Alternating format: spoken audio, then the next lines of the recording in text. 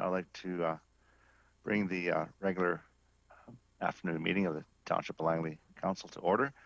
And I'd like to begin by acknowledging the traditional territories of the Coast Salish peoples. In particular, acknowledge our relationships with the Katzie, Kwantlen, Matsqui, and Semiahmoo First Nations. Over the last week, we've all been made aware of some tragic events that occurred in not too far from here in Kamloops at a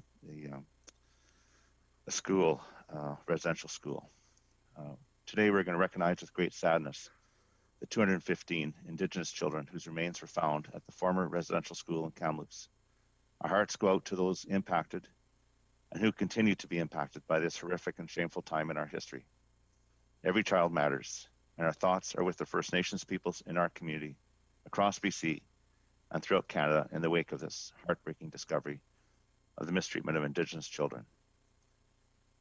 Township facility flags are flying at half-mast to honor the victims. At this point, I'd like to provide an opportunity for a moment of silence, and those who can, if you please stand, and we'll have a moment of silence. Thank you.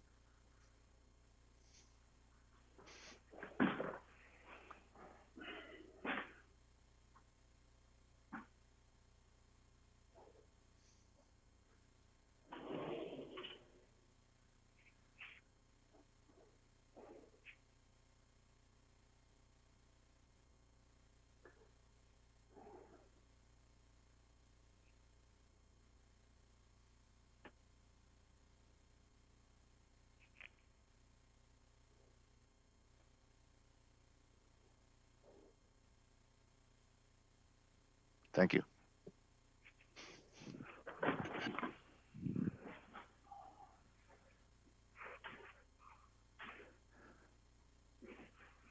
Okay, so now we'll bring the regular meeting to order.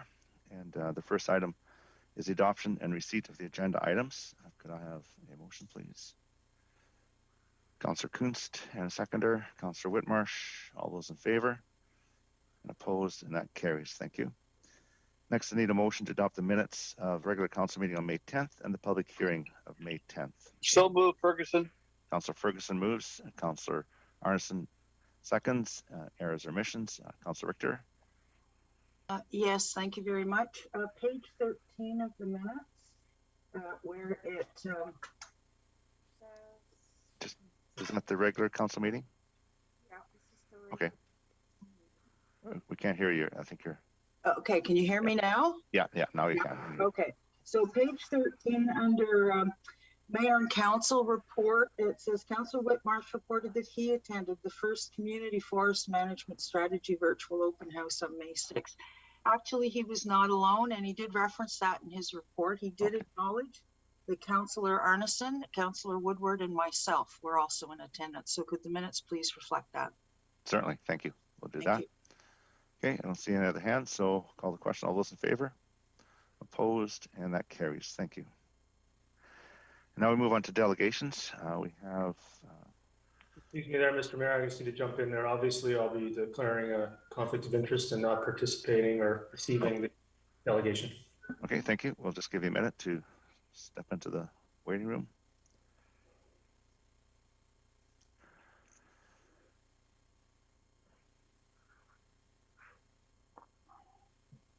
And okay, we can go. Councillor Richter. Okay, your hand's down. Good, thanks. All right, our first delegation is Mr. Barry Dashner and Mr. Dashner. Welcome here. You'll have 5 minutes to make a presentation to council. Okay, thank you, Mayor and Council. Can you hear me okay? Yes, loud and clear. Okay, perfect. All right, I'll figure out if I can share the screen. Hopefully that works well.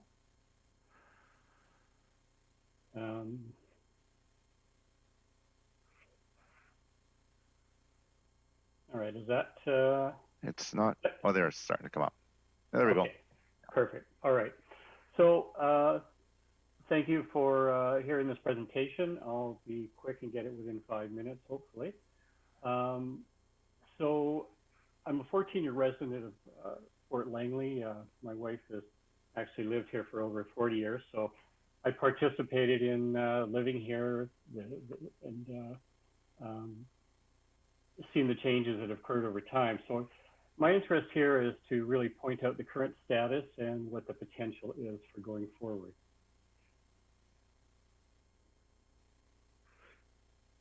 There we are. Okay. So a couple of points, just a background. Everybody's aware that the BIA is dissolved. There's a couple of points there that are relevant to the discussion. There's a Fort Langley Heritage Streetscape Plan that's in existence, and I've made reference here at the bottom to it, and a couple of other items that are relevant to the discussion. So the outcome of the Fort Langley BIA dissolving, the Woodward Foundation has taken over the Cranberry Festival, and COVID aside, we will continue to run that as time goes forward.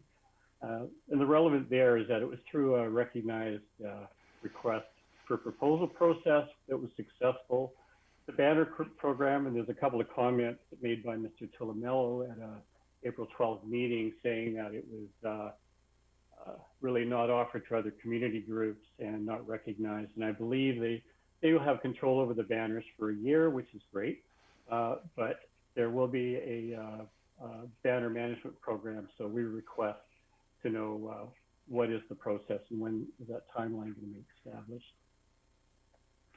The main point I want to cover is the streetscape plan, and just cover points that are done, obsolete, not obsolete, and what guidelines are not followed. And I'll conclude with the relevance to these comments. So, beautiful sunny day walking around Fort Langley, and a lot of good things have happened. The overhead power lines are in place, that those are underground. So that's kind of been done. That was one of the comments on the plan. The street lighting and signage looks great. We do have an entrance sign that unfortunately is obscured by a tree. I don't know how that happened. If you look at the actual plan, it was supposed to be in front of the tree. Heritage signs, the one on pedestals, look great. Unfortunately, the ones on the street are, they're not in good shape right now. Let me example one there. There is a heritage bus stop on the south side of 96, but not on the north side. So I don't know if that was tied into the development on the south side. Obsolete guidelines. I'll go quickly through this. Obviously, the fire hall was rebuilt, so didn't get into community use. Parking on 96, the whole direction there didn't get implemented. And the IGA is replaced with the Coulter Berry building on the corner of Mavis. So there's significant changes over time. Some of the areas that weren't implemented, there's a really interesting one, the infill pedestrian lighting. Not sure what that is, but it implies that there's actually some infills on the street. It even says, if you notice the larger drawing in the center there, infill pedestrian lighting to the fort. Chances are that might have been expensive, but it was quite an interesting feature. Washrooms at the community hall and the CM station are not in place. There are washrooms in the community hall, but it's often closed. Phone booth, who uses phone booths these days, but we actually have some cool ideas for a phone booth that we could talk about. The signage, while it is on the lighting, heritage lighting, the actual street signs did not get implemented. And I'm not sure where the gateway sign is on the north side. That's shown in the drawing there. I don't think that got implemented. The real area that I want to concentrate on is what's going on with the actual shape of the street. The streetscape plan calls for pavers throughout, but you can see here, if you walk around town, there's an example of combinations of pavers, stamped cement, different colors, and it's all through the township. And I think the inconsistency is not adding to the character and style of the township, or not township, of Fort Langley. And I think it's actually degrading the look and feel of Fort Langley. So, and again, you can look all through the town, and these are examples that are happening. I mentioned about the heritage street markers. 3 out of the 4 can't be read or are broken. 1 you can see there. It's unfortunately they weren't made out of bronze, and I suggest going forward, there could be a plan to replace those. The gateway sign that is there, heading from the south up along Glover, it's getting to be pretty long in the tooth. It's rusting, letters are fading off, and I think it needs some work on that. Again, getting back to the street, the maintenance on the street is getting a little bit badly maintained right now. There's, it's obvious there's plants, grates lifting, sidewalks offset. One shop over on Mavis, as I mentioned, said, people have tripped, and poor little girl got a bloody nose there. Again, I just don't think this is acceptable for this. If you just town. Wrap up fairly soon, thank you.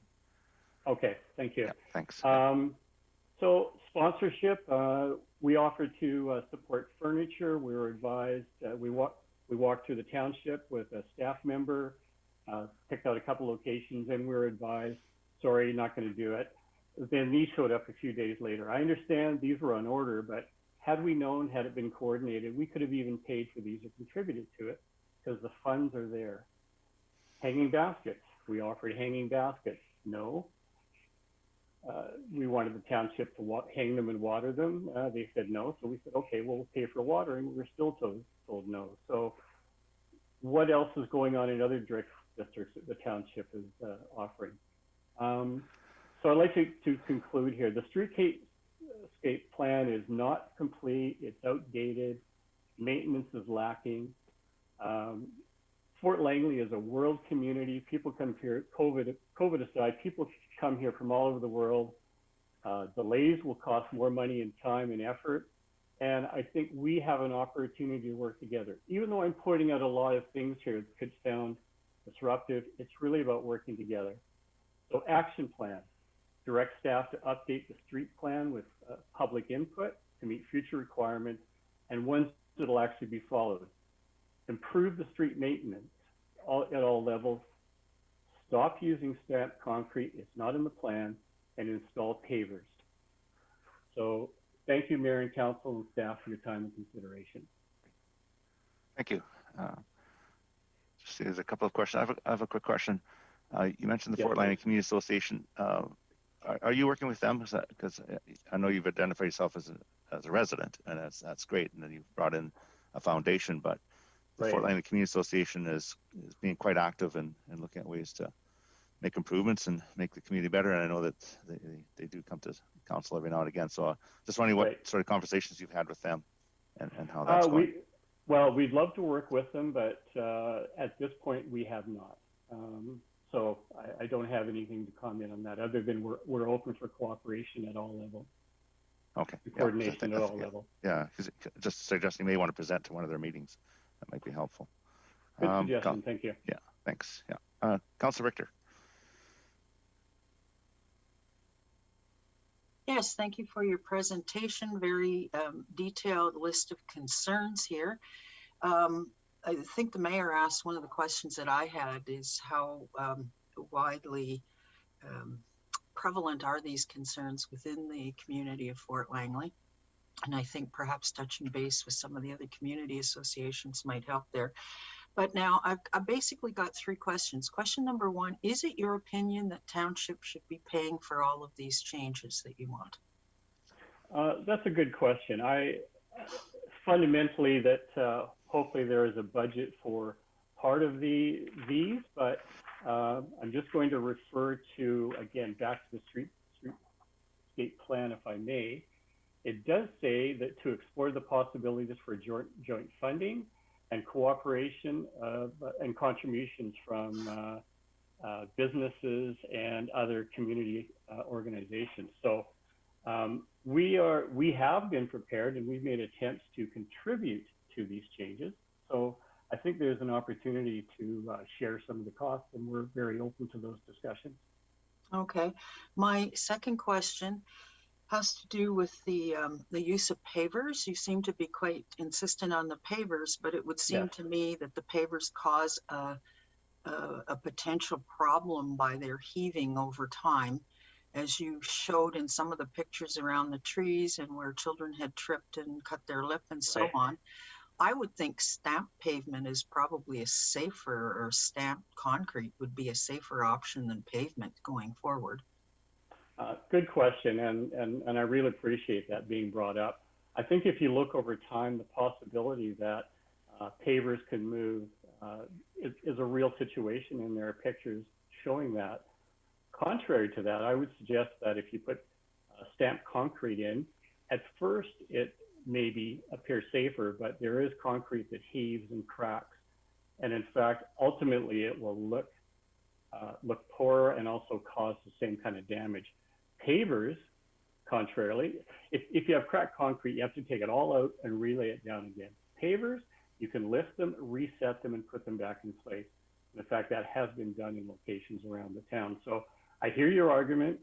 Initially, you might think that, but I still think pavers are long-term, better looking, and lower maintenance. Okay, so to your knowledge, has there been any studies done on this? Perhaps this is something we should be looking into, because we've had the same problem with pavers, not only in Fort Langley, but Aldergrove as well. And I see pavers as being very time intensive for staff compared to stamped concrete. Not to my knowledge, has there been any studies done.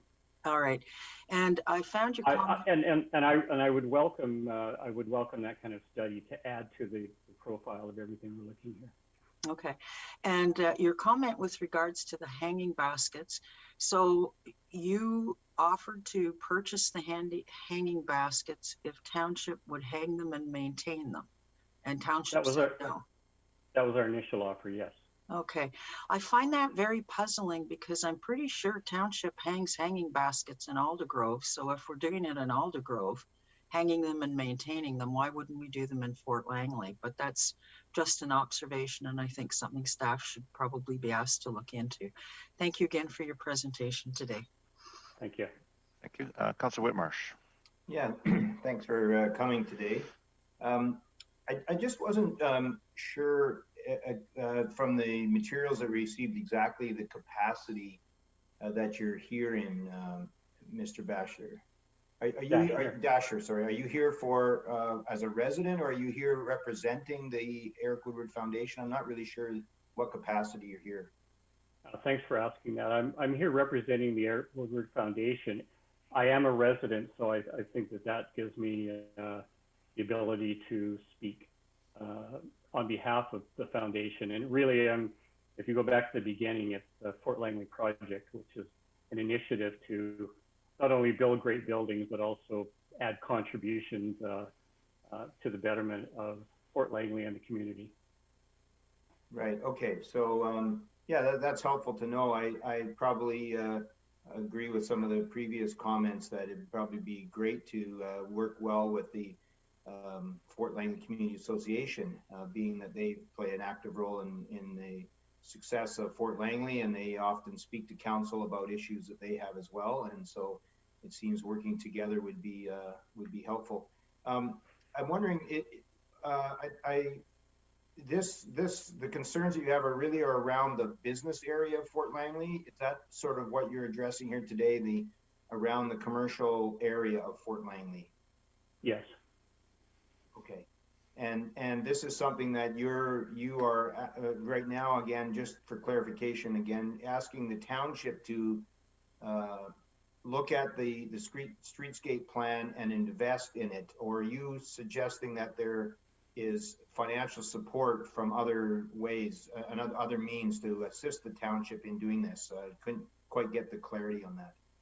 Okay, my request is based on the township existing plan being over 20 years old, it's time to update it.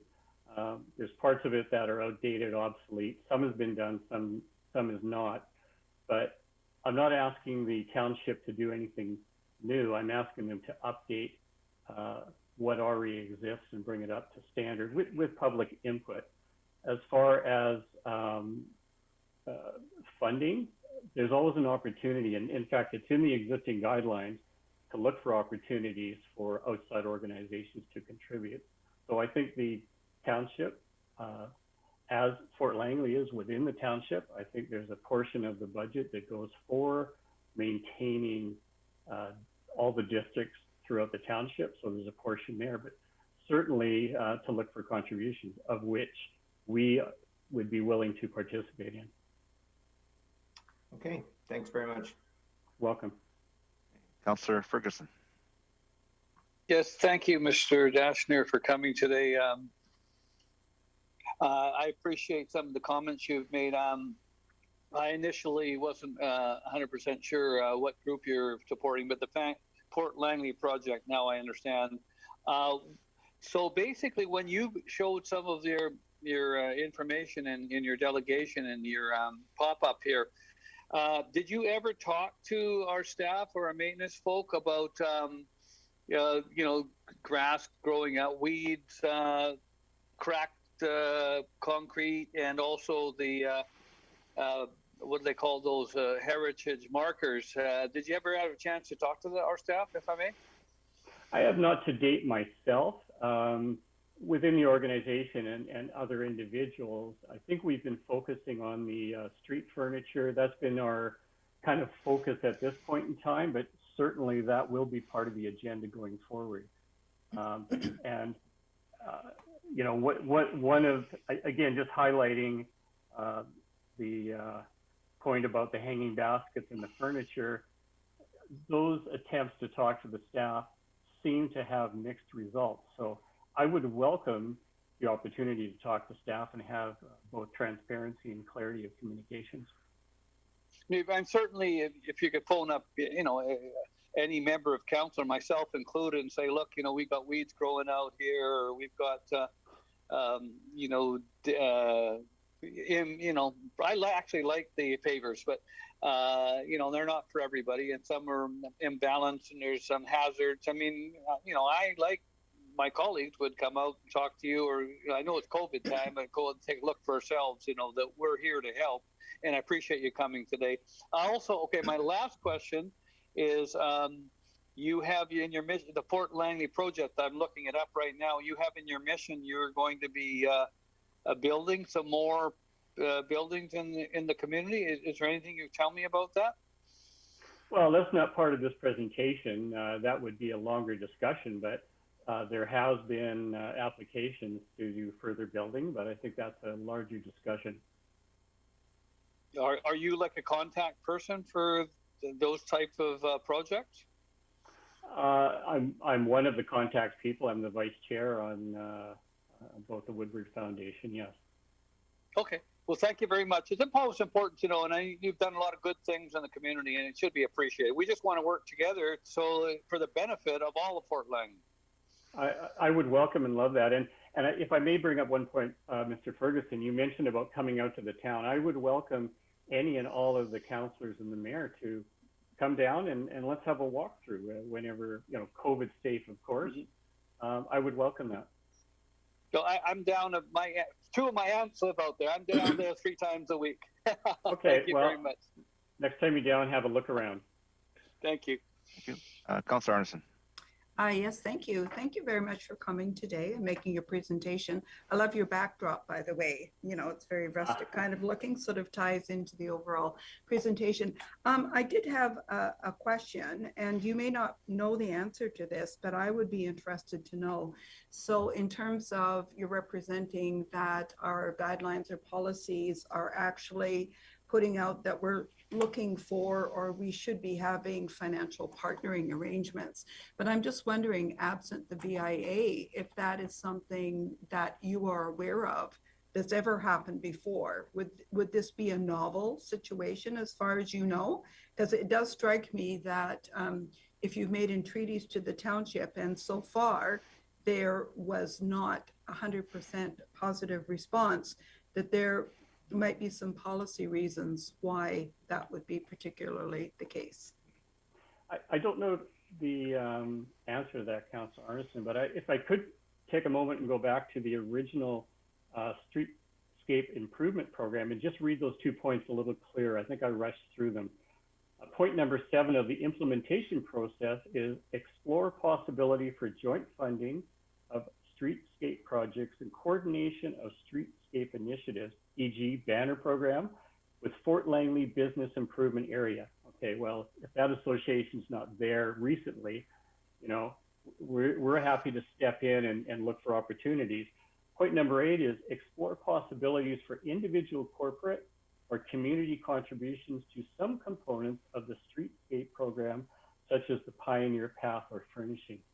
So that has been discussed back in 2001, accepted into council at 2002. So that has been part of the backdrop. I'm not aware of what has been done or what hasn't been done, so I can't answer that question.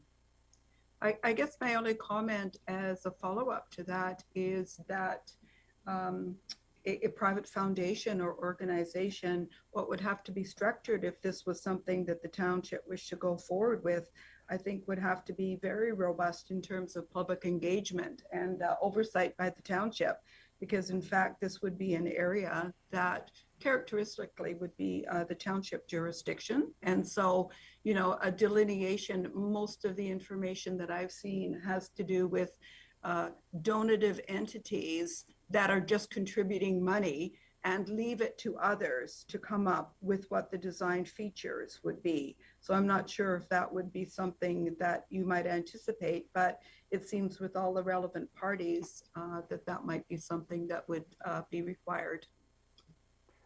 I think that opens up the door to a great discussion and clarification. Again, transparency in communication is something I would strive for.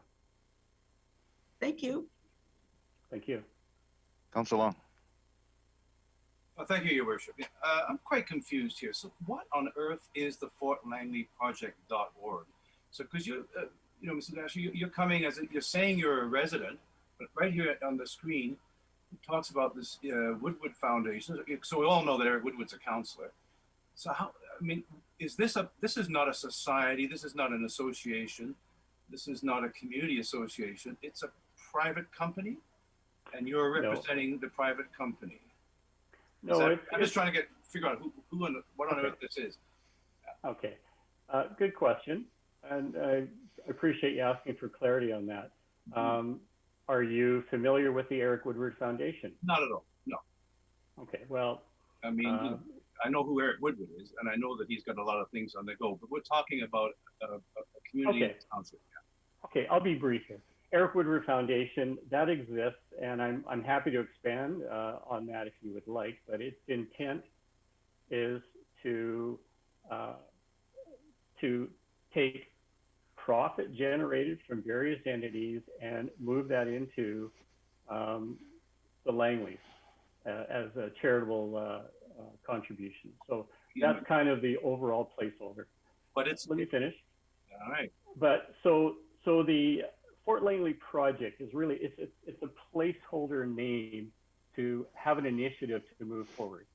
If you go to the website, which is shown there, if you have a chance to do that, it shows that we want to do great things here, and we want to contribute the benefit of that into improvements in Fort Langley and the Langleys in general.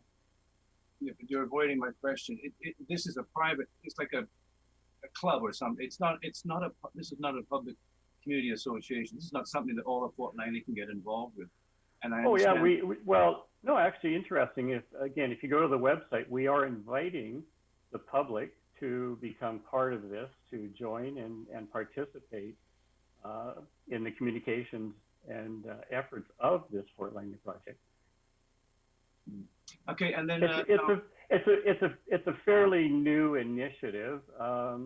The foundation has been around for many years, and you know it's been and the property development has been around for many years. With a name like Eric Woodward Foundation, I imagine Eric Woodward is on the board of the foundation. Is that right? That's correct. Okay. And I'm on the board of the foundation. So now these requests that you've given, and I'm sure we're going to get to the bottom of all the things that you brought up, and I appreciate you doing that. We've had situations like this in Alder Grove too, where there's, you know, in all parts of the community. In fact, we're going to have a delegation later on about some issues up in Brookswood. So that's great that people bring these to our attention. But normally in the business area and traditionally, especially in Fort Langley, there's been a BIA that looks into these things. There's some funding involved, and theoretically there's a bit of a conduit with our staff through the BIA, because we have staff that sometimes get involved. So where does the Fort Langley project sit with the BIA? Like, what happened to the BIA? Can you inform us about that? Because you didn't mention, but I'm sure this Fort Langley project, according to the website, you guys own quite a whack of property in the town, so you would have some interest in the formation or the existence of the BIA. Why didn't the BIA continue and do these things that you're talking? Can you enlighten me on that? Because I don't know. I was not part of the BIA and I didn't represent it, so I cannot answer those questions clearly. But for whatever reasons, I can guess, but I'm not going to. The BIA actually dissolved December of, was it December of, what year are we in? Not 2019, I'm in COVID time. So they disappeared, and yes, normally they would represent a lot of these initiatives, but they're no longer around. But they didn't disappear. I think there was a vote taken, and there had to be support from the businesses, and which includes the foundation, I imagine. Yeah, Council Long, maybe we should just keep the questions to the actual delegation. Okay, Okay. I'm quite confused, but anyway, it's been very, very interesting, and I'm sure we'll get to the bottom. We'll get to the bottom of all of this. And I'd be happy to meet with you, meet with any number of councillors and discuss this so we can bring clarity to it. So I would welcome that. Thank you. Councillor Ferguson. Yeah, I just want, Mr. Dasher, I don't want you to leave, or Bill to leave today without knowing that the mayor and council and many of the senior staff employees at Township are aware of their foundation. And we also know that you've donated money to the hospital, you've donated money to schools, you've put together parks and play fields for children and for families, picnic. So we are aware of that. And we thank you for your endeavors. We want to work together for the betterment of not just Fort Langley, but all of Langley. So thank you very much for coming. Thank you. And well, thank you. I think that's all the questions. I have one more question. You talked about, and I'm paraphrasing here, relooking at the plans for downtown. So Fort Langley has a community plan. So are you thinking we undertake a revamp of the Fort Langley community plan? And because that would, there's some really good points that we could do in there. Obviously, the parking is one that we want to fix and encourage those who are building new buildings to put new parking in, and also some of these improvements. But is that kind of what you're talking about? Is opening up the community plan for a review? Yes, please. That's my request. Okay. Thanks. With public input. Well, there always is. That's generally what we do. We have public input in our community plans. That's pretty standard. Well, thank you very much for coming out, and we'll move on to the next delegation. Thank you. Thank you, Mayor, Council, and staff for your time and consideration. Okay, so now we move on to D2, and it's Ms. Christine Bishop and Christy Dritto. Hope I pronounced that correctly. Hello. Just going to share a screen here. Can everyone see that? Not yet, but welcome here. And again, just for your information, 5 minutes, not counting questions from council. So we'll welcome you here, and as soon as you're ready, you. I'll start. Thanks. Don't see your screen yet. My name is Christine Bishop. I'm a volunteer board of director with the Little Campbell Watershed Society, as is Christy Juto, and she's also the conservation director with Rosha. And I'm going to give a short presentation, and then Christy will add some comments about the state of the Little Campbell River in context of Horn Pit. So this is the site you may or may not. Your screen isn't shared. Your screen isn't shared yet. I don't know if you're looking to put your presentation up, but we're not seeing it. Oh, okay, sorry. Yeah. Let's try this again. Screen. How's that? Yeah, that's it. We got it now. Thank you. Okay. So this is a photo from one of the 3 large ponds at the site. And as it mentioned, has connectivity to the river. Salmon habitat is important there. I think in the original PDF you might have received, I said it was 27 acres, but it's actually 27 hectares, the site. Originally created through gravel extraction. which hit the water table, created these ponds that are now filled up, and over time have become significant natural features in this area of South Langley and the Brookswood Fern Ridge area. So just to situate you, Little Campbell River here, Horn Pit, approximately this area. And you can also see Stokes Pit over here. So there's a lot of green space in the area. And this site here is also featured in the next photo, but the colors are transposed. So this is the proposed development area with the wetlands and natural areas surrounding it. And this is taken from May 20th, 2021 for the Township of Langley. So as I understand it, this is a Township of Langley site that is being developed by the township and is zoned for residential, although in the earlier reports I've seen indicated that there would be recreational space surrounding the wetlands. Another photo from the wetlands, so and the surrounding terrestrial habitat. So this is sort of mid-successional forest, although the north end of the property, there's some very large conifers, about 40 years old. So something that you probably should be aware of is that on the 22nd of May, one of our members was on the site and identified this illegal bridge that's been created by a local landowner to access the site, seemingly for ATV access. It's been reported to DFO because it does cross the river, and just some photos from within Horn Pit to the property. So this seems like something that shouldn't be happening on the township land or through the river. On the upside, this is a site that does have significant biological significance, noting that there are species at risk. Some are federal, some are BC listed. Coho salmon fry utilize the site in the past, probably currently, but hasn't been fully inventoried for a long time. There's also Chinook salmon and rainbow trout on the site in these wetlands. And the wetlands are primarily maintained by the activities of the beaver dam that keep the water backed up into the site. And just to remind you that the Little Campbell Watershed Society, in cooperation with the Township of Langley, did do a biophysical evaluation of the site, but this is back in 2001. And just to see some local site on there. So sediment erosion going on there, some sediment fences that seem to be inadequate, and the sort of fill that's being put there currently by the township. And you can see that the erosion's going into the wetland here. There's also been trees taken down and piled up there. Now, of course, what you do can be good for a wetland, but not in this situation. And more erosion here. And you can see some of the large trees in the background of the site. So some of the things that we think are urgent is to extend the setbacks from the gravel piles to the land, improve the sediment fencing, obviously address the illegal access through working with DFO.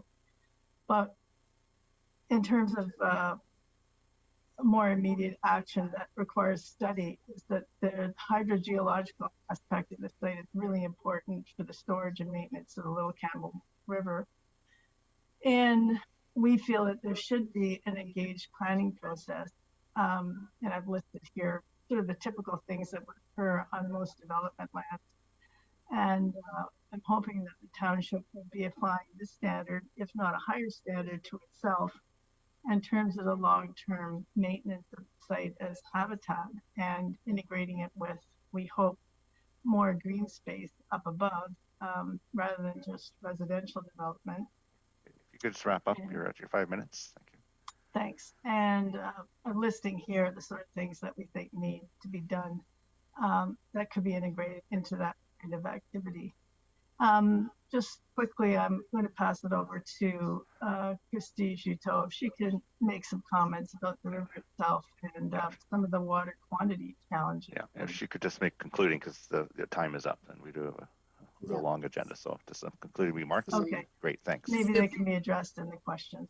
Thanks. Yeah, thank you. Super briefly, just that the Little Campbell River itself dries up for a section of channel just adjacent to Horn Pit, extending upstream up to 2 kilometers each year. And Arash has been monitoring that. So it disconnects around June and stays disconnected until the November rains or late October rains. And this is a concern for fish passage, and really it's an indication of the river itself and the watershed being really vulnerable. And the fact that this whole area, as you know, is underlaid by the Brookswood aquifer, which is shallow and unconfined, vulnerable to contamination, but also really is connected to the river and really important in terms of helping the river to function and flow. So it's important that we're paying close attention to how we develop the lands on top of that aquifer. And I just want to also just identify that the township is paying attention to these things, and through the climate action strategy and the wildlife habitat conservation strategy, and these are priorities for the township. So I know that you find these things important, and this is a real opportunity on township land to showcase those good land use management practices. Thank you. Great. Well, thank you very much. I do have some questions from council, so I'll start with Councillor Long. Yes, thank you very much. And there was some interesting information on the last few slides. So we didn't get would you able to forward that presentation to the clerk or to the, so that we can look at that, because there was quite a lot of information. I sent it to Suzanne Little on Friday afternoon. Yeah, I think it's in it's in our distribution. Oh, it's not on the agenda. Okay, so I'll be looking for that. And thank you for pointing out all those concerns. And as you know, I don't know if I'm in the mayor, you may have to shut me up here, but there are many positive things going to be happening there over the years, I hope, and we'll be involved in making sure that all the details are met and that everything is looked after, I'm sure. But I would like to ask if either of you would know where the name Horn came from, Horn Pit. Do you know? Anybody know? Was there a Mr. or Mrs. Horn? Even in the report that was done in 2001 and talking about the site as a former gravel pit there, and there's quite a bit of history there, but they don't describe where the name Horn came from. Yeah. Horn Pit. I just assumed it was associated with the gravel extraction company. Anyway, I really appreciate all the information you presented, and I'd be happy to see it renamed as something more positive. I'm going with that too. Thanks so much. Thank you. Councillor Richter. Yes, I had some questions. The pictures that you showed, were those pictures that were taken for the 2001 report? No, I indicated that they're taken actually by myself in April 2021, just last month. Okay, April 2021. And the access, the illegal access into those lands, is that coming off a piece of private property onto township property?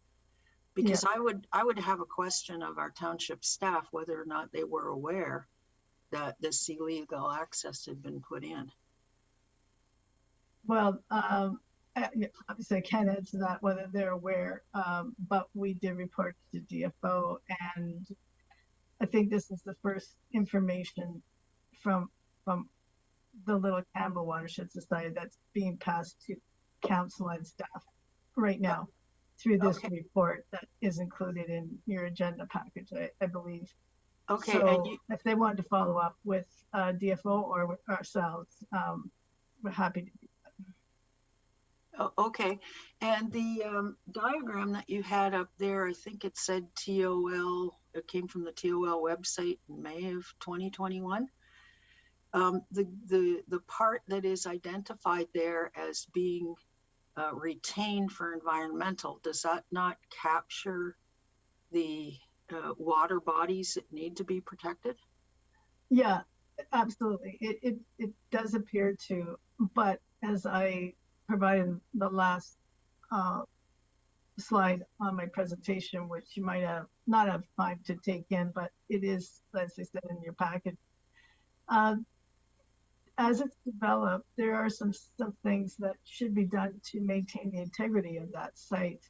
First of all, like I say, understanding the hydrogeological association with the river is going to be really important. Maintaining the beaver dam, as long as it's not impacting anybody, it doesn't appear to be impacting the landowners around it. Really, the site is receiving a lot of erosion from the way that the site is being handled currently. There's need for fencing to keep not, cats, dogs, well-intentioned walkers out of the site, to maintain this as a small habitat associated with the river that people can still enjoy, but more of a visual as opposed to walking through it. So there are some things that even if the site is maintained or preserved, that are necessary to keep the site as a wildlife habitat and to maintain the water levels. So you would prefer to see that whole environmental area fenced off so people can't let their dogs get into the water and so on? Yeah, as I say in the presentation, there is precedent for this in other parts of the township. For example, 83 acres in the High Point area are fenced off. I know that there's a few footpaths through there that I've seen, but really it's maintained the forest. And as much as I really like to see people into the outdoors, it is a small area that will be surrounded by intensive development, and I think that people can still enjoy it without having direct access to it. So that's a suggestion, but again, it needs a full planning process, working with NGOs and the public to get a feeling for this. But I'm just pointing out that it is a sensitive area and there are species at risk in it. Okay, thank you. And just one more note on that. Whereas the boundary on the map is drawn as conservation area and protection, I mean, you can see from some of the photos from April that the fill is coming right up to the wetland, right next to it. So there isn't the buffer that was stated on the map isn't actually happening in reality at the moment. And is that fill that's going in there now, does it have the potential to contaminate the existing water? Definitely. Features? Yeah. Definitely, yeah. And it's not really clear what's in that fill. But yeah, just sedimentation alone, but whatever's in the fill could potentially have some toxic component to it. Well, okay, so the fill needs to be tested then, clearly. Well, I think that should be part of it, but I think more immediately there has to be better sediment control. We could wait a month or two for sediment testing and results, but really you can see that the sediment fencing is inadequate and it's been going on for quite a while. Okay, thank you. Councillor Ferguson. Oh yeah, thank you very much. We really appreciate it. Very, very interesting. I live with my family very close to that area. In fact, we adopted our street and do a cleaning up in the area. We walk, cycle, or you drive by that site every day. On both sides, both on the 200th Street side and the 196. I know that we visited, well, at least we used to visit Stokes Pit quite a bit. And I know that the Little Campbell watershed is larger than the Horn Pit. It goes right into both Surrey and into the township of Langley as well. I'm always concerned as I drive by the amount of garbage it's on 196 and the lack of respect for both sides. And, we all do our best, both Surrey people and ourselves.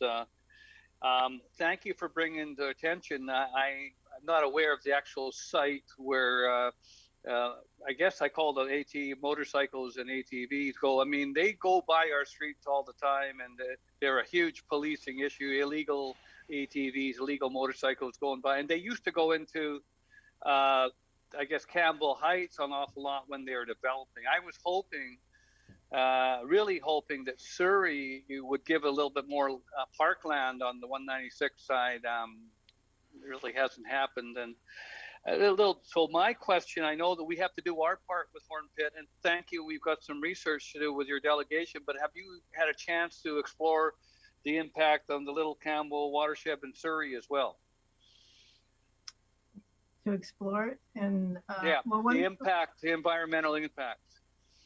Well, one of the things that I think is important for this site is that it is virtually across the road from Stokes Pit.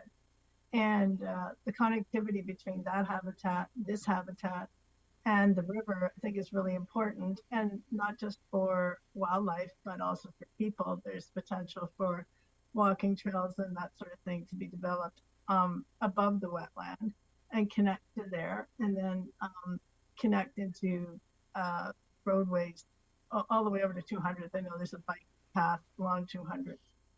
So I see it as a potential point of cooperation with Surrey, and but also from a wildlife point of view, maintaining the forest, the trees at the north end of the property as well as the wetland, and connecting the Stokes Pit and the connectivity along the river can create great habitat from a bird's eye view. They see forest patches there that they can utilize in migration.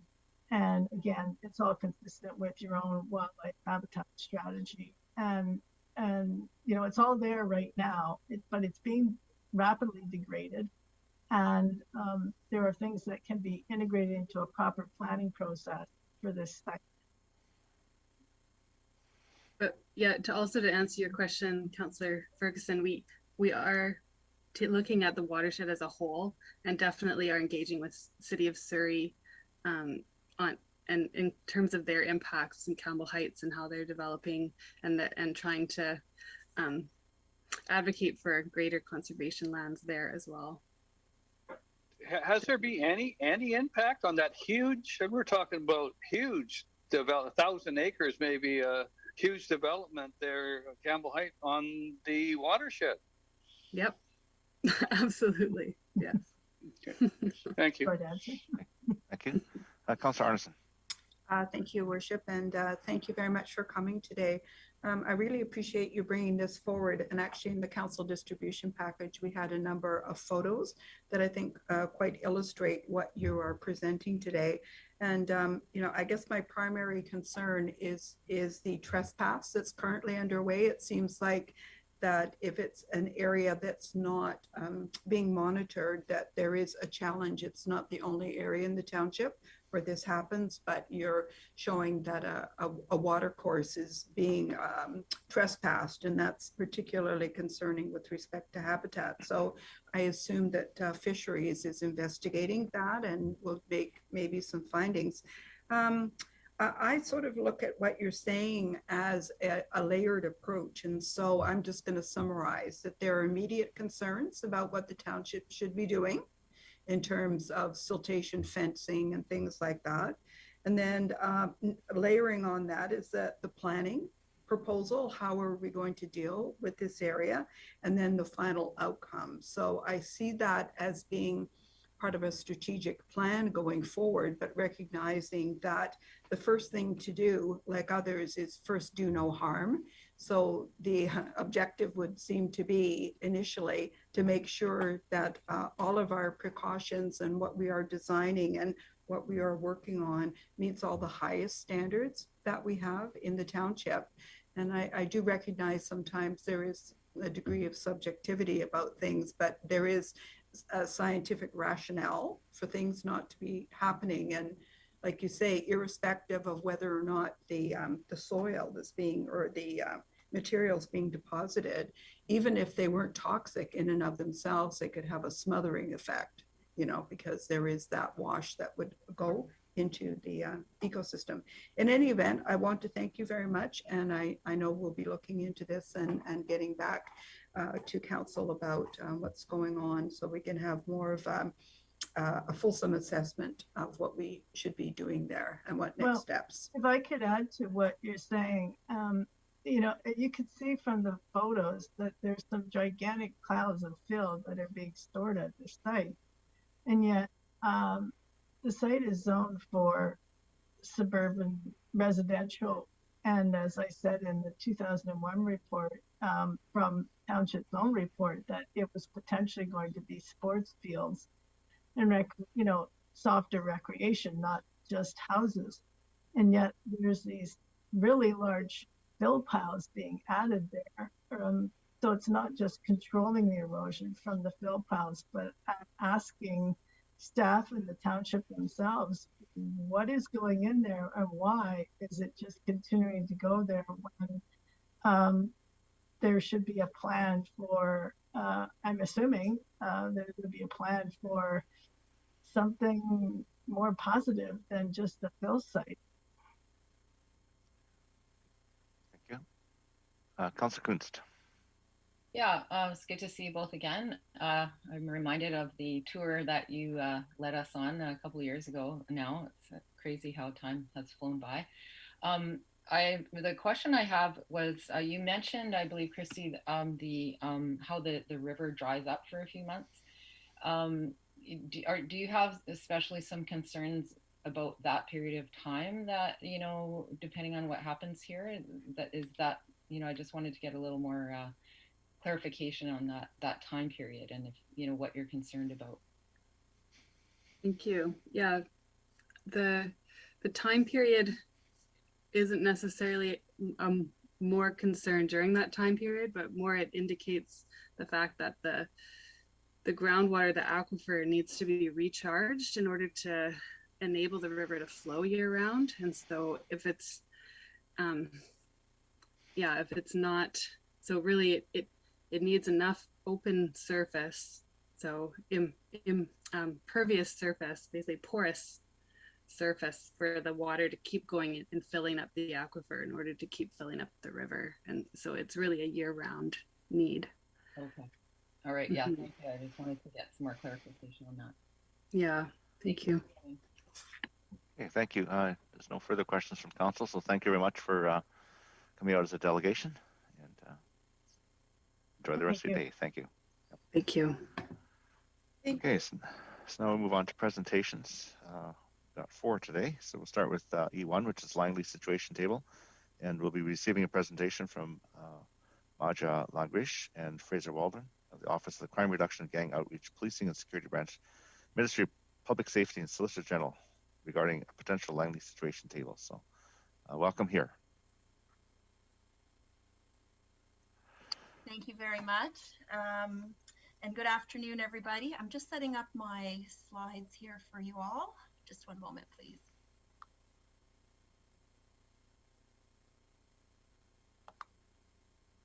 Okay. So good afternoon. My name is Maya Langrish. I'm a policy analyst for the Office of Crime Reduction and Gang Outreach within the Ministry of Public Safety and Solicitor General. I'm joined by my acting director, Fraser Waldron, today. And before I start, I'd just like to acknowledge that my work in Vancouver takes place on the traditional territories of the Musqueam, the Squamish, and the Tsleil-Waututh peoples. I'd just like to give you a brief background about my office. It was established in 2017, and it's through a unique partnership between our ministry, the RCMP, and the Combined Special Forces Enforcement Unit of BC, so the Gang Police.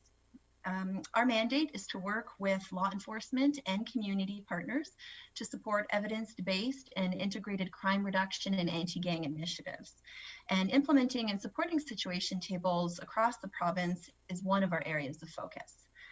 Situation tables have also been identified as a priority in our most recent mandate letter, and we will be working with a new ministerial partner, the Ministry of Mental Health and Addictions, to further implement and support these tables across the province.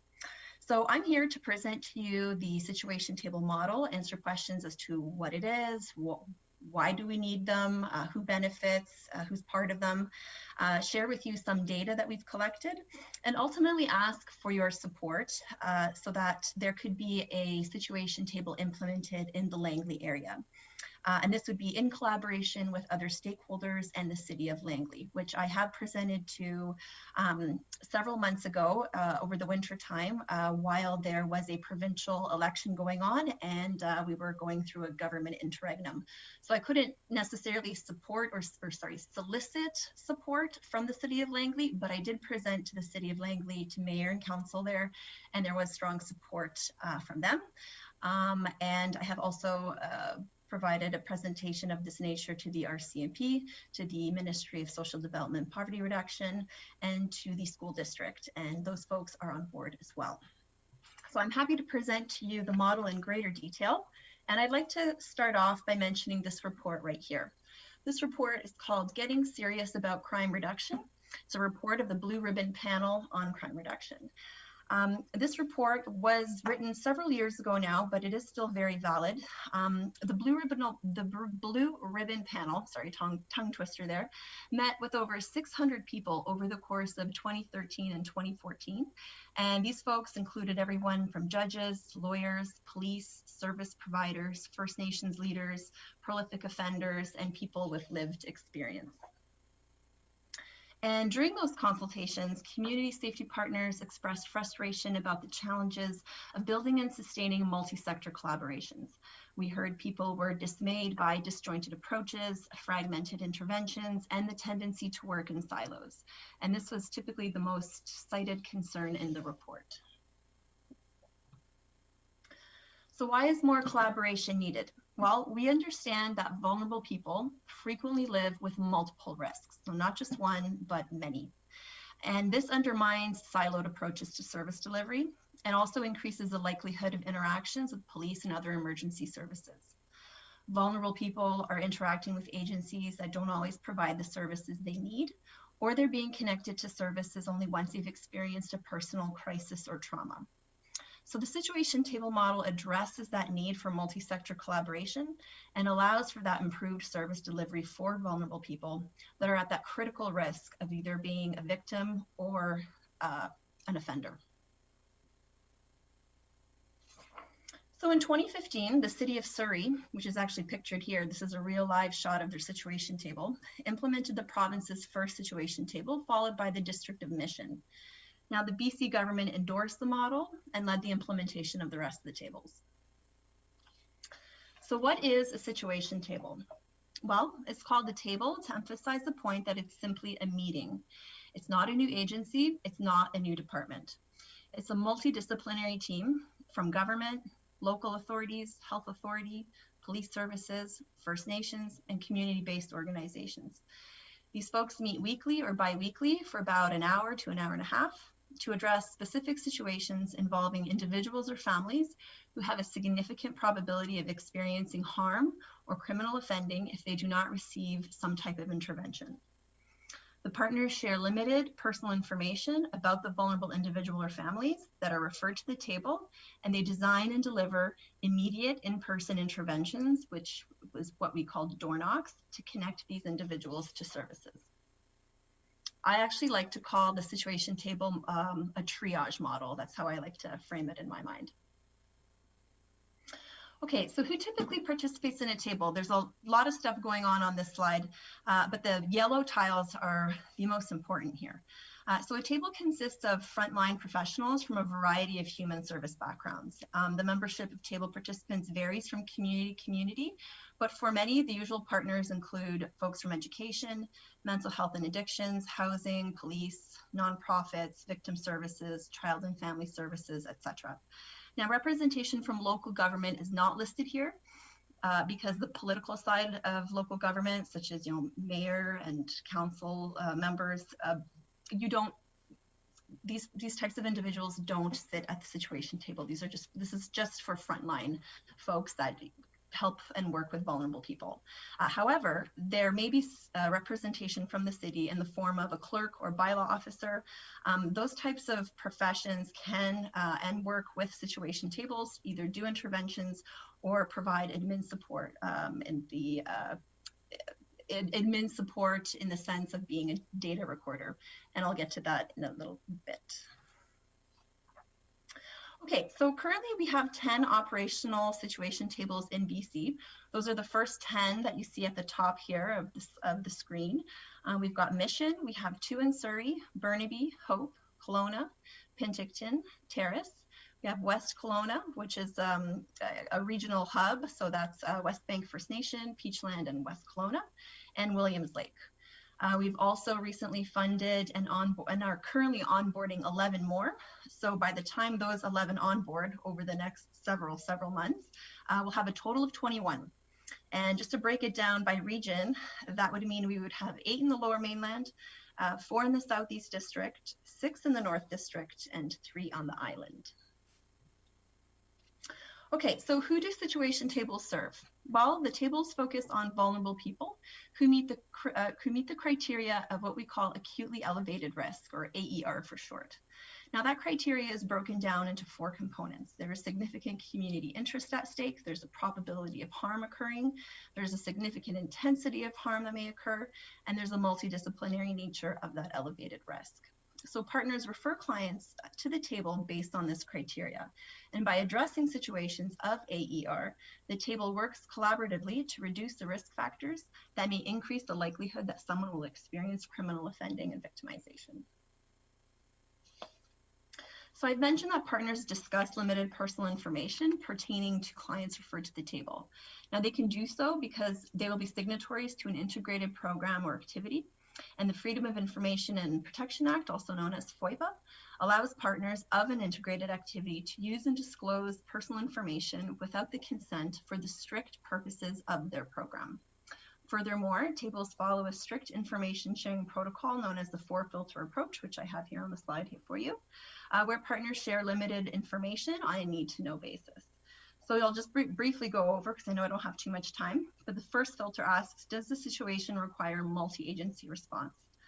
If yes, the second asks, does it meet the threshold of acutely elevated risk?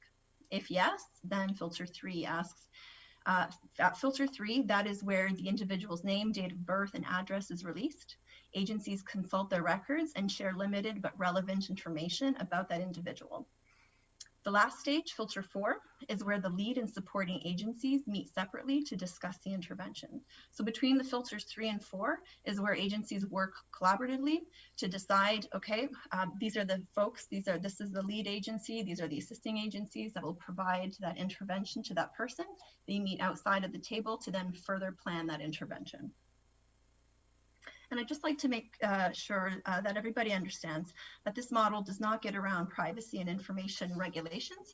It works with existing framework to provide a safe and comfortable environment for controlled information sharing. Okay, so I'd like to just briefly touch on the risk tracking database. Every situation table has one. All it really is just a very simple Excel spreadsheet. This spreadsheet collects de-identified information on the clients that are referred to the table. Their name, date of birth, and address is never entered, but there are other elements that are collected. Elements include age cohort, so never the person's age, but always within, a range. Their gender and risk factors, and there's over 100 risk factors to choose from. And there's also intervention information, such as who the lead agency is in this future upcoming intervention and who the assisting agencies will be. Now, over time, this data may be included or utilized to help inform local and provincial decision-making and policy development related to community safety and well-being. So for example, Surrey Situation Table was able to utilize their data to obtain funding for housing, and subsequently were able to help a vulnerable neighborhood in their community. So I'd just like to share some stats with you. So what do the numbers say? Well, we took a look at the aggregate data collected from 10 situation tables in 2020. We see there were 302 discussions logged into the risk tracking database. We saw that this was a drop actually from 2019, where there's 374 discussions, and I'm pretty sure that the effects of the pandemic likely played a role in that drop. On average, each discussion presented 11 risk factors. So a risk factor could be anything from mental health, alcohol, antisocial negative behavior, self-harm, poverty, housing, or lack of housing. So those are all examples. We also saw an average of 5 agencies being involved in interventions. The database records which agency led the intervention and which agencies played assisting roles.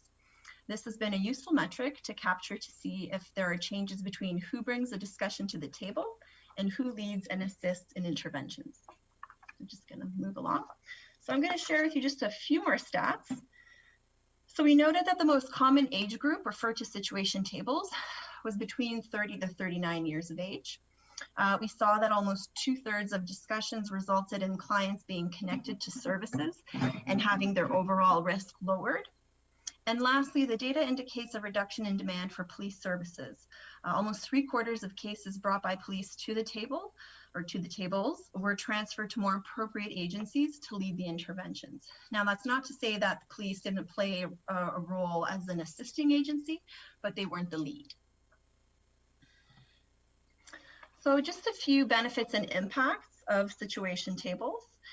First, we noted there's improved collaboration amongst service providers. So it's going back to what I mentioned earlier on in my presentation about breaking down those silos to truly help vulnerable people. There's improved service delivery. There's an ability to identify systemic barriers. There are reports and evaluations that speak to reduced demand for emergency and police services, as well as a reduced risk of criminal offending and victimization. And ultimately, there's a fostered awareness of complex community issues and a sense of shared responsibility. Now, I wouldn't just want to give you the benefits without being honest and sharing with you some of the challenges. So some of the challenges are a lack of participation from critical partners. In some cases, the needed services in a community are just not there.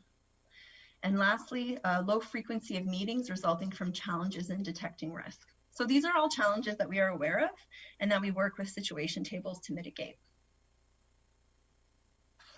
In terms of what we provide for support for communities in BC, well, a lot of what I do is this, community outreach and engagement, spreading the word. We also provide local governments with startup funding.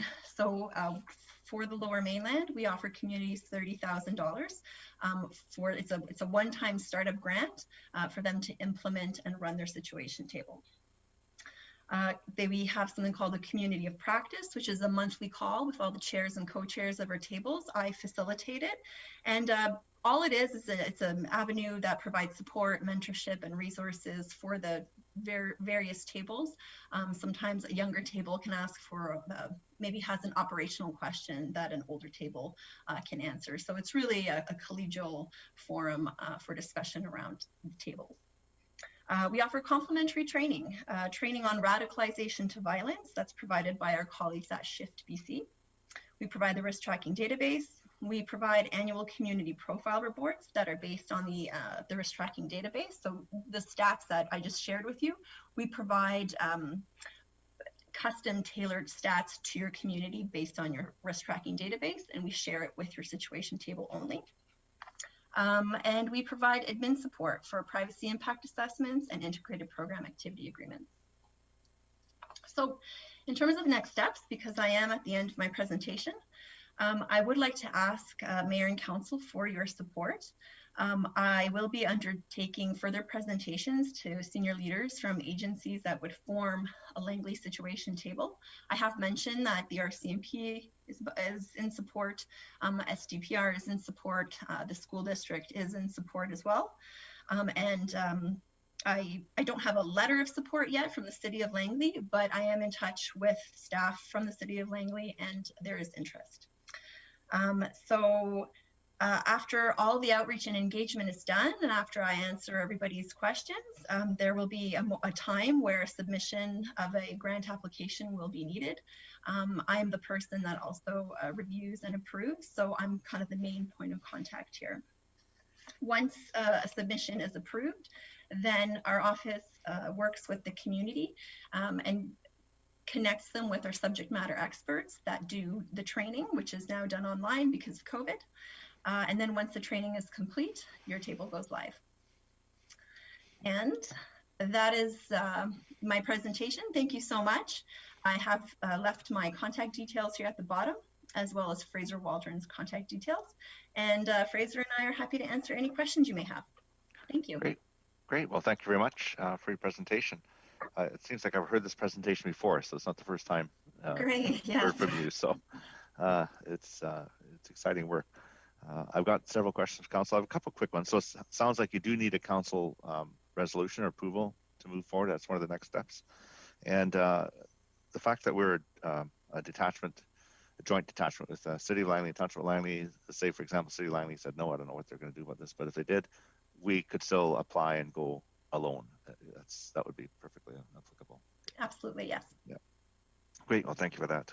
And so the 30,000 grant is one time, and then after that, it's funded by who? The municipalities, the school board, the police. Like, where does the budget come out of? So the great thing about this this model is that it runs on in-kind, because once the members know how to disclose information and how to meet, and really the meat and potatoes of the model, it can run on in-kind. All they need is the space to meet. So pre-pandemic, it could be a fire hall they met, or a I don't know, staff boardroom at a school, and that's where they would discuss and meet as a situation table. Because of the pandemic, a lot of tables have now moved to online, and that actually in some cases is now the preferred method, just because, you know, people don't have to jump in their car and drive to a certain meeting spot. That just, you know, they can stay home or wherever they're based from. Thanks. Okay, I'll move on to questions. Councillor Whitmarsh. Thank you. Yeah, great, thank you. This is my second time hearing the presentation as well, so I'm really keen on seeing it move forward, that's for sure. I had a couple of questions, just maybe just practical ones on how it works exactly. I don't really understand exactly how people are referred to the table. Like, how does an individual get referred to that? Is that through the various partners that are meeting at the table, or does that come through? Oh, it does. Yes. Okay, so those who sit at the table hear about an individual in the community that might benefit, and then they suggest that the table should meet about this person. Yes, and that person would refer that individual. So it would typically happen where that client is part of, you know, that is on that agency's file. So if I was maybe a caseworker or a frontline outreach worker, I may come across someone, and I may, just from getting to know them, I may know that this person is dealing with multiple risk factors, ones with which my organization's mandate cannot help. Like, so it spans typically more than 2 agencies' mandates. And that is why that multidisciplinary nature and risk is so important. So that's why that collaboration piece is so important, because this is typically not, you know, just for one agency to be involved with. This is someone who needs help from multiple agencies.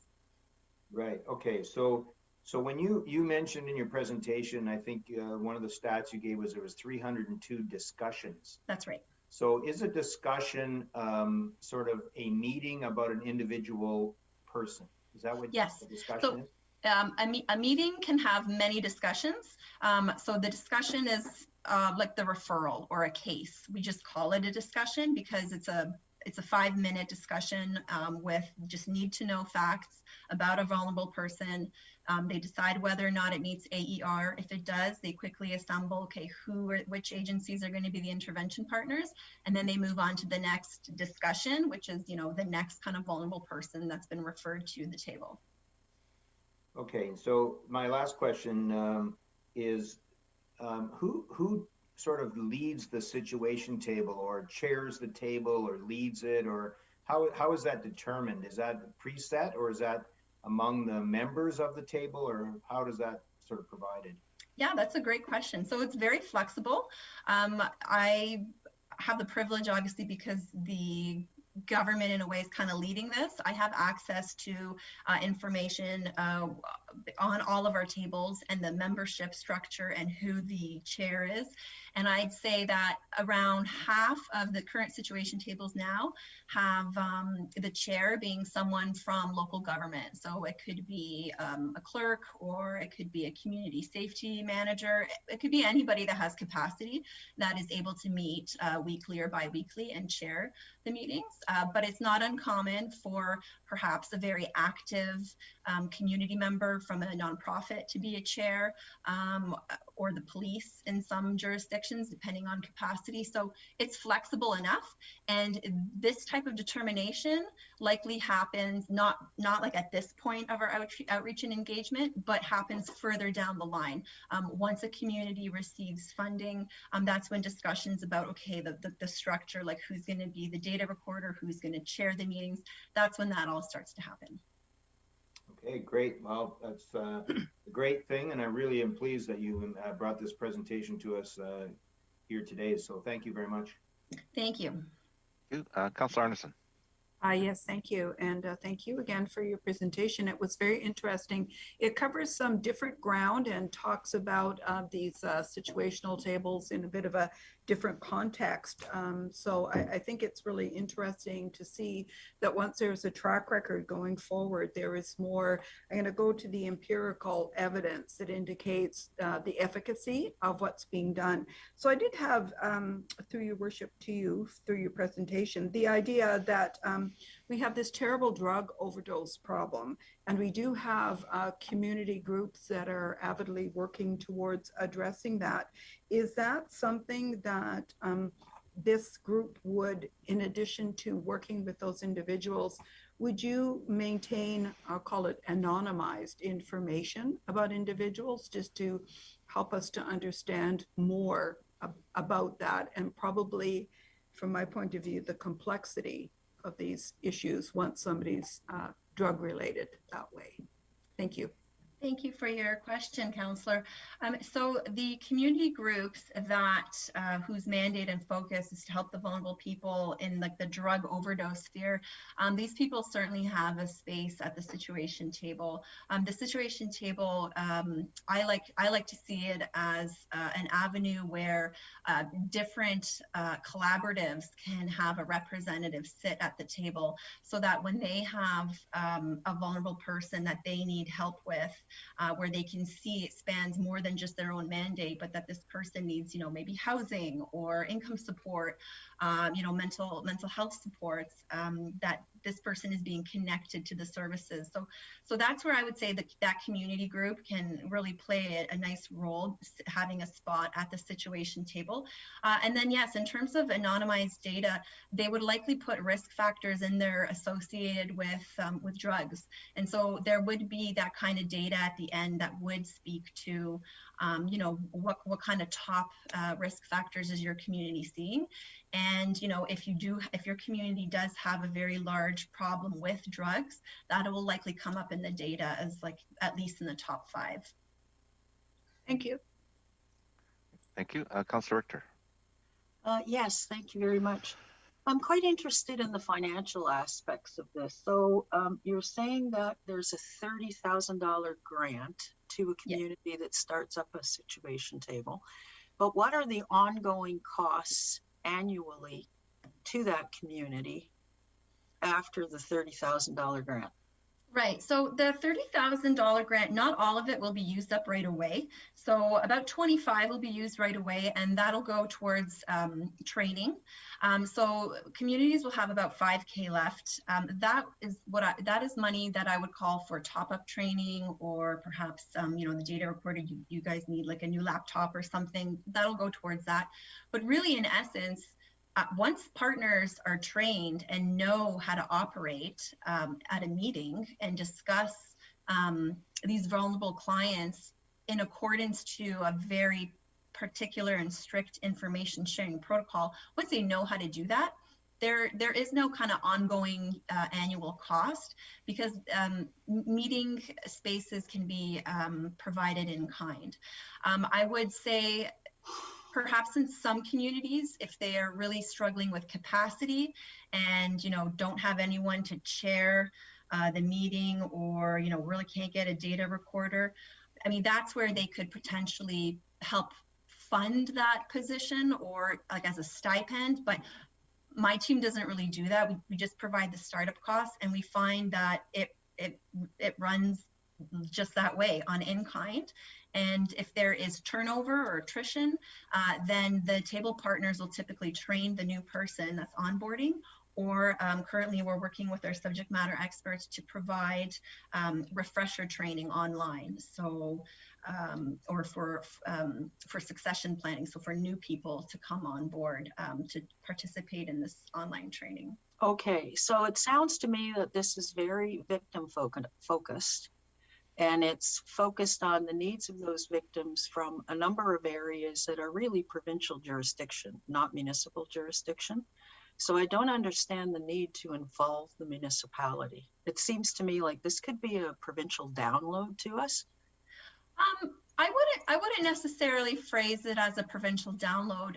We're just asking for your support for the essence of just acknowledgement, and that yes, you want this collaboration in your community. The $30,000 grant will either, if this works out, will either go to the Township of Langley or the City of Langley, and the local government is just the holder of the funds, so that once training happens, you can release that funding.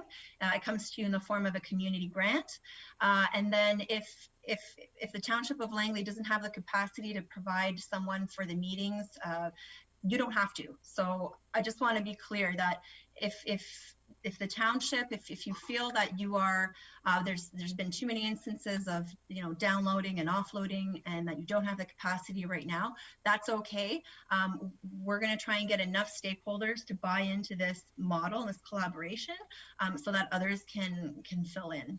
Yeah, but I still don't understand why these are areas that are beyond municipal jurisdiction for the most part. Why do you even need us involved? Why wouldn't you just go ahead with the health authority and the social services agencies? And it would seem to me that the biggest cost that we would have to fund is the RCMP costs. So I'd be curious to know what kind of RCMP costs we have to pick up for this.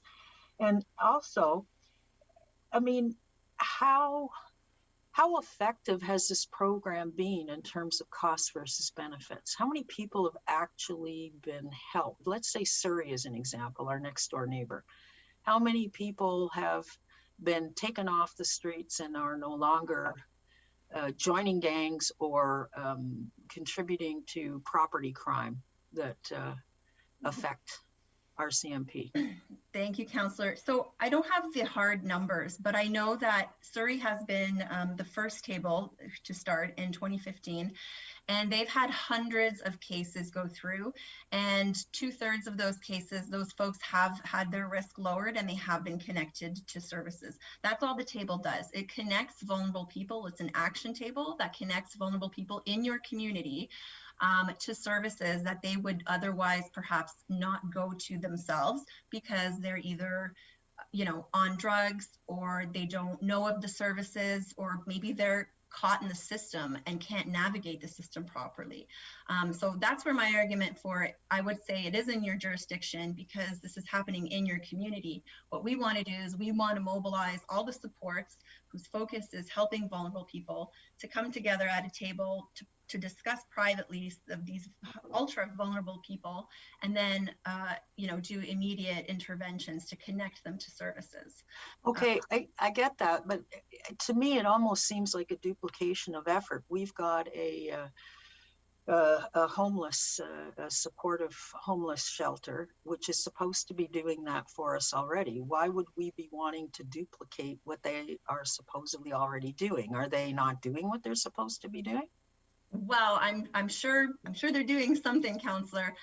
The table isn't here to quash any great collaborative that's already going. That's not the intention, but it is the intention is to at least bring representatives from some of these other collaborations, and then people who are not part of any collaboration, just maybe in a nonprofit, so that they can sit and work together to connect people to services. Because just because the homeless team is working on their mandate, they may be able to help other agencies or other partners that they don't have, that they're not partnered with on the homeless table, but they're partners showing up at the situation table that might need services from them. So it really just kind of hubs, it's like a hub of services. They're all kind of together in this table. And then they decide, which agencies are most appropriate. And in terms of costs for police, we don't pay extra for a police officer to come to the meetings. This is part of their No, but we duty. would have to pay for their time to be at the meeting. Yeah. Maybe we can just... So anyway, and the other question I had is, how do gangs fit into this? Because right now I have a major concern about gangs in the Lower Mainland. I don't see how this particular program addresses the gang issue, and you haven't presented any stats about reduction in gang numbers or keeping people away from joining gangs. Like, what's the gang connection? So we're noticing that there's only a small percentage of vulnerable people that are referred to the table that have a link to gangs. So we're noticing that in the data. I know that probably doesn't ring true for your area, but in others, when we aggregate it, it's less than 10%.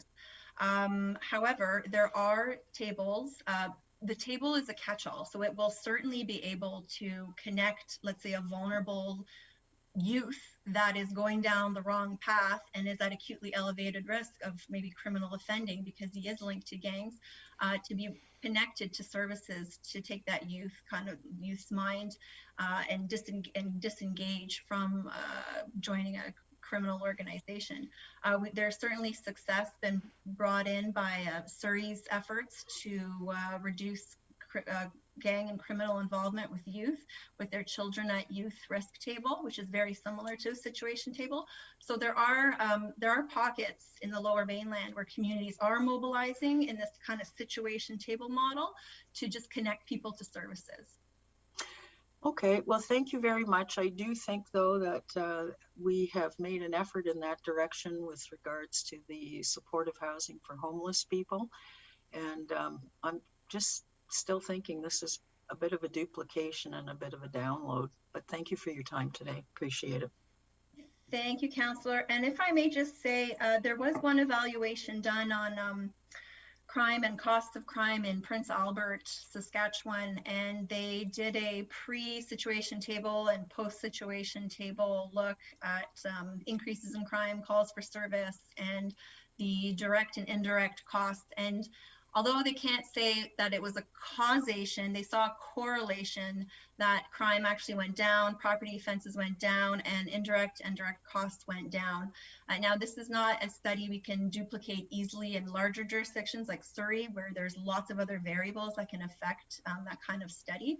But in a smaller town like Prince Albert, that was very clear.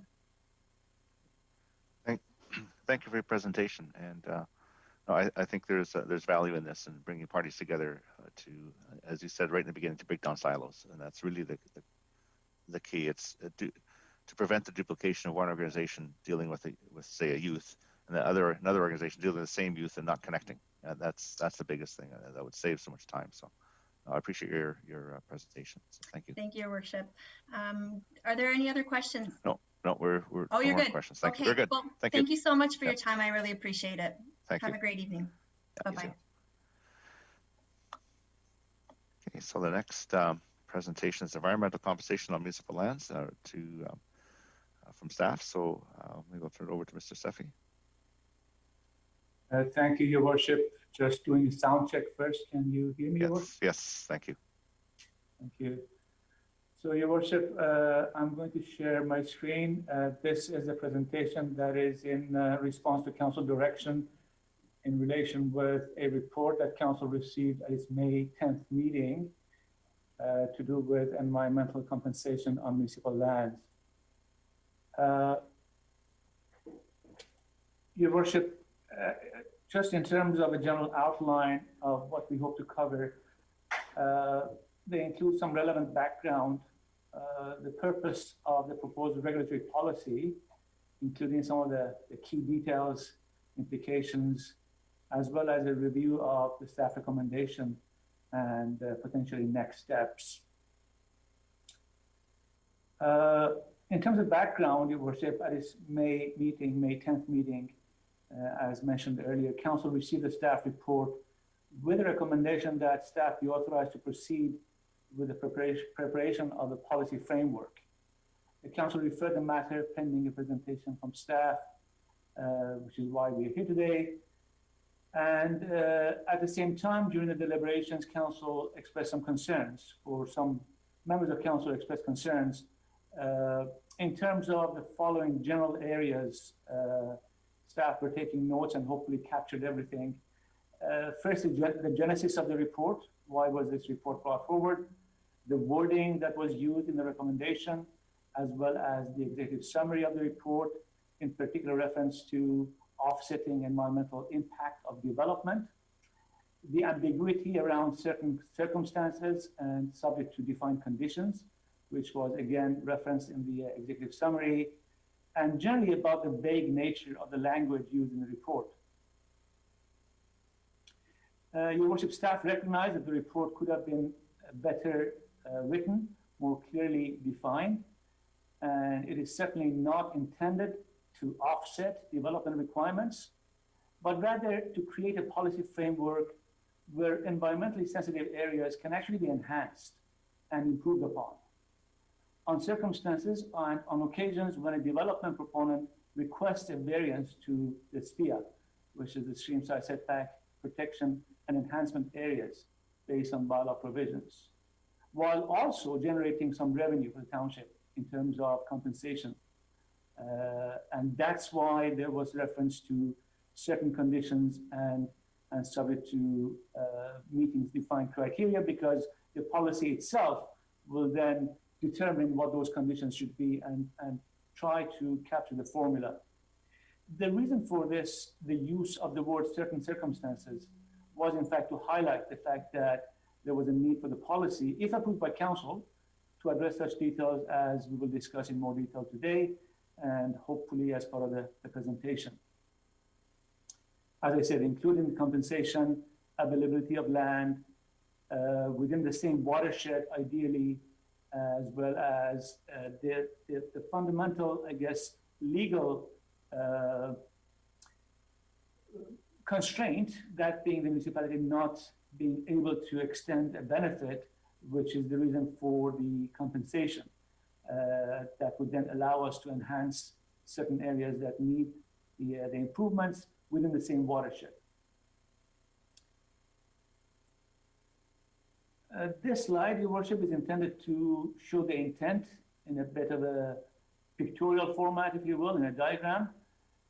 Just in terms of the regulatory framework that we are calling a policy, this is something that is currently in place in other municipalities in the region, including the city of Surrey. It has been in place there for a number of years, and we are looking at it becoming a bit of a best practice. It has a couple of objectives. Again, fundamentally, to enhance environmentally sensitive areas, and secondarily, to generate revenue.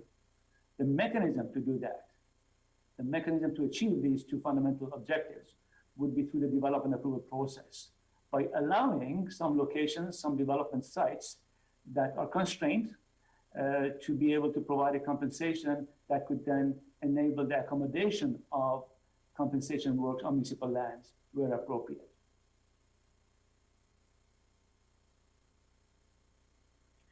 So just in terms of background, Your Worship, the next few slides are intended to provide some information to Council, which may be, I guess, Council already aware of, but it doesn't hurt to, I guess, reiterate those details in terms of the regulatory framework around streamside protection areas and what we refer to as environmental compensation.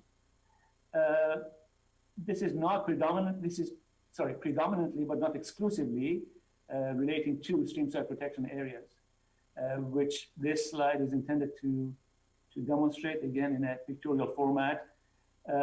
Prior to 2006, the entirety of the riparian area as well as the wetted perimeter were the jurisdiction of the senior levels of government. But since 2006, local governments have been delegated the responsibility to look after what we now refer to as the streamside protection and enhancement areas. Those are the areas outside of the body of the water course or the creek, including its wetted perimeter. So anything beyond that, which varies typically between 10 meters to 30 meters, depending on the classification of the water course, that is the area that is referred to as the streamside protection and enhancement area. It is also noteworthy that the SPIA regulations do not apply to agricultural land. The provincial legislation that do apply to agricultural land are the riparian area regulations, which our streamside protection area regulations have tried to replicate for the developing areas. In terms of the specific requirements of the SPIA regulations, our OCP specifies the requirements for the enhancement and protection of the township's approximately 1,700 kilometers of watercourses, which are located within 14 watersheds, or in other words, catchment areas. That's done through development permit guidelines and is subject to council approval.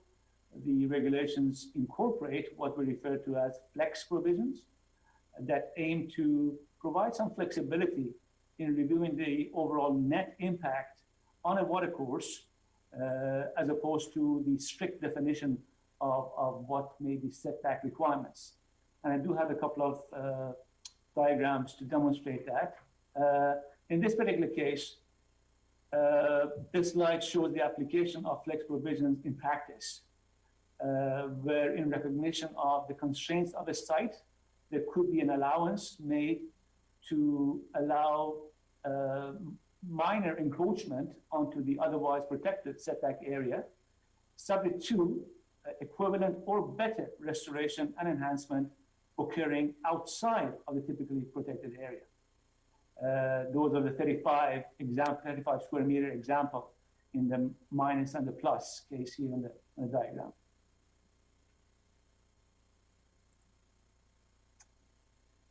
Another example would be where the constraints of a site do not allow for all of the compensation to occur on the site, given the often conflicting zoning bylaw provisions and environmental requirements. It does happen from time to time where a proposed development that meets the requirements of the zoning bylaw is unable to achieve either the floor area or the footprint on the site based on existence of watercourses and environmentally protected areas. In those cases, this slide, as an example, is intended to illustrate that where the compensation or offsetting occurs off-site, it could be permissible if we have another tool in our toolbox, if you will, with this policy that staff is hoping to receive council direction to proceed on, which will then allow the development to occur based on the zoning bylaw. And the example that you see on the screen, the two, I don't know if you can see my cursor, these two areas of SPIA that would otherwise have to be protected are protected elsewhere on a municipally owned property, which would then be requiring, based on the site conditions, something that would enhance the environmental protection, the environmental sensitivity of the site, whether it's vegetation or expansion of the wetted area, the wetted wetlands, and even sometimes, in some cases, providing more aquatic accessibility through removal or increased expansion of culverts, improvements of culverts, and things of that nature. So the recommendation summary, Your Worship, is that Council directs staff to proceed with the preparation of a regulatory framework to accommodate environmental compensation work on municipal lands. And that is the last question. And I do have Mr. Shedd with me, Your Worship, who is the environmental coordinator, and hopefully the two of us can respond to any questions that Council might have. Great. Well, thank you for that. That really helped clarify it for me. Councilor Richter.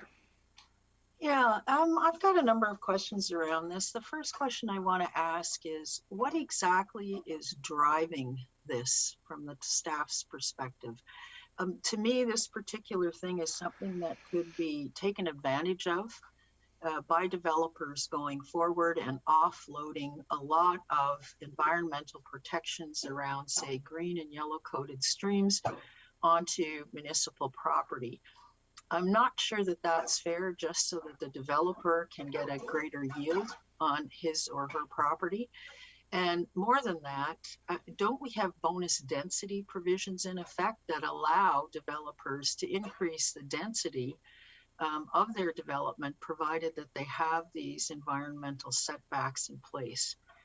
I'm really quite concerned about this, and so I would like to know if that's the intent of this. Are we doing this so that developers can fill in green and yellow coated streams so that they can have more developable lands? And if that's the case, how many developers in this community are going to be in a position to take advantage of that? Sevi? Thank you, Your Worship. So the intent is not to fill in any environmentally sensitive areas, watercourses, creeks. It is to deal with the riparian area or the streams of protection area. It's really the driver behind it, Your Worship, is enhancing existing environmental areas, at the same time generating revenue. How we can do that is through the development process. That is a driver. Now, in terms of making sure that nobody takes advantage, well, the policy is intended to provide for that. And again, it is not for elimination or relocation of watercourses. Those can only happen with the approval of provincial government, and in some cases the federal government. There's a water act that requires a license for relocation or filling in of watercourses. This is only when there's an encroachment on the SPIA, which is, as I explained in the diagrams, not the watercourse itself, but rather the area that is supposed to be kept free of any development. And in some cases, it happens right now. It gets approved by council if they can accommodate it on site. What we're suggesting is that the accommodation, in some cases, under some conditions, to be determined as part of the policy development process, can occur on municipal land where we can actually generate some revenue as well. Okay, but in this report, it says receipt of satisfactory financial compensation using the incremental value of the development lands as commensurate compensation. I honestly don't think that's enough if we're going to be changing what is a very fundamental part of our community in terms of protection of green spaces. I mean, basically, this is just going to take green space off of developable lands and use the loss of that green space to finance municipal parks, which are already there, and green space. Like, this does not seem fair to me, and I don't support it in the least. And again, I would like to know exactly what is causing this to be coming forward now. How many applications are in the pipe right now that want to get rid of SPIA regulations so that they can expand the developable area of their properties? Your Worship, there are not any specific applications that may have prompted this. This is not based on any specific application. Staff have been discussing this notion, this concept with folks, with developers, with landowners for a number of years, and they have referred staff to what the city of Surrey has had in place for a number of years. And we're just reviewing it and bringing it forward. It is not being driven by a specific application. And do we have any evidence that what Surrey's doing is working? Your Worship, the fact that they have not made any changes to it, I think, is an indication of the fact that it is working, and they are not, as far as we are aware, looking at making any amendments to it.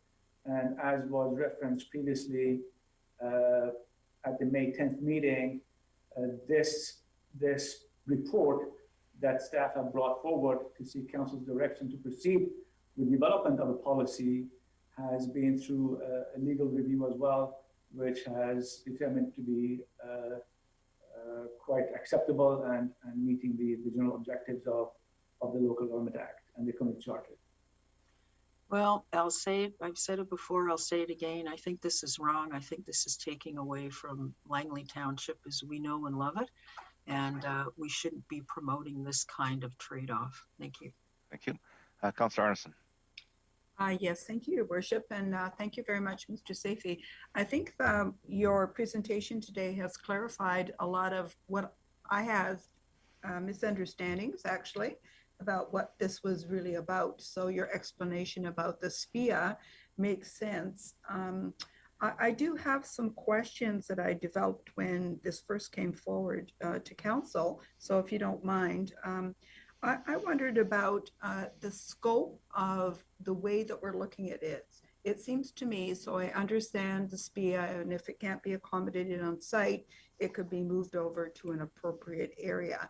But what I was wondering is why couldn't the township, with respect to this kind of policy, look at other areas where it's not necessarily on a larger piece of land, but in smaller units, such as in areas where we have greenways, rights of ways, or any other kind of infrastructure where smaller, I'm going to call it green infrastructure components could be installed that would supplement or meet what the requirement could be if you use their cumulative space in terms of habitat.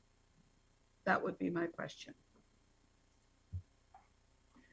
Your Worship, this is not the only tool we have. As I said, I refer to this as a tool in our toolbox because there are circumstances that have come up in the past, and we are quite certain that they will come up in the future, where the compensation that is required to accommodate a development on a site based on topography, based on maybe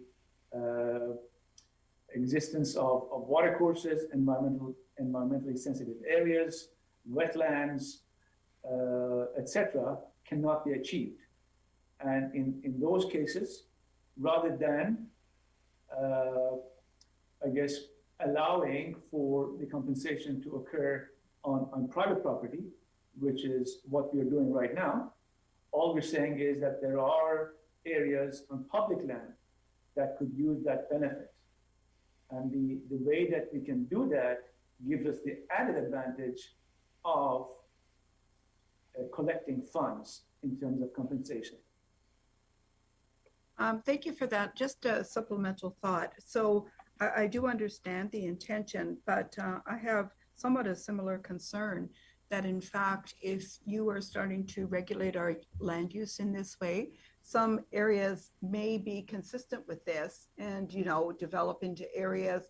I'm not sure about whether or not we have enough park properties that are close enough to developments in order to create green space. This kind of takes away, I think, from the format of our policy planning about what we consider to be in the best interests of our community as to where these spaces exist, not because, you know, they need to be pushed off somewhere. I'm not against this 100%, but I do note that sometimes there's an unequal distribution of green space amongst areas. And for example, I'm not saying this would happen, but I wouldn't like to see that in our high density neighborhoods where we need more parkland, unless there was some mechanism, for example, that you could take the monies that were being generated from this, from the off-site use, and potentially purchase parkland in and of itself, kind of like a DCC, because I think that that would enhance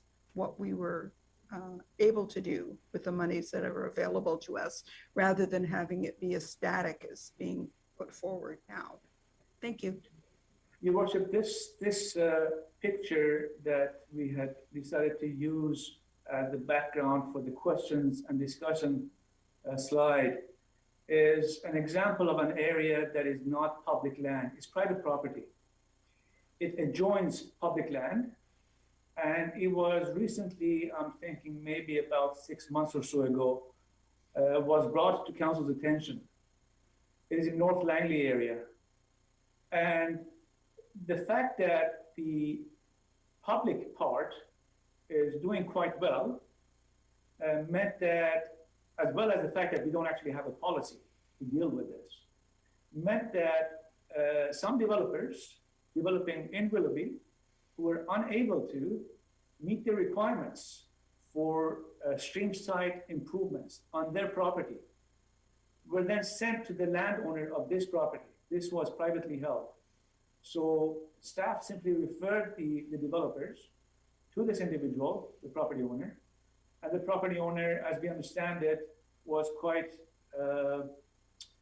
accepting of a negotiated deal that would see some compensation for the use of the property in terms of improving the landscaping, improving the tree cover, making general environmental improvements to the area, as I said, based on some compensation.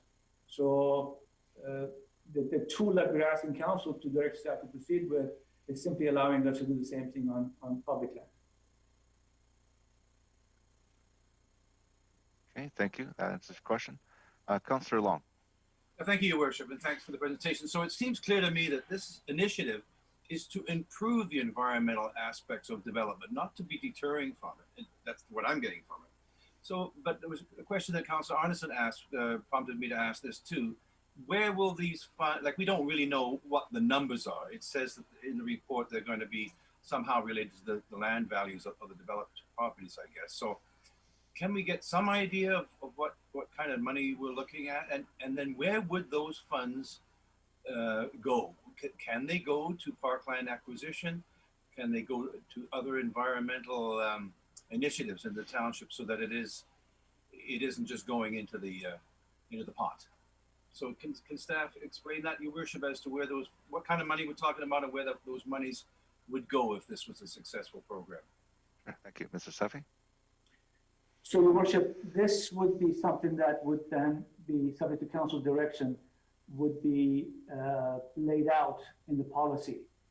The way that the City of Surrey's policy works, and it's not the only way that we can set our policy up, again, subject to council direction. The way that that works is based on what is known as the lift in the land value, or the lift in the portion, incremental value of the land from if it was not able to take advantage of the policy versus taking advantage of the policy. What does that do? And it's done based on market analysis, based on appraisal if needed, if the parties cannot agree. And then in terms of the expense or the use of those funds, it would then be based on technical analysis. It is anticipated that it will be requirement for the works to occur within the same catchment. So in some cases, it may not be possible because either we don't have any public lands in the same watershed, or the public lands that we have in the same watershed are doing quite adequately, quite well, in terms of not needing any environmental enhancement. So those are possible.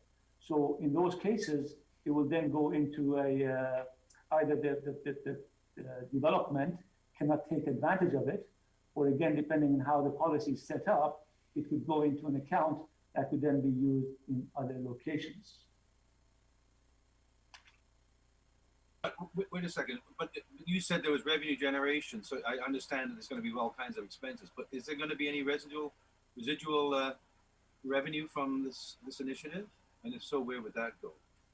No, there's not intended to be residual revenue being used in other needs.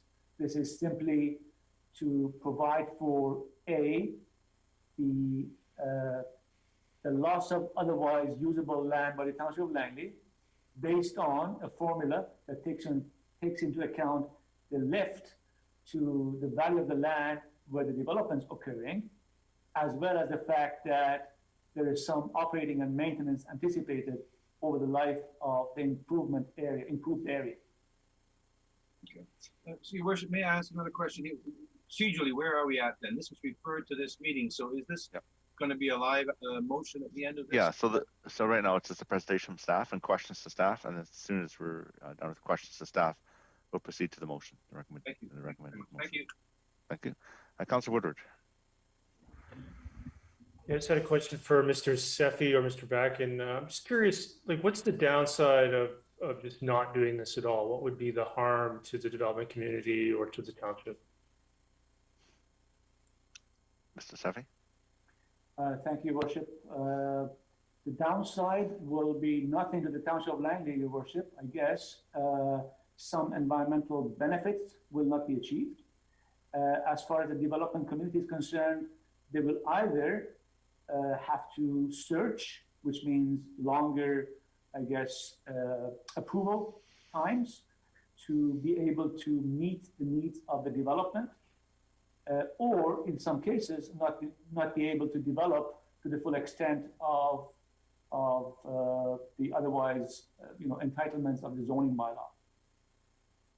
Yeah, so I think I want to clarify that. So rather than necessarily transfer the environmental benefit, maybe I'm not using the right terminology there, but if I transfer environmental benefit from private to public land, would I have it wrong that we would be sort of decreasing over time the overall square footage of land set aside for stream side protection and nutrients, all the other elements that go into making a productive stream? Would we, over time, would we be reducing the amount of land area set aside for that by providing this kind of mechanism?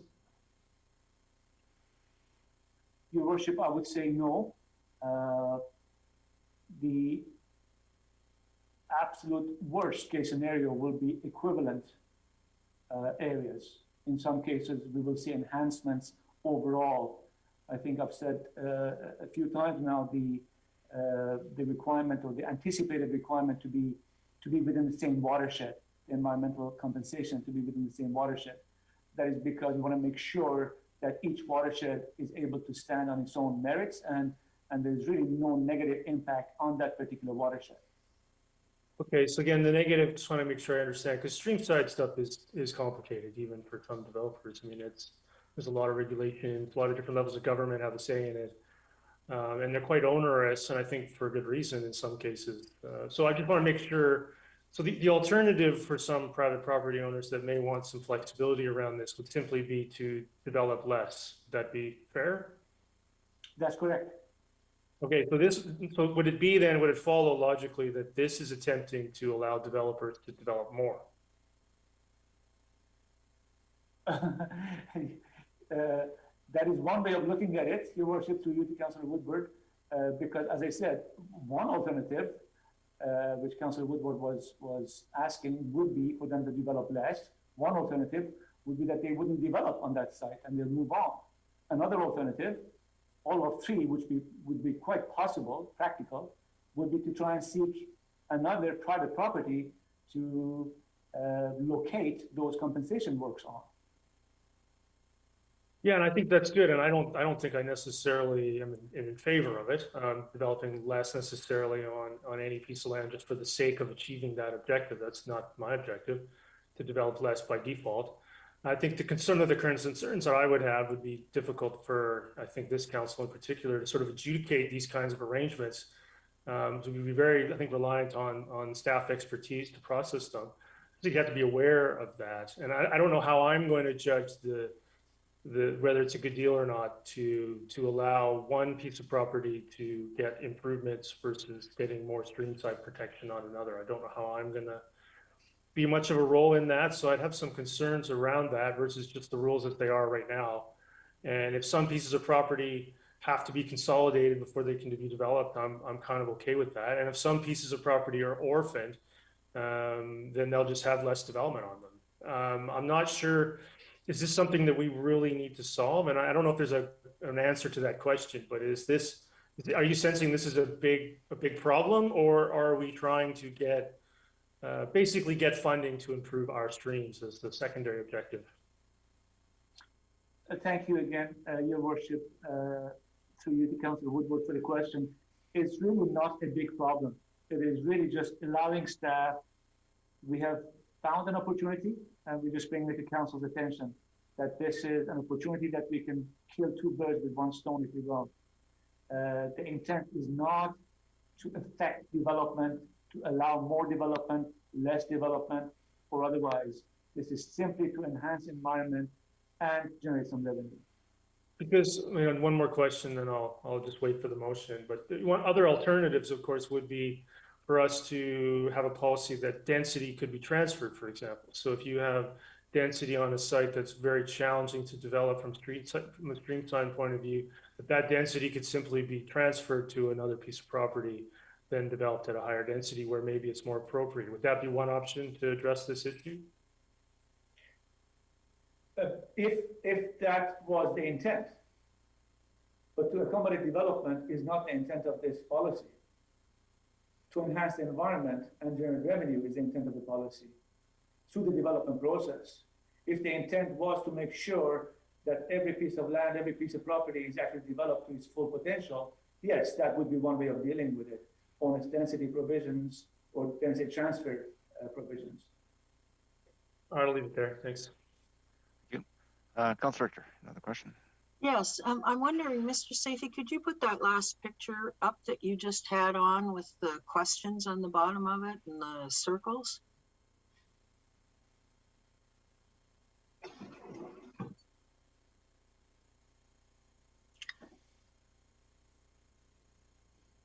Okay, so in looking at this particular picture, which part is the township-owned part? Is it the part in front of the trees or the part behind the trees? Where you see, I don't know if you can see, Your Worship, through you to Councillor Richter, the break in the land. This is where my cursor is. Yeah. That is roughly where the land falls off to the, I guess, to a lower elevation. Yeah. Which means that area is then start of the stream side setback protection. And in fact, I think, having said that, I'm correcting myself, and Mr. Shelley is helping me correct myself.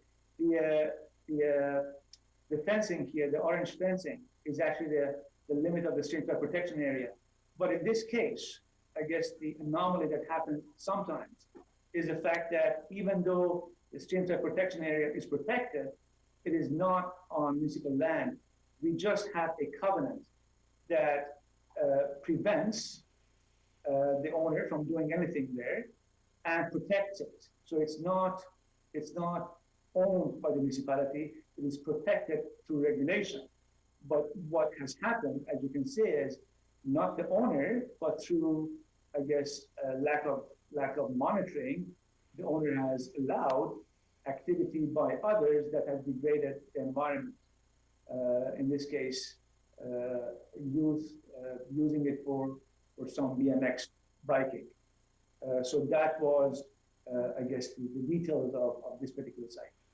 Okay, so with respect to this particular site, if this policy goes through, are all those trees that are there right now above the ridge that you pointed out, would they be removed and that land flattened in order to increase development on that particular site? No, Your Worship, this site is an example of where compensation has occurred, not because of development on this subject site, but elsewhere. So the development was occurring in Willoughby. The developers were not able to accommodate all of what they had to do for compensation purposes on site. So what they ended up doing was having an agreement in place with the owner of this site to retain or replace some trees, plant some new trees, plant some vegetations, and generally enhance the benefit cover of this area, such that they could then have an agreeable situation on their land. And this site, which is actually a residential development, is just a recipient of environmental benefits. Okay, I'm still not following, because when I'm trying to ascertain, and thank you, Councillor Ferguson, for all your red lines, it's very helpful. I'm just wondering, like, if we go forward with this policy, could swaths of trees like this be removed for additional development because the additional protections would be down on land that was not owned by them, so they could take all these trees out? And that to me has got significant impact going forward, particularly for future development sites in Brookswood. I mean, that's one of the reasons why I'm very concerned about this policy, because it's going to be fairly easy, I would think, in Brookswood for developers with smaller parcels, say, to want to cut trees down, fill streams in, etc., and offload it to municipally owned properties. And that actually is a handicap for municipally owned properties going forward. If we, I mean, on the one hand, you could say we have to have more park protection, but on the other hand, we don't have potential assets that we could use to finance other things in the future. There was just one comment, just maybe not trying to sell this policy too much, but hopefully try and address Councillor Victor's concerns. This policy has really nothing to do with tree protection. Tree protection occurs ordinarily as part of other tools that we have at our disposal. Well, not necessarily on development sites, Mr. Safi, as we found out with the work that TPAC's been doing. And on development sites, they can go in and clear cut everything. And what I'd be worried about is they're going to be clear cutting past the SPIA levels in order to get more land to put more houses on. So we're going to lose trees. We're going to lose wildlife corridors. Yeah. Maybe we could just let Mr. Sefi complete his answer.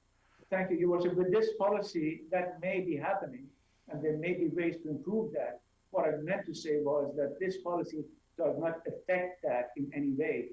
Whatever that policy, that bylaw does, it stands on its own.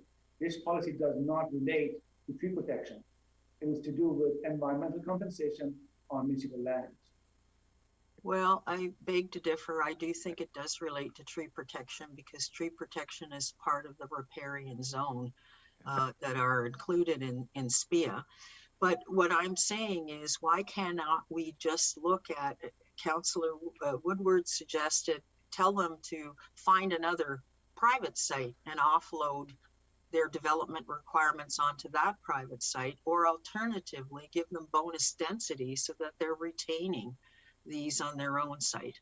I think there's better ways for us to handle this than to say offload it to municipal lands. That's all I'm saying. Thank you.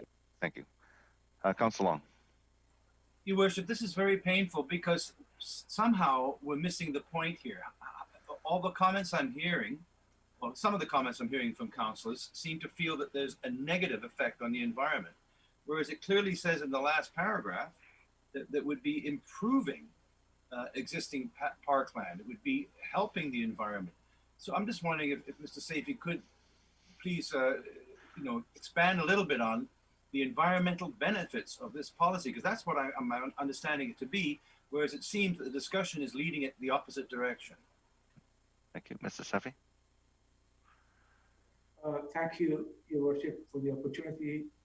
The intent of the policy, I can confirm, is to improve environmentally sensitive areas, which include, for the most part, streamside protection areas, but is not exclusive to those areas. It includes other areas such as wetlands, which are technically, potentially identified or categorized as streamside protection areas, but to the layperson, they're different. They're wetlands, and they're not linear along a watercourse, but rather take up the whole area. So this policy will allow us to improve on those areas while also generating some revenue. Yeah, and thanks, Your Worship. And if Council would refer to that last paragraph, it says there will be no extension of benefit to private business and no inheritance of liability for the township. So to me, the report is saying very clearly that this is a benefit to the township, not a negative, which is what I'm sort of hearing. So that's the way I feel about it. Okay, thank you for that. I think that's all the questions. So, Mr. Sefi, there was in your presentation a recommended motion. There's also one on the agenda. I don't know if you can go back to that slide. Or was Yes, it on Your this? Worship.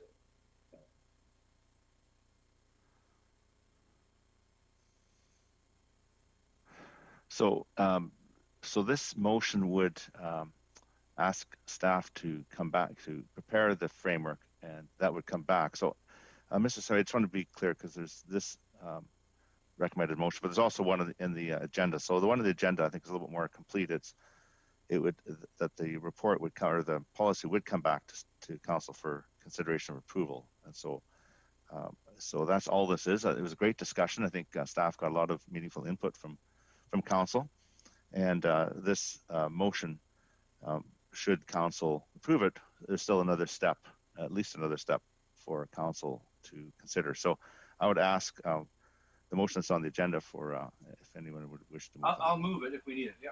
Council Long moves it and Council Whitmore seconds it. So a discussion on the motion. Council Woodward. Yeah, I just want to make it absolutely clear for myself and the agenda. We're moving the one on the agenda, so I want to confirm that. Yes. I went by pretty quickly, so I just want to confirm that. The one on the Yep. agenda, not the one on the screen. Yeah, I certainly have no problem with seeing a policy document. I certainly have some concerns, but I look forward to the policy document and the explanation. I don't know why, asking a few due diligence questions needs to be characterized as a negative. That's our job. So I appreciate that. I appreciate staff's answers, and I look forward to seeing the policy document. No, thank you. I think they were good. I think it was a good discussion, a lot of good questions. Okay, I see no further discussion. So I'm going to call the question on this. All those in favor? And opposed? Opposed. Councillor Richter's opposed. Thank you. Okay, thank you, Mr. Sefi. And so now we'll move on. I don't know, we'll keep you on the hot seat. It's E3, it's the Aldergrove Interim Public Plaza update. And so, Mr. Sefi, I'll turn it over to you. Thank you, Your Worship. This too is in response to council direction, but fortunate for me, I'm not doing the presentation, and for council, I'm not making the presentation. I'm going to ask Mr. Marshall. I don't know if council is familiar with Mr. Marshall. He's our manager of Parks Design and Development Group, Your Worship, and he's going to take council through the Aldergrove Interim Public Plaza update presentation. Great. Well, thank you very much. And Your Worship, you may wish to consider it's in support of the report. In this case, we do have a report on council's agenda, item F1. F1. That's, yeah, I see that there, and we'll hear the presentation. We'll go to the next presentation. We'll go to F1. So thank you, Mr. Marshall. Thank you, Mr. Sefi, and Your Worship. Just check my audio. You can hear me okay? Yes. And my screen should be just coming up now. Okay. Here it comes. Okay. Hello, thank you, Your Worship and Council, for the opportunity to present to you the current design of the interim Aldergrove Public Plaza. Our staff and consultant team have designed a plaza that responds to the public input received last fall, but also recognizes this is an interim design and not intended as a long-term investment. I'd like to start with an overview of the design, followed by the site preparation requirements, and then present the plaza features in further detail before we take questions and answer any questions or comments. Our renderings are north side down. So to help orient everyone, the site is south of Fraser Highway with Abbotsford to the left, Murrayville to the right. The adjacent thrift store to the south is actually at the top of the page, and the laundromat and restaurant to the left here.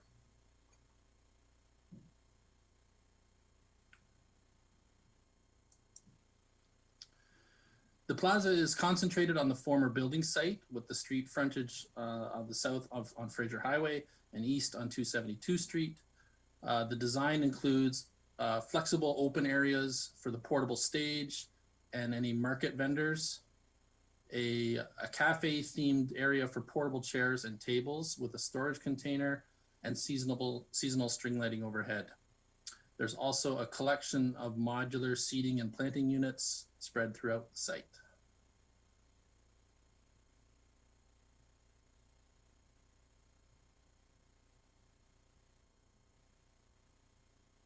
Adjacent to the plaza are the existing parking lots, which provide space for 67 vehicles and will remain in place. The plaza will remain surfaced in the fine gravel that was placed during the demolition process, with only minor improvements required to ensure that the site surface is safe and suitably accessible for the public. Our budget estimate includes $11,500 for this site preparation work.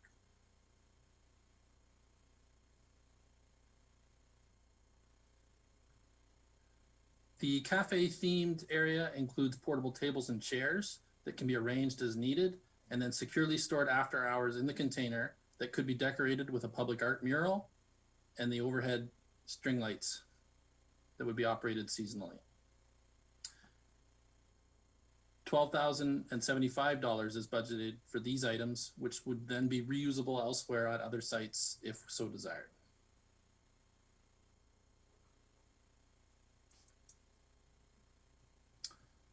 Staff and our consultant team have worked to design a series of modular components, which can be configured in a variety of combinations to provide seating, shade, visual screening, and planting interest. Their interchangeable parts offer flexibility in layout and opportunities for reuse on other sites. These modules have been configured into 4 clusters in our initial plaza design. The first cluster on the northeast corner of the site provides screening from traffic and several seating areas in the sun or shade for users to enjoy. Cluster 1 is budgeted at $27,025 and it's, like I said, is reusable elsewhere at the conclusion of the interim period.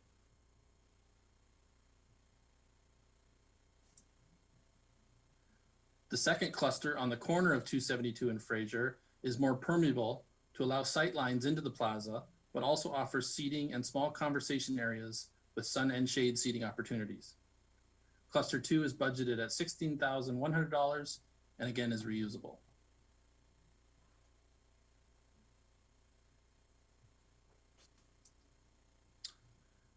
The third cluster in the southeast offers a large group seating square and screening of the adjacent parking areas and lanes. Cluster 3 is budgeted at $21,275 and again is reusable.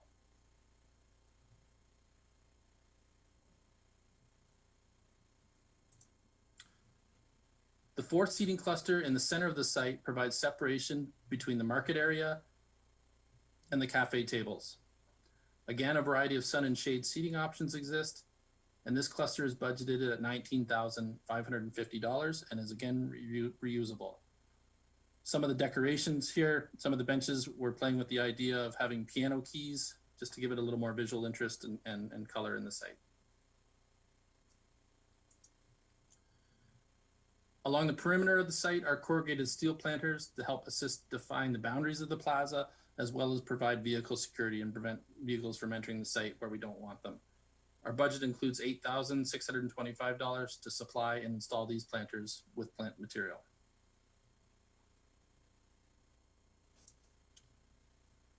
These are all the various components of the plaza and their budget estimates to include in the design, recognizing that this is an interim condition and the majority of features are designed to be reusable elsewhere so that a second or third pop-up plaza could be created elsewhere in the township when the use here is finished.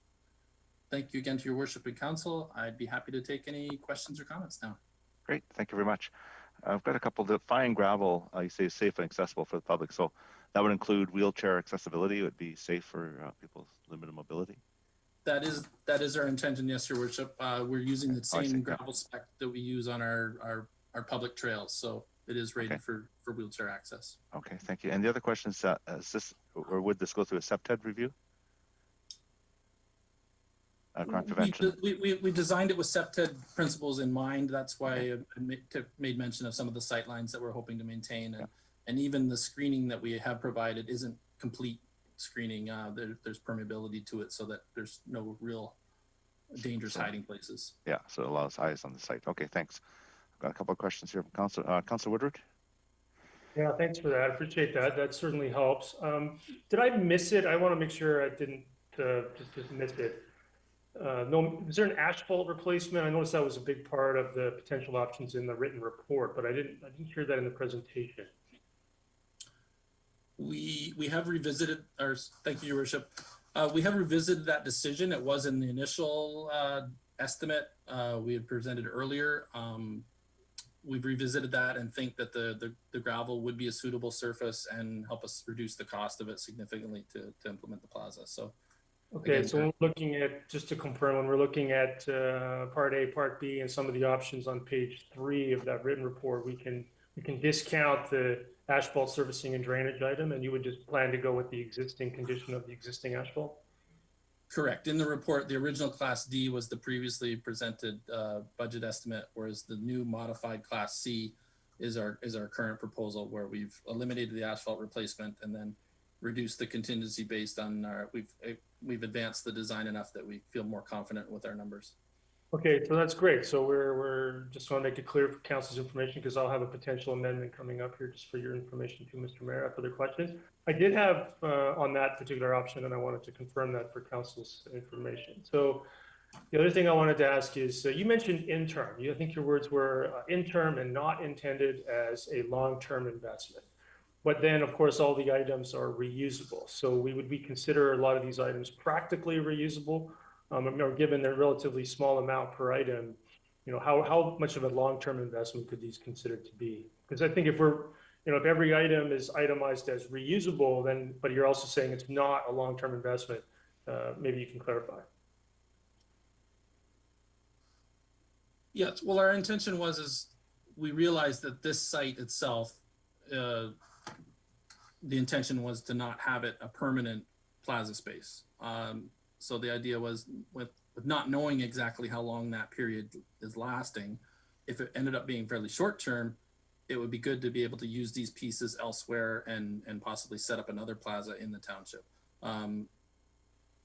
Nothing lasts forever, so we realized that they are going to have a lifespan, and disassembling them and moving them might even shorten that a little bit. But I think it was important to address the fact that we don't know exactly how long this site would be in place and provide options if it ended up being shorter than we expected. Okay, so I think the reason I keyed on interim was using the Aldergrove Community Amenity Fund as the primary funding source. And the issue that I have sort of looking back at the budget approval for that is, for council's recollection, it didn't come as a project sheet on the list and the capital sheet, and it didn't identify the funding source. It was in a memo that came from one of the many budget meetings, and it identified it there. And I'm just going to admit I missed it. I would have objected to using the Aldergrove Community Amenity Fund at that time.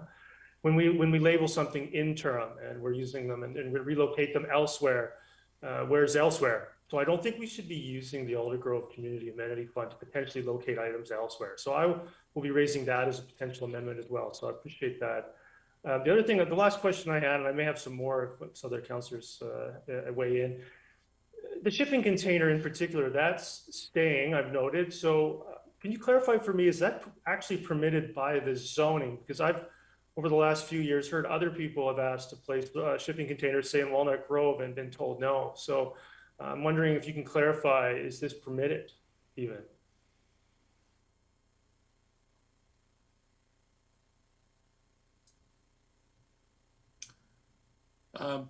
Thank you, Your Worship. Perhaps Mr. Safey can confirm with me, but I believe it is, in that it's being township-owned property. We have the right to do that. I didn't get that clarified, because I don't know why we tell others no, but then we do it ourselves. It doesn't send a very good message, I don't think, to the community. Your Worship, maybe I can just provide a very brief comment. Historically, the zoning bylaw has included and still does a provision that provides for public uses on any property. Public park, open space uses can occur on essentially any zone, and they supersede the actual specific uses permitted on that specific zone. So if it's a park use or a public use of some kind, then the shipping container is permitted, but if it's a commercial use, then it's not. Do I have that right? That's correct. As a public use, it would be allowed. As public use, it's allowed. Okay, so I'll have to get maybe pass back to those people that's a clarification. So if we're renting it out to a private entity to hold events, would that be considered a commercial use? It depends on the arrangement, Your Worship. if we are talking about, I guess, this particular site, if we are renting it, it's still a public use because the proceeds, the lease, I guess, revenue is going towards the public purse, so to speak. And as such, it is actually a public use. It's based on council direction as to how best to use that site.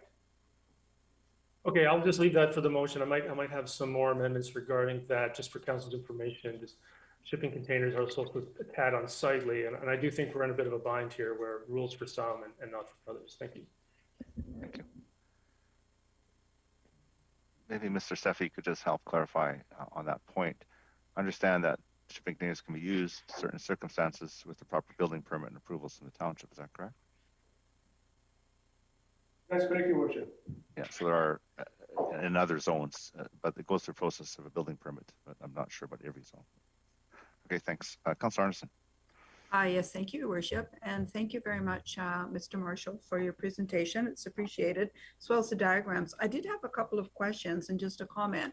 So my comment is really about the nature of this and the interim use. And it seems to me this is more like a pop-up park that you see in many other communities, like Vancouver, who are establishing areas that are in a use that's not quite certain at that time. So, you know, it is always done with the idea in mind that there will be a successive plan in place going forward. So, and I like the fact that the furniture will be reusable. But my questions have to do with three things. The first one is bike racks. So I'm assuming that the plan could consider maybe in the parking area where people can bring their bicycles over and, you know, set them up in a formal manner so that they can keep an eye on them if they've happened to cycle to that area. So that would be the first question. My second one is having to do with the nature of the furniture, which is very attractive, but I do wonder if it's been considered to be accessible in the sense that if somebody were having mobility issues, if they would be able to easily use table and chair surfaces. And my final thought is going to be a bit more of a challenge. It's washrooms.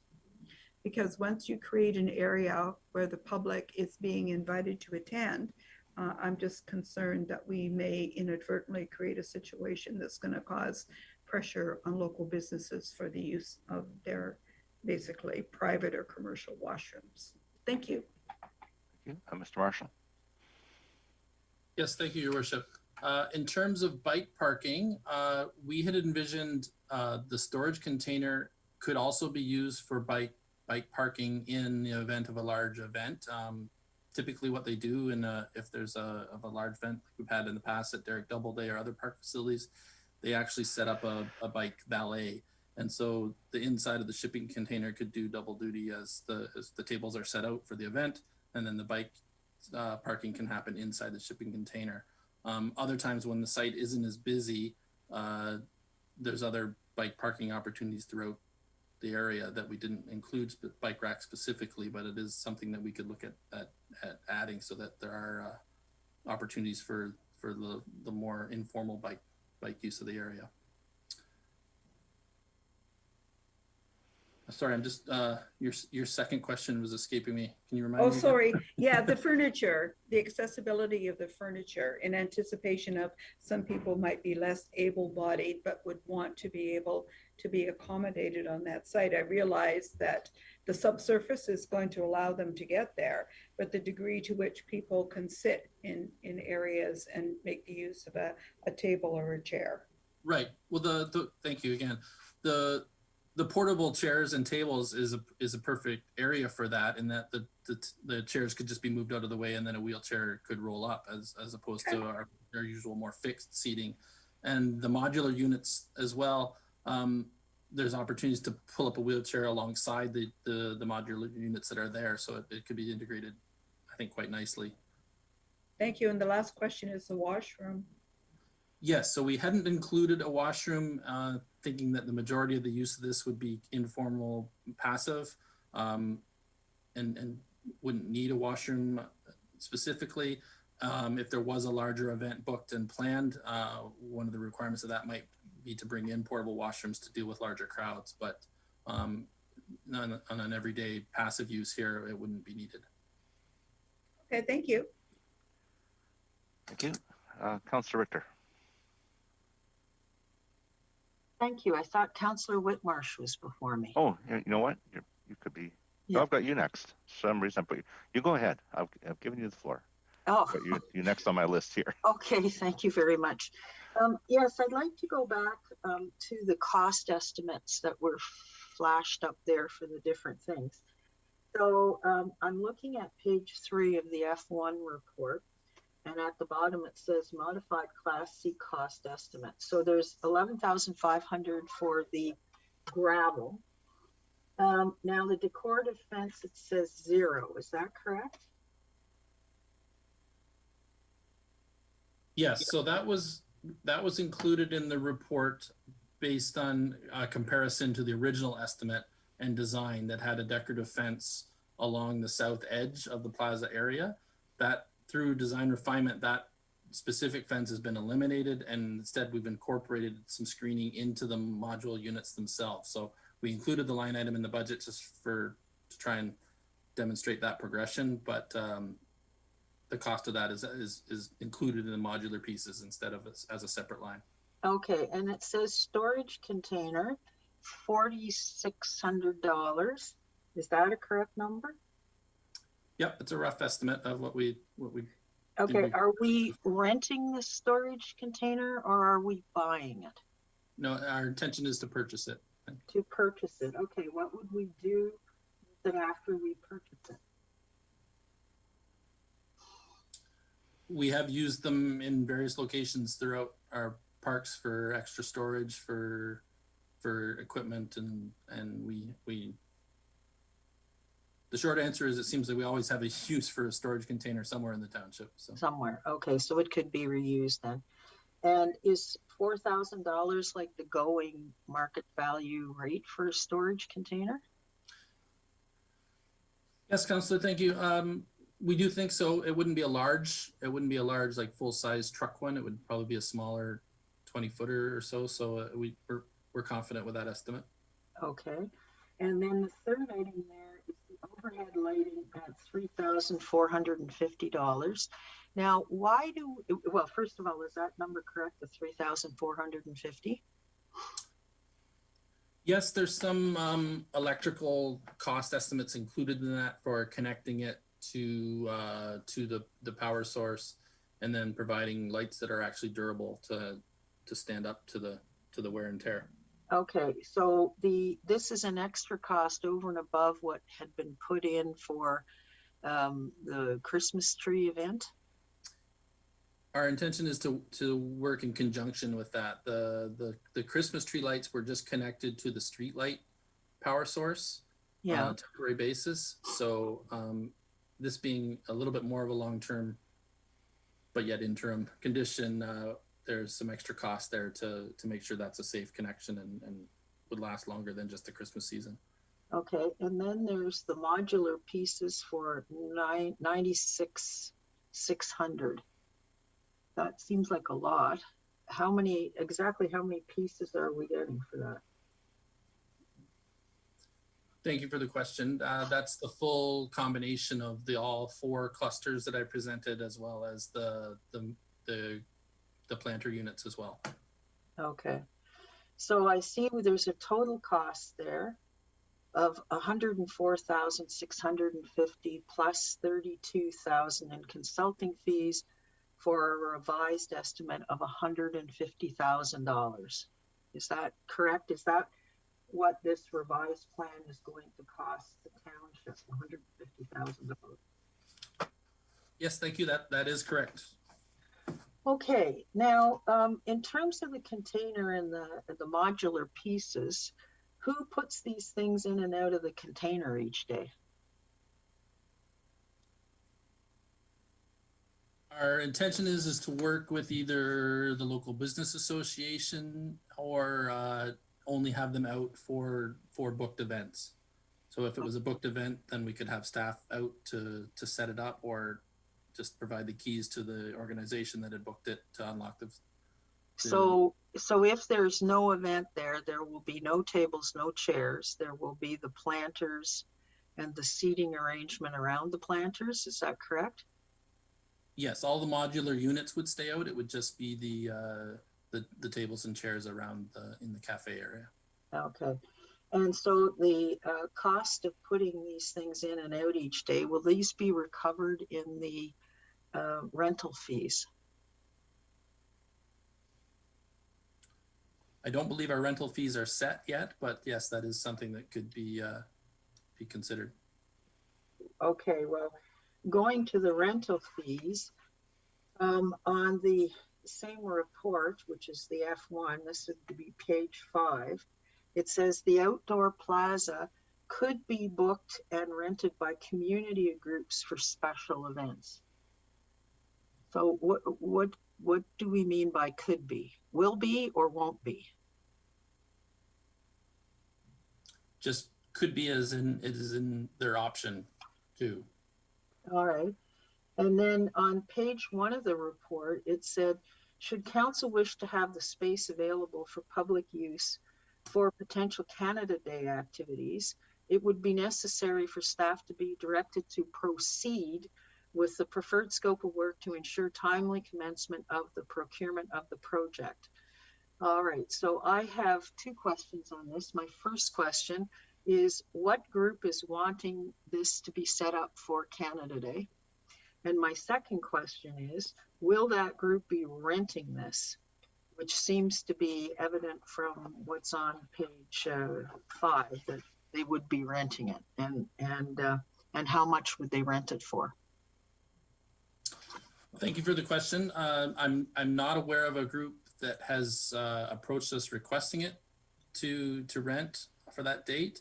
Canada Day was an internal deadline that we've set to ourselves, and in that it would be nice to have for in the event that somebody did want to host something event if pandemic restrictions allowed.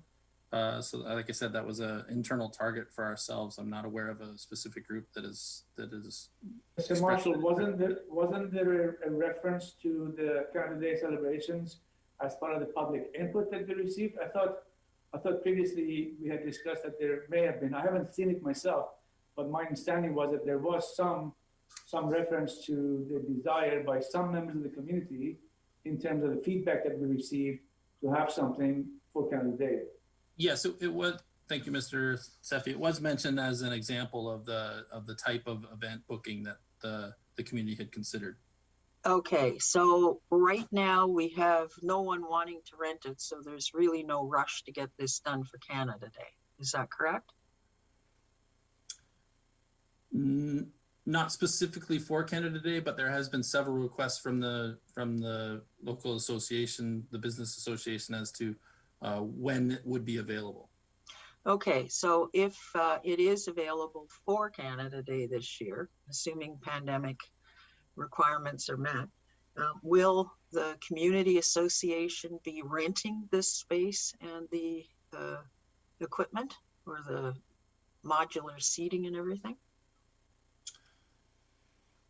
Yes, Councillor, our intention of this was to have it available for use and treat it as another public bookable facility similar to our other parks assets that are bookable for larger public events. Okay, but I just want to make sure that if we rush this through to get it done for Canada Day, we're going to be getting rental income. It would certainly be possible, yes. But not confirmed. No, there's no one applied yet, so that's why no one's applied yet. Yeah. Okay. I think the associations are waiting to see it before they. Okay, but do they understand that there will be a rental fee? I would hope so. Okay, thank you. Councillor Whitmarsh. Yes, thank you. I appreciate the report here. There's lots of good information, and it's the kind of information that it was helpful since from the last meeting. So I just had a couple of questions, just between the two, the section A and cost estimate D, Class D, and Class C.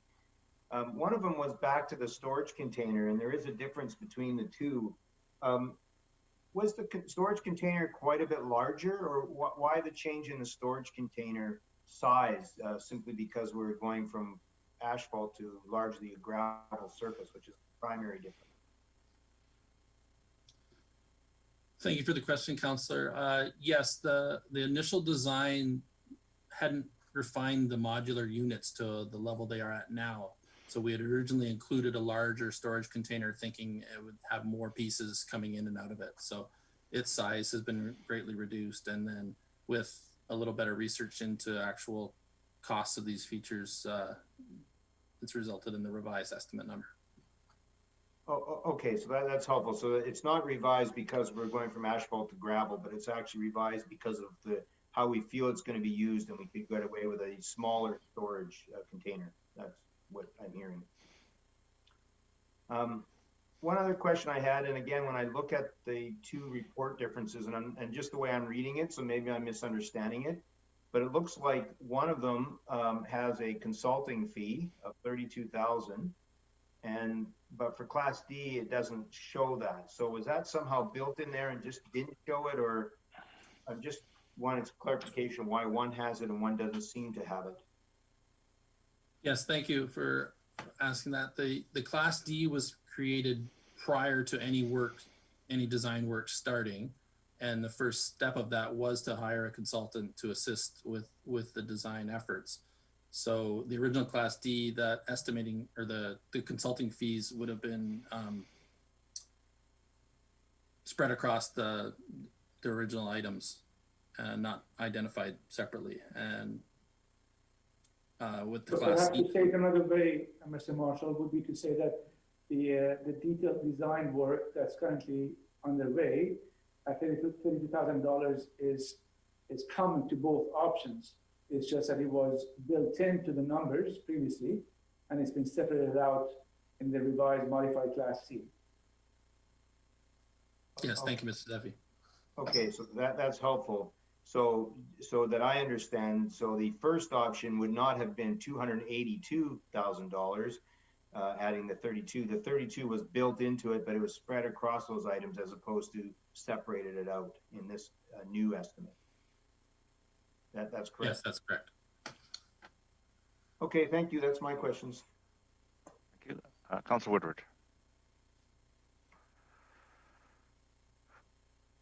Yeah, I had one last question about electrical and water servicing and why you elected to take that out. So, for example, when I think of electrical servicing, I think of that maybe being one of the items to leave in at the expense potentially of some seating elements to say, for example, remove the need for generators for food trucks and so on. Can you let me know, like, what item are we not, like the electrical and water servicing, what your logic was to remove that, and maybe some benefits of putting it back in? Yes, thank you, Councillor. We did explore that option further, and we found we went back to the setup for the Christmas tree and found that it would have just been with a temporary connection to the street lights, which wasn't really going to work for larger service for food trucks or vendors or vendor booths or anything. So we started to explore the possibility of what would be required, and it was going to be an increased service to the site with a large circuit breaker panel and meter, and the cost of that just kept growing. And given the fact that, the occasional event could run on generators, we just made a value engineering decision to remove that.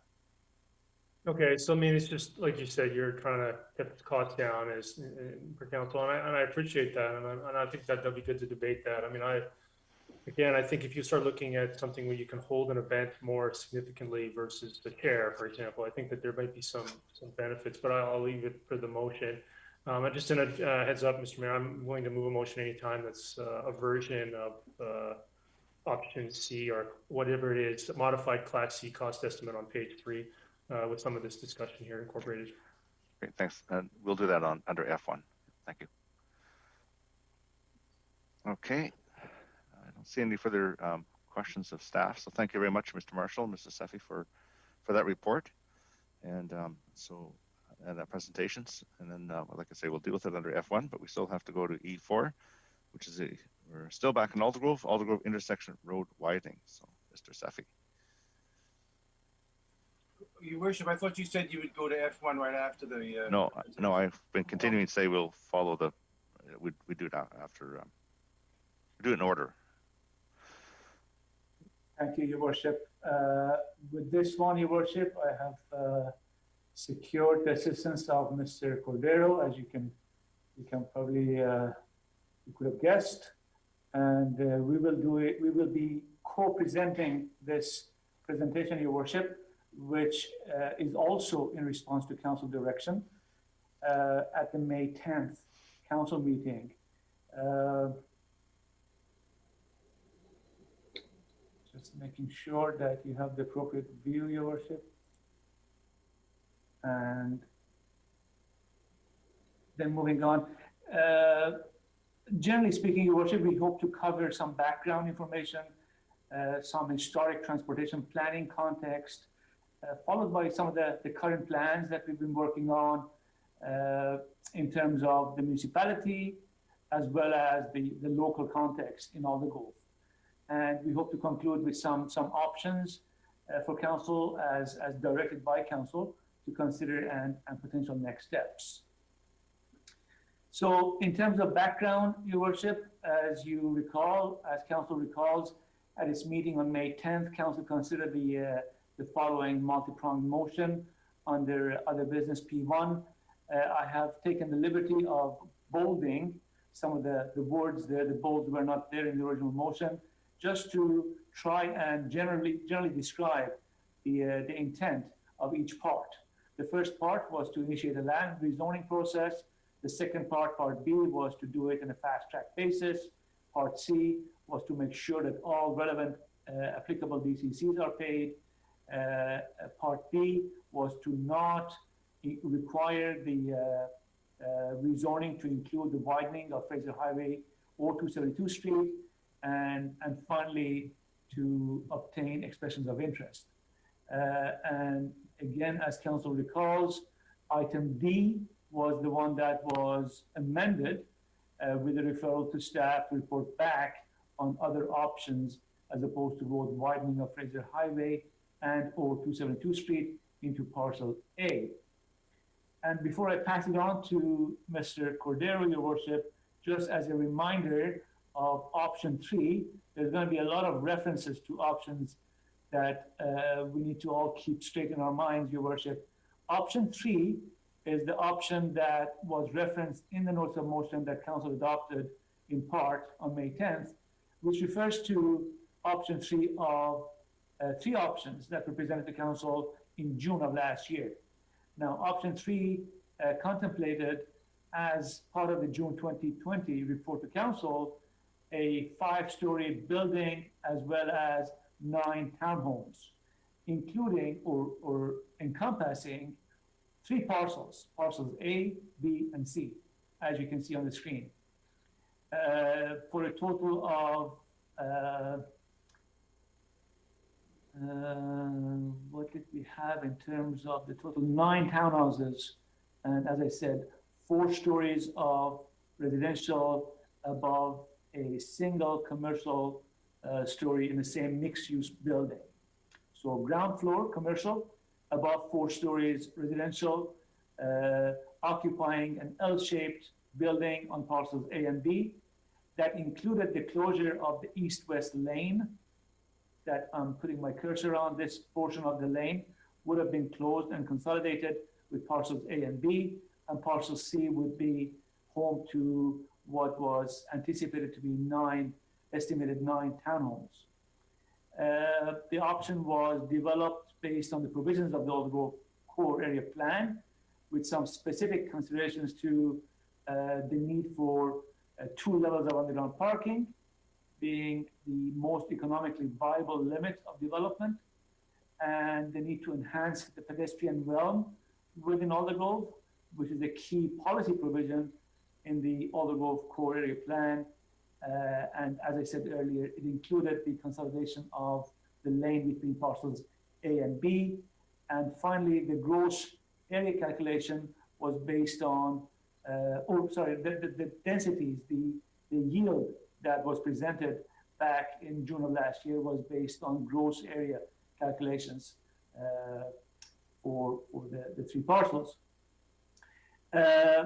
Again, just in terms of background, Your Worship, some of the discussion that occurred at the May 10th Council meeting included the need for high-level goals. Again, this is not verbatim, this is just staff taking notes and capturing some of the comments that were made, maximizing, improving the pedestrian route, prioritizing high-quality walkable urban design, providing for livability, desirability, and long-term commercial success. Some of the concerns that were expressed related to the additional widening of Fraser Highway. A reference was made to 4 lanes, 4 travel lanes, plus 2 parking lanes, which is actually not the case.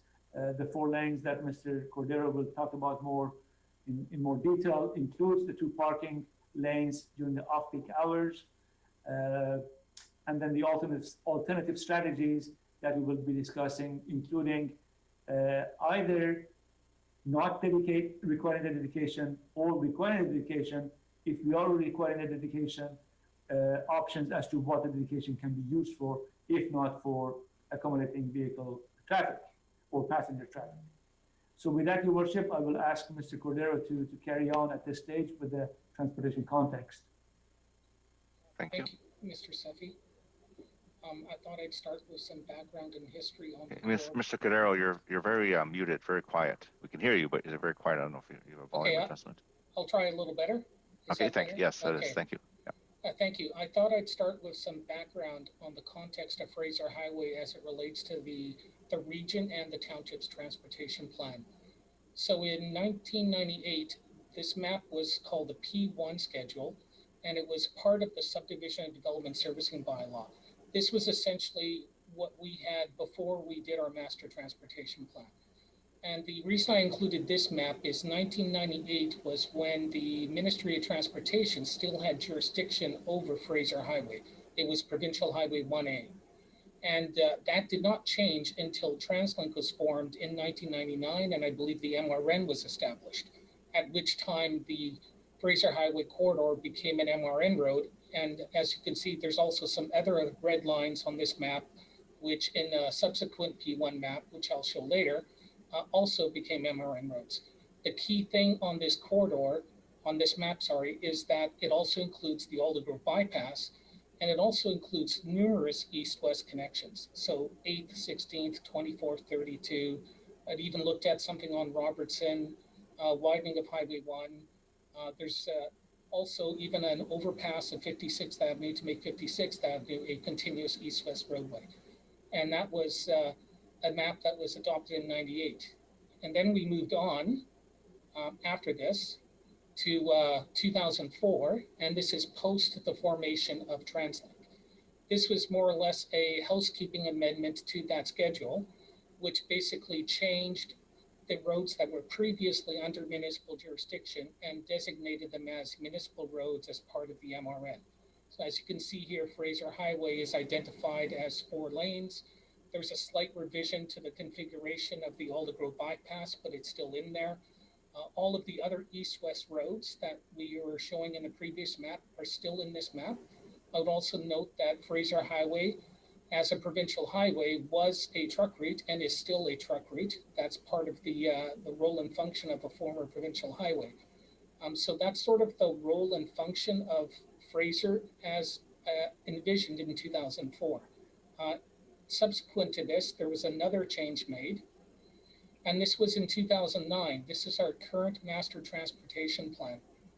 You'll notice in this map that there's a lot less roads.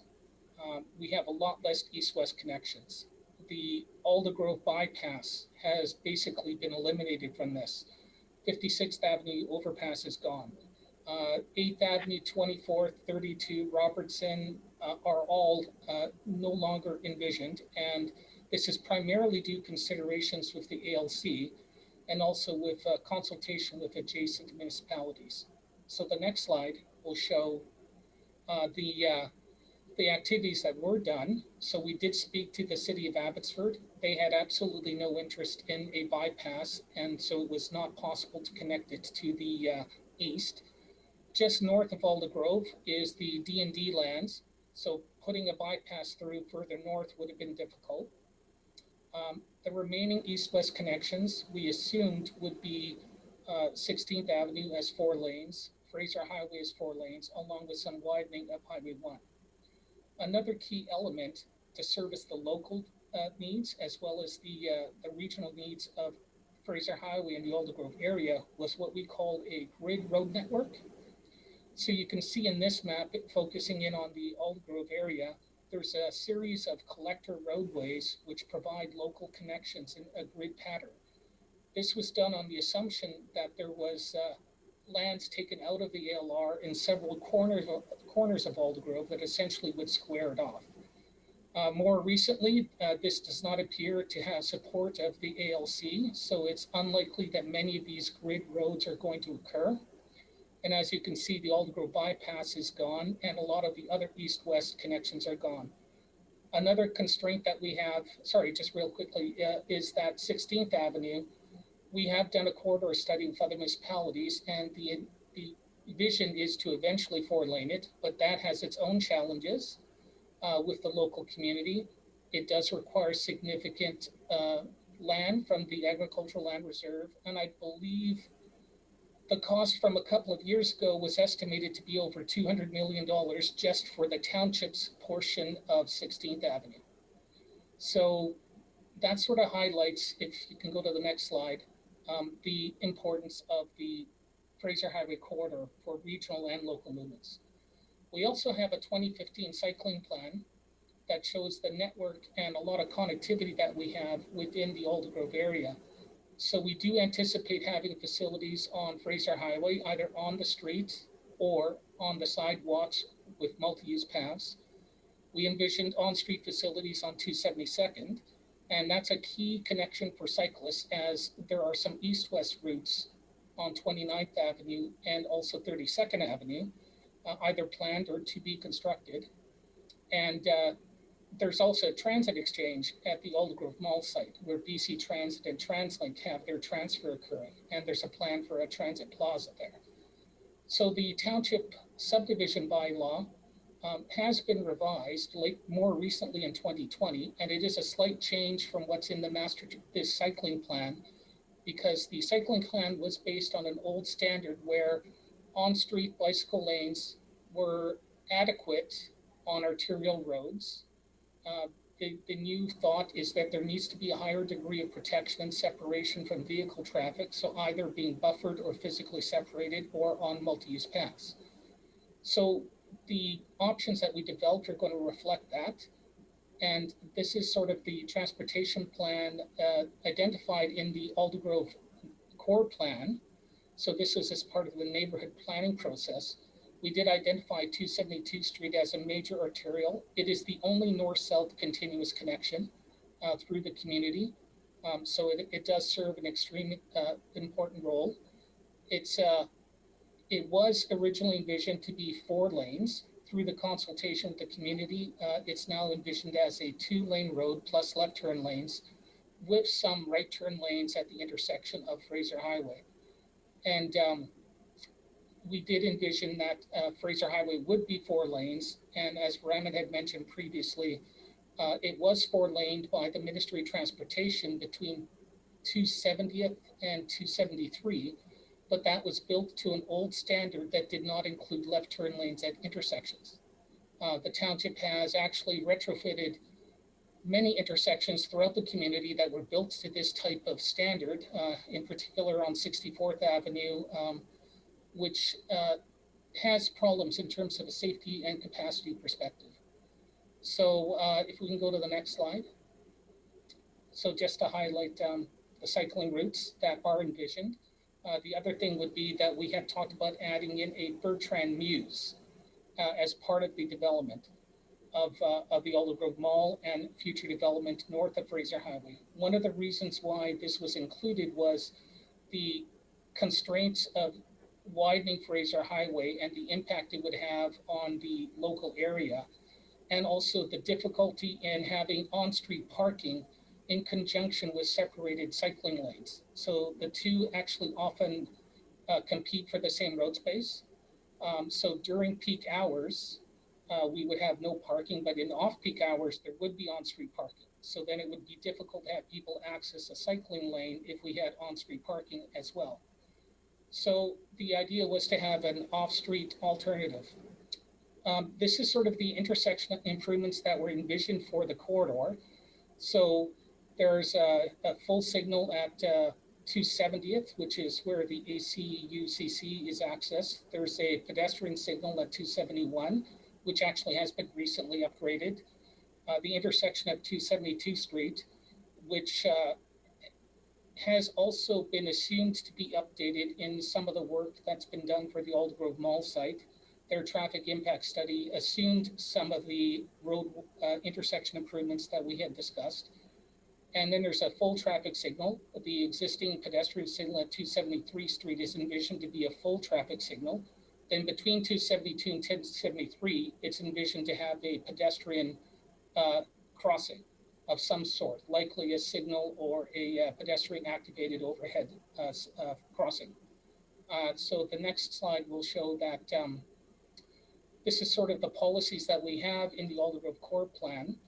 It is an upgrade to sidewalks instead of the minimum 1.5 going up to 1.8, increasing the width of the boulevard to have street trees, and to also try and provide some separation between the travel lanes and the sidewalks. Increasing the lanes for the bike lanes to 1.8 meters. They were previously 1.5, and also including a buffer, either a painted buffer or a physical buffer of 0.6 meters. And also to have rear lanes to minimize the access on Fraser Highway and 272 Street so that there's fewer breaks in the sidewalk and it's safer for pedestrians and cyclists. This is the concept that's in the neighborhood plan, the Aldergrove Core Plan. And this was what was developed through consultation done through that plan with the business community and local residents. And it does show 4 lanes on Fraser Highway, 4 travel lanes, plus a left turn lane in each direction. Currently, only 4 travel lanes are accommodated, so there would need to be some widening to add the left turn lanes. It also shows the 2 lanes on 272 Street, plus the left turn lanes, which is existing. And so the additional widening would be for a northbound right turn lane and a southbound right turn lane. The importance of showing this is a lot of the work that went on later with the traffic studies that were done and for the servicing plan for the neighborhood did show that 272nd Street in its current role as really the only north-south connection other than Highway 13 does have a lot of demand. So then this sort of envisions what's in the engineering servicing plan in terms of the cycling network. So we're really trying to improve the grid network to provide more connections and more opportunities for cyclists and for pedestrians. So as I mentioned, all of the bike lanes on 272nd, 273, 29th, 32nd, protected bike lanes on 272nd Street to sort of follow the guidelines we have now for arterials. Fraser Highway and the Bertrand Mews to provide that alternative with off-street greenways or multi-use paths. Collector roads, it's still acceptable on lower volume local or collector roads to have cyclists on on-street bike lanes or riding with traffic in some cases. So if you go to the next slide here, this is what's shown for transit in the community plan. And you can see that there is a transit exchange. It's the red circle with the bus in it. That's right where the Aldergrove Mall site is right now on the east side of 272nd, between Fraser and 32. And that's where BC Transit transfers to TransLink services. And the other routes that are shown here are existing routes in the Aldergrove area. We do anticipate and hope that there would be increased transit service over time, but we're showing what's there right now. And so the idea is also to have the cycling routes and the other routes they were showing having connections to the transit network. Given the importance of 272nd, we can see over here, we looked at all of the different sort of laning that would be needed, the number of travel lanes, the left turn lanes, and all of the key intersections around the core area. As I mentioned, Fraser Highway, the importance of the 4 lanes, at least during peak hours. And then on 272nd Street, having the left turn lanes, the 2 travel lanes, and the northbound and southbound right turn lanes. The importance of that was the traffic volumes are significantly over the capacity of a single lane in the northbound direction. So if there was options pursued where we did not have that right turn lane, that's a consideration that we should keep in mind, is that the intersection will not meet normal operational guidelines or expectations that we would have in the future from a vehicle traffic perspective. But that's a decision that we can make. Yes, that's the intersection configuration that is shown at 272nd and Fraser. So if you go to the next slide here, this is just to highlight what the drawings that are included in the engineering servicing plan. And these are consistent with the goals that the community plan document had identified. It's consistent with the type of cross sections that they had identified. So as I mentioned, we've already done the pedestrian signal at 271. The Aldergrove Mall development will upgrade the intersection on 273 Street.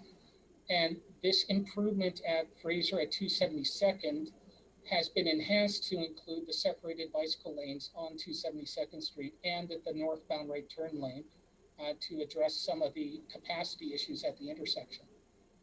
So if we go to the next slide. Thank you, Mr. Cordero. Your Worship, I'm going to just quickly go over a couple of the next few slides, just to again keep the development options and the development yield in mind in terms of what council may wish to be achieving with the contemplated motion to forego the widening. The outline of the 3 parcels is what the current gross area, including the consolidation of the east-west lane between parcels A and B, is what we're looking at for a 5-story mixed-use building with ground floor commercial, residential above, with 2 levels of underground parking, as well as a number of townhouses on parcel C. The total gross area for the mixed-use building.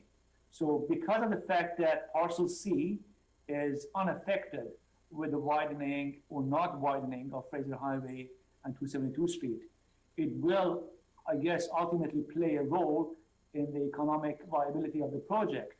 But as far as an actual physical impact, it is consistent with all the options in that it remains whole as far as its yield is concerned with respect to 9 townhouse units.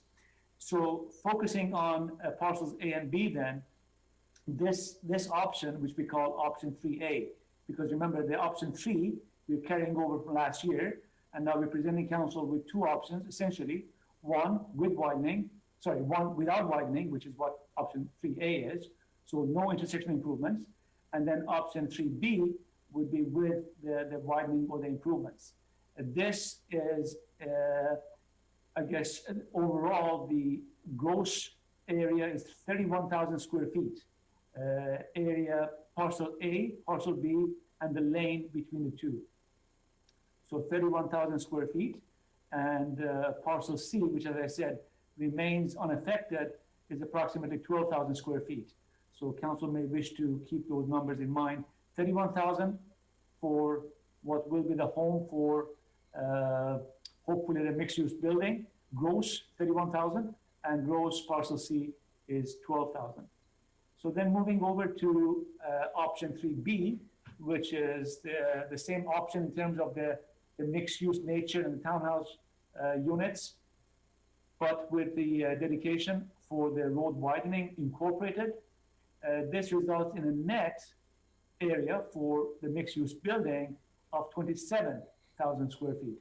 All of these numbers are approximate, Your Worship. I wish to emphasize that because there's been no survey done, so this is just a desktop exercise at this point.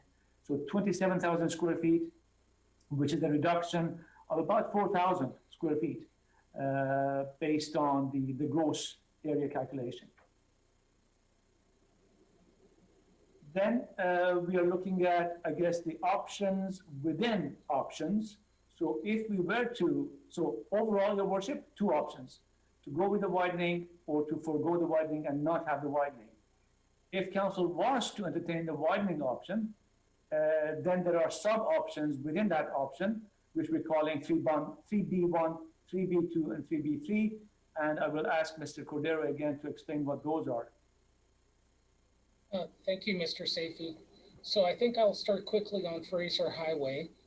So all of the 3B options include widening of Fraser to include left turn lanes only. It does not envision having 4 travel lanes plus left turn lanes plus parking lanes.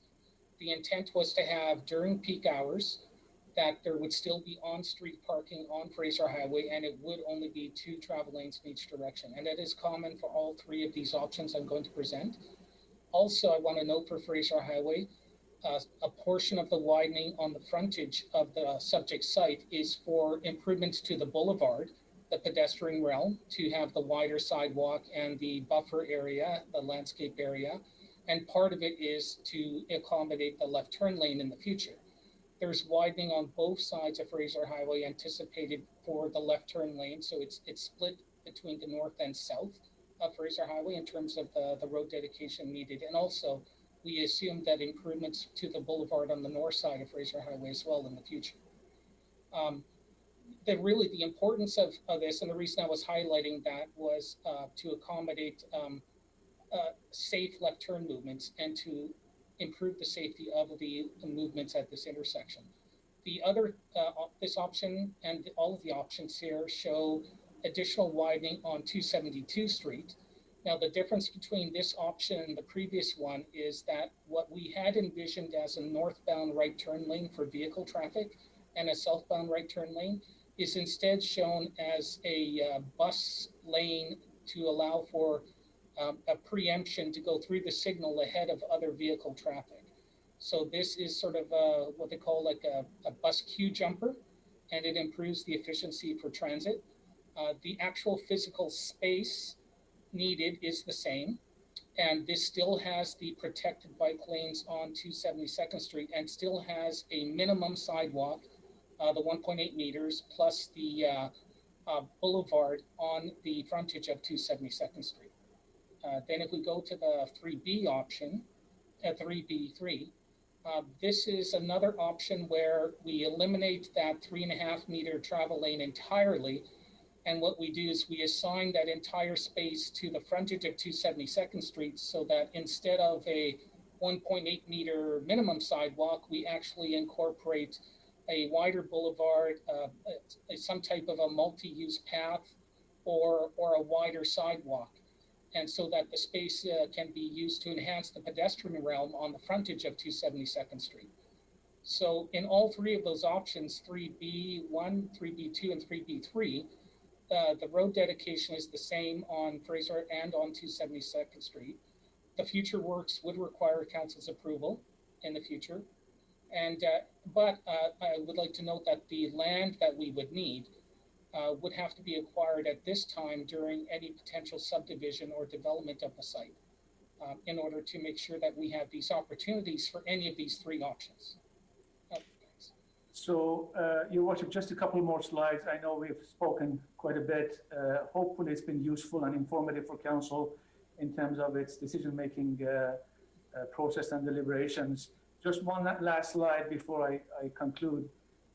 This is intended to provide council with the options that we've discussed.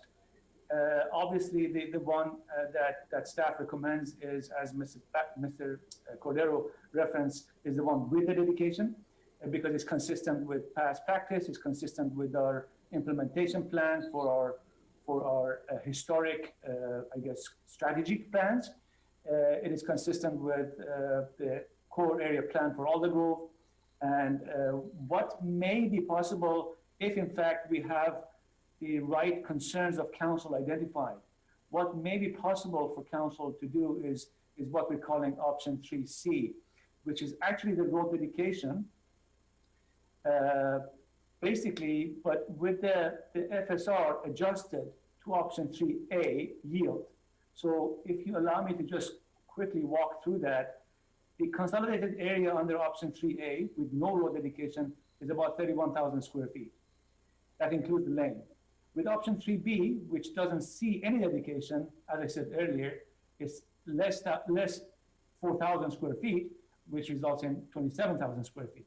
Now, if the intent is to maintain the development potential of the option 3 as is without the dedication, then what may be possible to do is, and I'm going to just draw to the blast line here and draw council's attention to the FSR.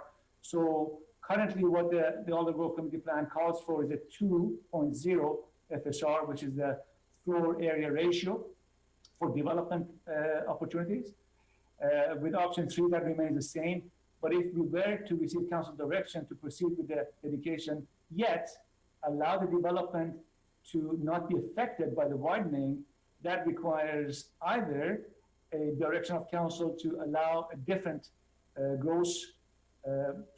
net density calculation that is equivalent to gross, which would then be equivalent to a 2.3 net density FSR calculation, or otherwise just simply direct staff to allow for that calculation to occur based on the fact that that's a public policy interest decision of council. So I hope this table is helping, Your Worship. It provides also the number of units as well as the square footage. It is based on approximately 900 square foot average apartment size, and that results in 47 with option 3C, which would then require council to approve a slight modification to the FSR for that particular corner, based on the fact that it has some public benefits attached to it. So that's it, Your Worship. At this point, we will leave it to council to decide if there's any questions for staff, or if you wish to just go into the council deliberations, Your Worship. Great. Well, thank you very much. I certainly appreciate the presentation. It helps to clarify. I have one question just on process. So with this presentation, is the next steps for council, is that at time of rezoning, or is there decision points that need to be made now to assist staff? Any decision that council makes, the earlier it's made, Your Worship, it assists staff. Okay, that said, it is not the only opportunity. Council can always change its mind. It just provides a bit of uncertainty for the market and a lot of potentially duplicate work for staff. So if council is in a position to make a decision about how they wish to proceed with the widening, which has an impact on how the rezoning application will be prepared, the sooner that decision is conveyed to staff, the better. Okay. But it can be done at time of rezoning. I appreciate that. Thank you very much. As far as the presentation, would that be made available to council? So it's not attached to the report. Yes, certainly, Your Worship. All of the presentations, we'll make sure the council receive them. Okay. Okay. It's because I think we'll have some time for questions now, and I think if we could receive, at least for myself, receive the presentation, could go over it, and we can always make a decision at another council meeting. But we've had a great presentation, and there's a lot to digest there. But I'll turn it over to council for questions. Thank you, Council Woodward. Yeah, thanks. I just had a couple of questions. I may have some more here. It's maybe some of the last. Could I have a look at 3BA and just quickly 3B or 3B1 or 3B2 or whatever these alternative options were? They went by a little fast for me. I had one question about them.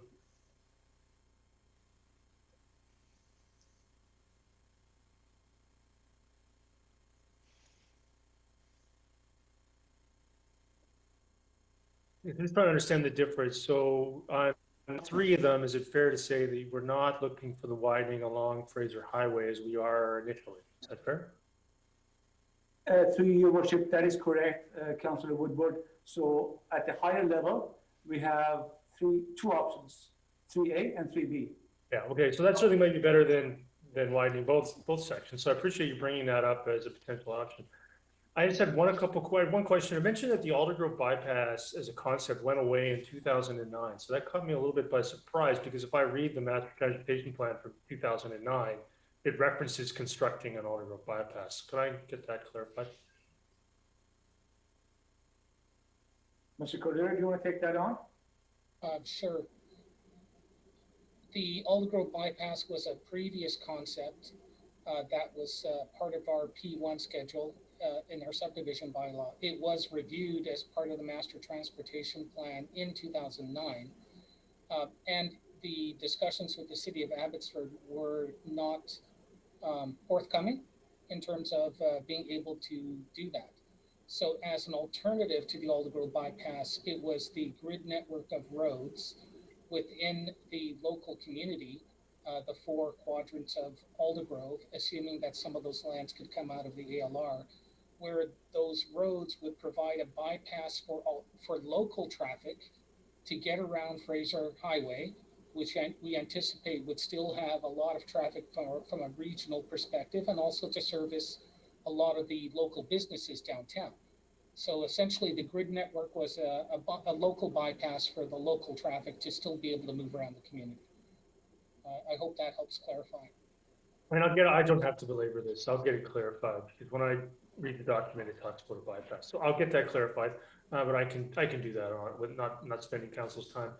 One of the other comments that caught me was needing to improve the safety of this intersection. So would you have safety concerns with its current configuration? There have been upgrades made to the intersection in the past with adding things like left turn signals. There's always room to improve safety in terms of the visibility of vehicles approaching each other. Unfortunately, the way that this intersection is configured, the left turn lanes do not line up with each other. So when a vehicle is making a left turn in one direction, an opposing vehicle will actually block their line of sight. But the way that the lanes are configured, it's difficult to add left turns in both directions. So from an operational perspective, unless we line up the left turn lanes, which we wouldn't be able to do unless we widened the road to add that, it does have some operational issues. So, right. You know, I would say there's always room to improve the safety of the intersection to be a more traditional configuration. Okay, so and the other thing too, of course, we have to make decisions, or one priority will usually win out over the other. And we spent, I think, a lot of volume in the conversation for your presentation was about transiting through Aldergrove for the region, north, south, and east, west. And I don't mean that as a criticism, that's what the focus is on. And I think to some extent that it's provincial highway, that makes sense. But is it fair to say that to continue to widen the roads in downtown Aldergrove, that we're prioritizing getting through Aldergrove at the expense of walkable development within Aldergrove? I wouldn't say that, Your Worship. This is a plan, as Mr. Cordero described, that has been a number of years in the making. Widening ordinarily on its own, in most scenarios, does not equate to a pedestrian route. But as we've heard here, the widening here along Fraser Highway is done in such a way that it's consistent throughout and it's in harmony with the pedestrian environment that is trying to be created. So that is, I guess, what I would say. Yeah, I mean, that's fair. I mean, I think that's a reasonable perspective. I think for some of us, we might think that widening roads, especially in sort of walkable commercial districts, it tends to make them less human friendly. So, and if you widen roads and improve visibility, that sounds great, and I think it is to some extent. But does it not also increase vehicle speed, decreasing safety for pedestrians? Am I wrong in that? No, absolutely. You're correct, Councillor Woodward, through Your Worship. But again, as Mr. Cordero referenced, this is not widening the entirety of the corridor. That is something that's occurring to the east and to the west. It is simply providing for left-turn movements, which is the public safety concern. It is to allow the left-turn movements to occur at the intersection that, whether we like it or not, is really the only north-south and east-west connectivity with the exception of 264 and 16th Avenue. I'll leave it there for the members of council. Thanks. Thank you. Councilor Whitmarsh. Yes, thank you. The presentation was really helpful. The history of that, and it's quite clear that there's been a lot of thought put into this, into making this community both walkable and maybe more drivable at the same time, which is an interesting concept, but also thinking of cycling. So I appreciate it very much. Just so I understand, as I went through it, and there was a lot of information there, these plans, these option threes, don't call for a widening of Fraser Highway, except at the intersection of 272nd. It did seem like there would have to be widening in order to accommodate 2 lanes plus a turning lane. Is that correct, that it is going to be widened at the intersection of 272nd, or is that not correct? Mr. Cordero, could you clarify? Yeah, that is correct.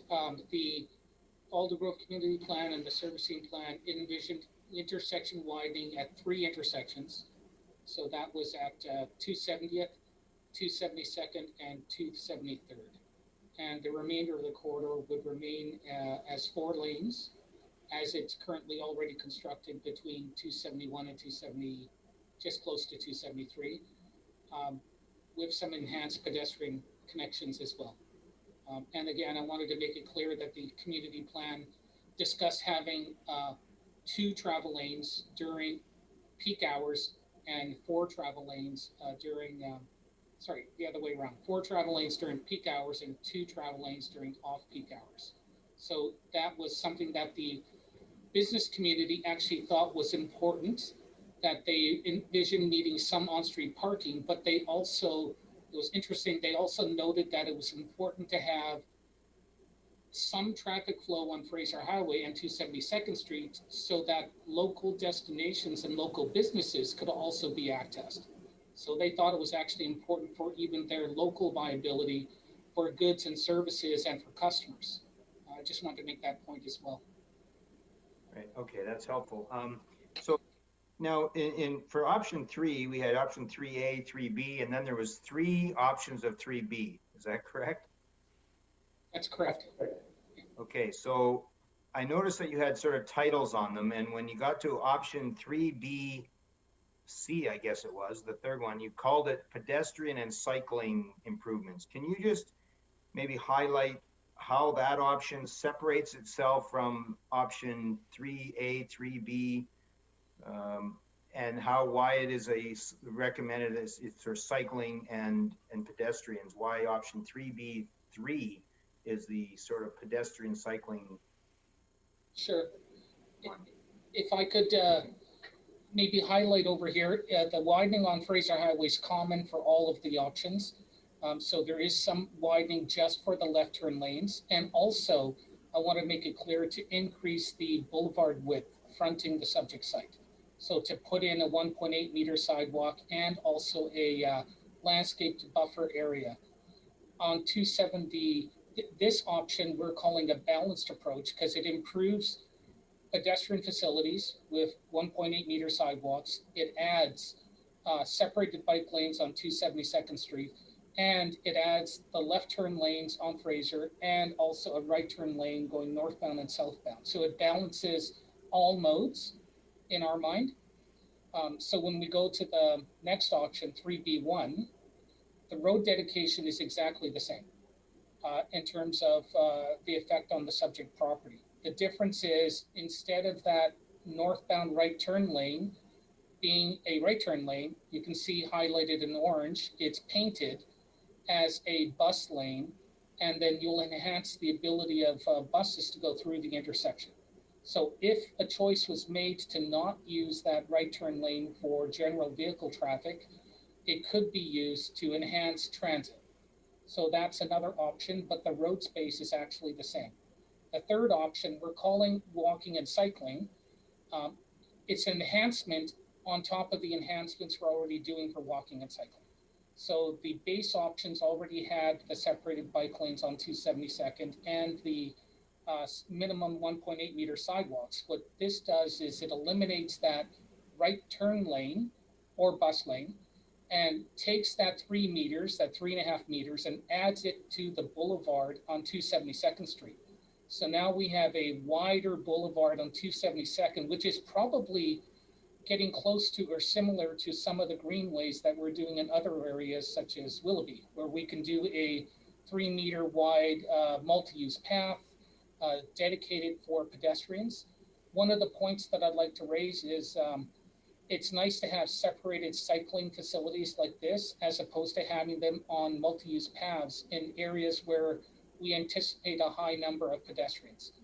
In those areas, sometimes the conflict between pedestrians and cyclists can also be an issue. So having a separated space for cyclists, as we're showing here, is a benefit. But this is an enhancement to what we think is already an enhancement for the pedestrian and cycling route. And Mr. Cordero, I think you had told me previously that with the exception of option 3B1, which is the balanced approach, options 3B2 and 3B3 will both result in what traffic engineers call a failed intersection. Am I correct?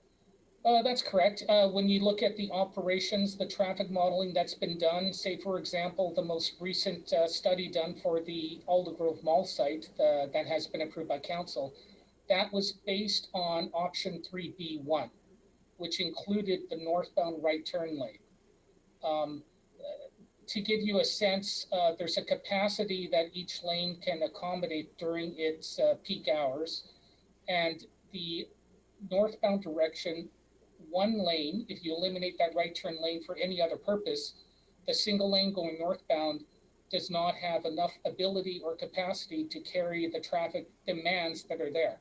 And a lot of that traffic demand is local traffic trying to go through the community. And some of it is trying to get to the transit exchange or the mall site. So from a traffic perspective, the intersection does not meet the operational criteria. It will not meet the criteria that we believe are usually the minimum acceptable level for either 3B2 or 3B3. But we included them as options to consider for council if there was a decision made to favor other modes such as transit, walking, and cycling, as opposed to vehicles. Right, so that's great. So just the right-hand lane, the northbound right-hand lane, if you keep it as a vehicle lane, does that mean, is it a right lane or a drive straight lane, or is it a right-only lane? It's a right-only lane, and to give you a sense, the modeling is showing, I believe it was 400 to 500 vehicles an hour that had a desire to make that turn. So if you take that 400 vehicles and add it to the single lane going through the intersection, then that single lane will not be able to function, and it'll probably take you 2 or 3 lights to get through the intersection. Right, okay, so in this model, the balanced approach, if the buses wanted to head up northbound, they would just go into the single lane like any other vehicle? That's right. In this, they would have to go in the single lane like any other vehicle. Right, okay. Lots of information to think about. I appreciate it. Thank you. Thank you. Councilor Ferguson. Well, first of all, I want to let Mayor and everybody know I was actually had some technical difficulties, so I got some of the presentation, but I did want to say it's certainly a very detailed information, and it's not. I know, Mr. Mayor, you've asked for this report because it's a kind of it's a presentation today. It wasn't in our package, the actual details, but I certainly have learned a lot. There's an awful lot of detail put in here. I guess it's important to note historically that, is it not correct though, Mr. Safey, that we have tried many times for a bypass for Aldergrove, and both the Land Commission and Abbotsford have turned us down, if I made that correct? That is essentially the summary. That's correct, yes. And then what had happened, I guess, for the last few, well, there's been many attempts, the last few times that Abbotsford actually started building on like places like the 276, the Station Road there. So take out any possibilities of the future rather than doing it another way, which that I guess wasn't going to work. Is that correct as well? That's correct. Okay, so that's a little bit as well. I think a little bit of story. Now, building for both safety, walkability is always going to be important.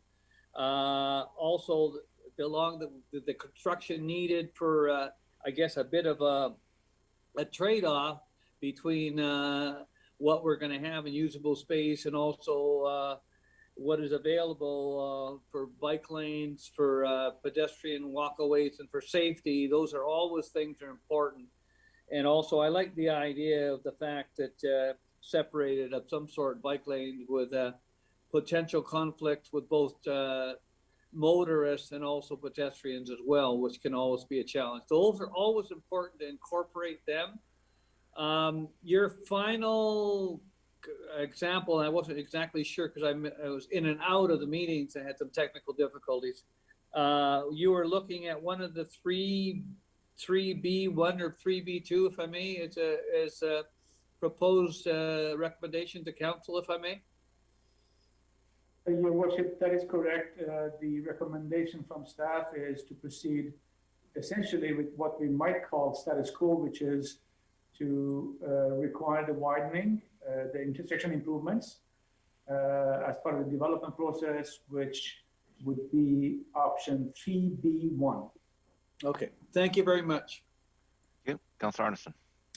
Yes, thank you, Worship, and thank you very much to Mr. Safi and Mr. Cordero for providing that very detailed analysis of what is, in fact, a very challenging situation. So I thought the history was interesting, different iterations of how the roadway system could work out. But I just want to say, not to decide today, but I'm leaning towards the models of the 3B3.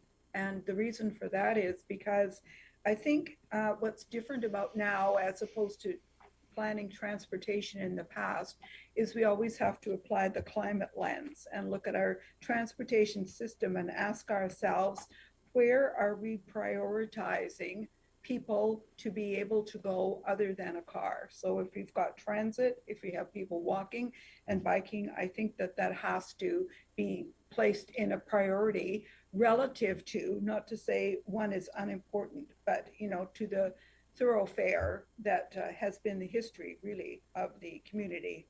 I know that it's important for people to get around in their car. However, I think it's increasingly important for people to be able to easily and safely access their areas of town and beyond that without having access to a vehicle. So I'm supportive of that, but also wanted to throw a plug in for green streets. I know that we do extensive research, but I think that if we're going to go with that model, that we should start looking at amendments and add-ons that will create actually better water quality from our street runoff if we're going to be integrating those components in there to make sure that as we continue to build out, that we continue to maintain the environment.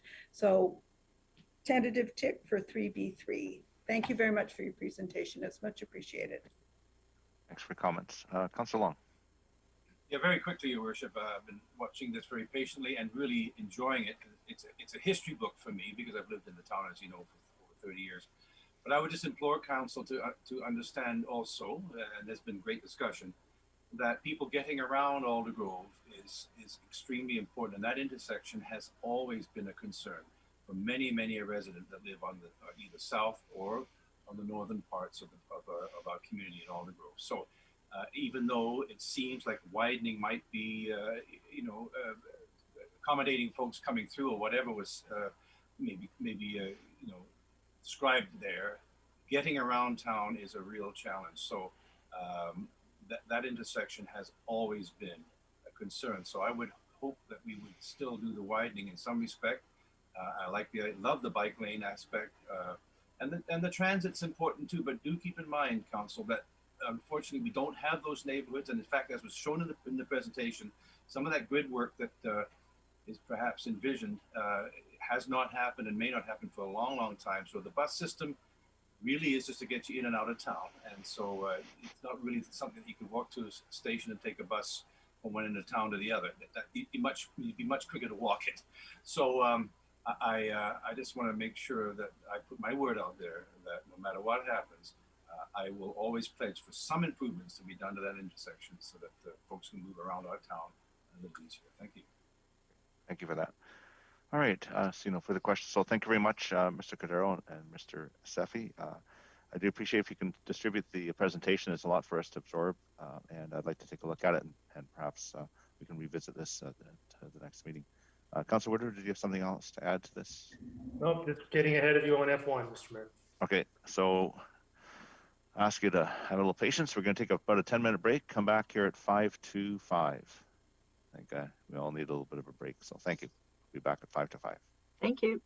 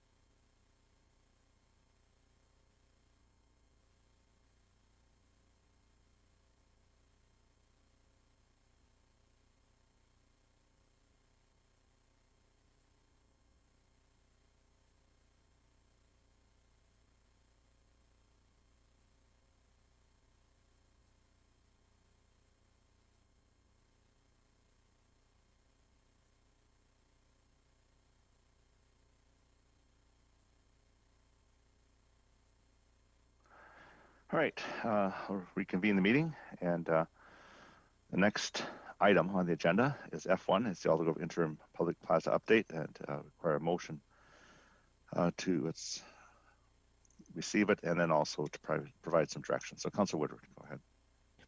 Yeah, I just have a draft motion here, Mr. Mayor, that I think captures a good compromise. I haven't heard anyone in council say they don't want to make some improvements, and I've reflected on it, and it's not my intent to not make any improvements to help Aldergrove, downtown Aldergrove, for what could be a year or two.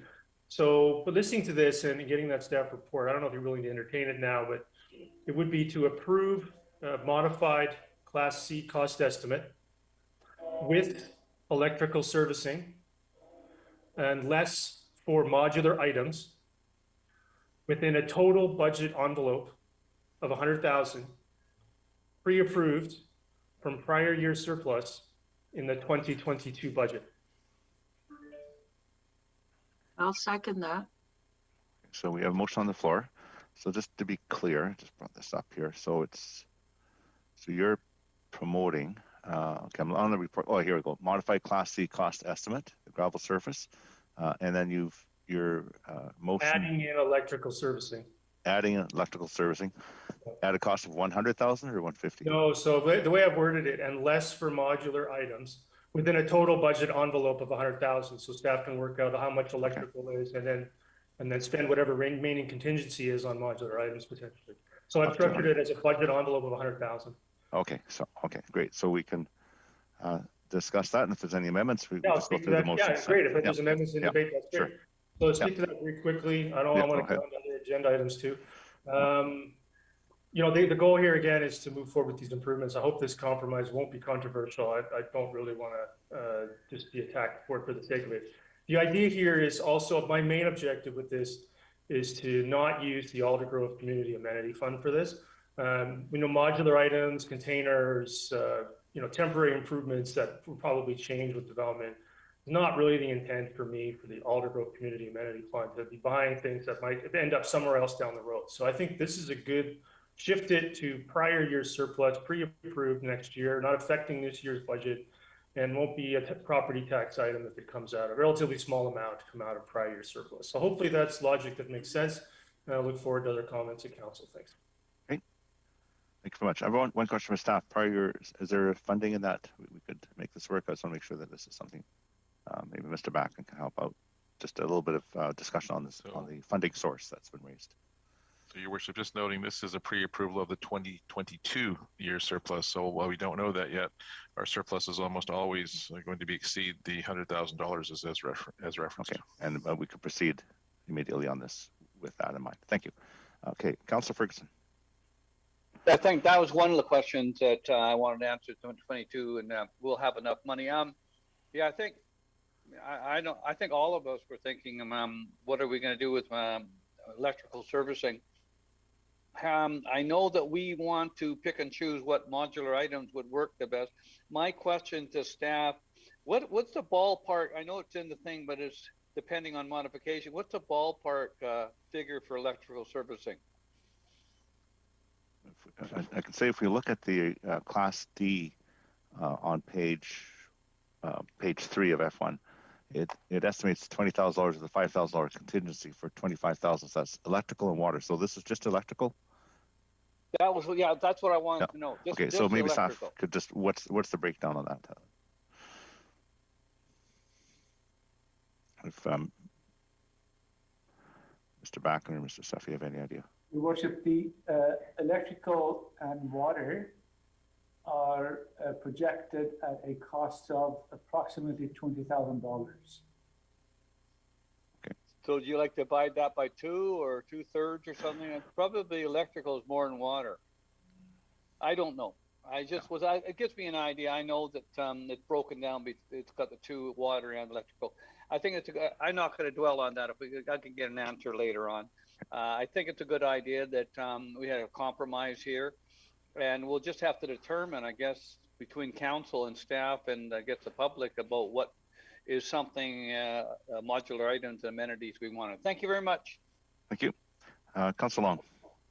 Okay, so if I could understand what's being motioned, we're reducing the project by 50 grand but adding 15 or so grand worth of works, which means something else has got to go. So I mean, I think this is already a compromise, and I understand Council Woodward's defense of the amenity fund, and I might agree in some respect that there is a potential, I suppose, that some of these works may or may not remain in Aldergrove. But I do remind that we do have the ACUCC down the street. We have many parks in Aldergrove. So a lot of these modular items can be redeployed within Aldergrove, which might still qualify it for some of the use of the amenity. I wonder why we wouldn't maybe spend 50,000 of the amenity and go with the staff recommendation.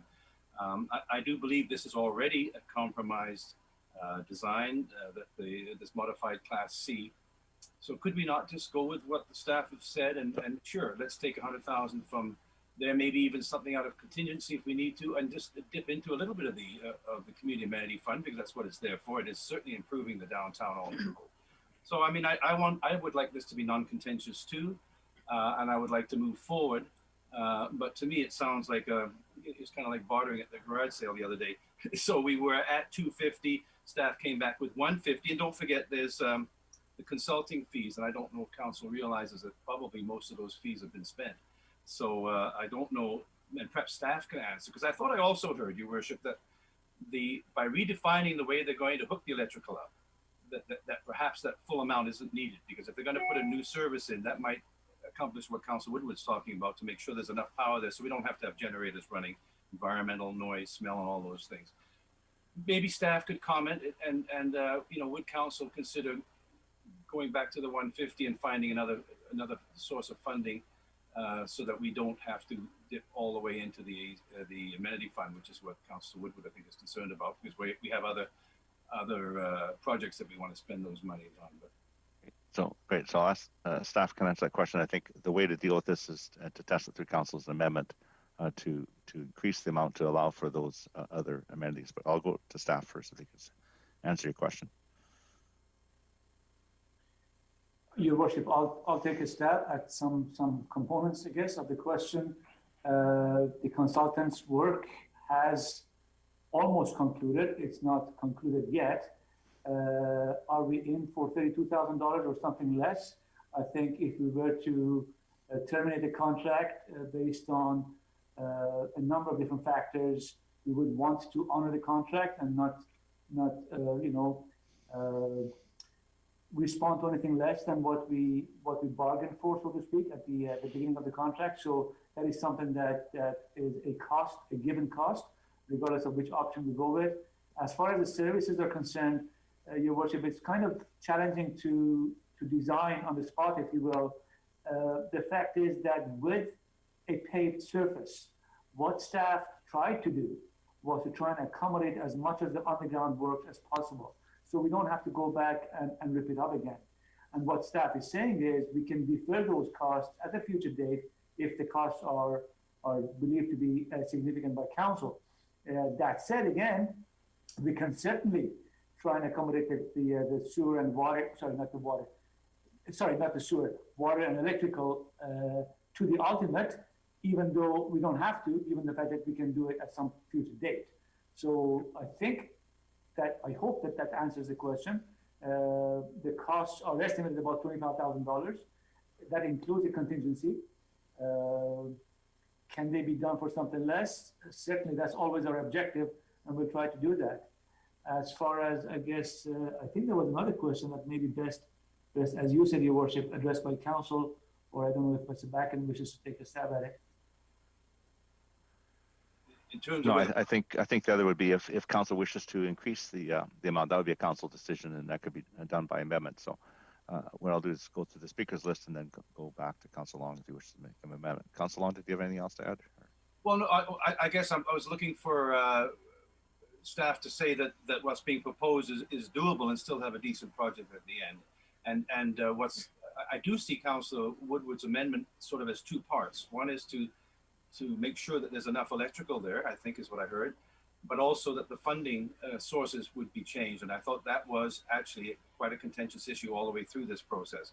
So could staff get funds from elsewhere besides taking the whole amount from the amenity fund and accomplish the Class C modification? Mr. Backen, do you have any information on that?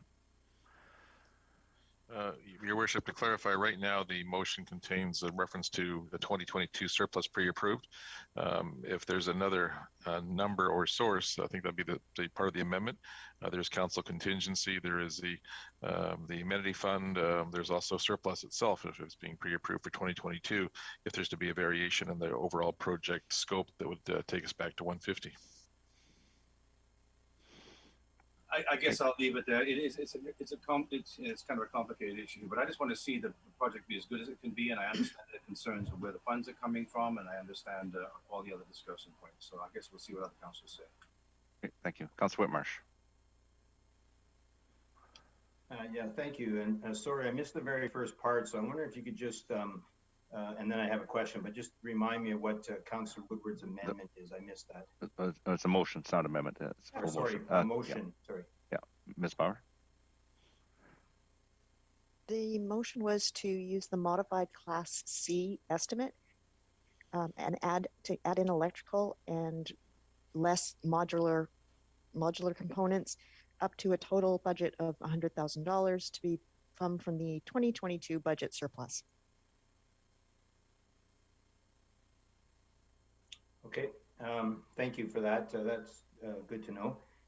I had a question was, I know that one of the discussion points that's come up before and certainly was a concern for me is, how long we see in term and how long we see this property being here. Certainly is my intention that when we get to a place where the market allows us to probably sell the property, that I'm probably open to that. I'm looking at this as being on an interim basis. I'm wondering if there's any best guess from staff on what we mean by interim. Are we talking here a project that might be here for 2 or 3 years? Are we talking more 5 to 7 or 7 to 10? Like what kind of range do we sort of anticipate that we would have this plaza before we might be in a market condition where we might be able to do something more comprehensive with the property?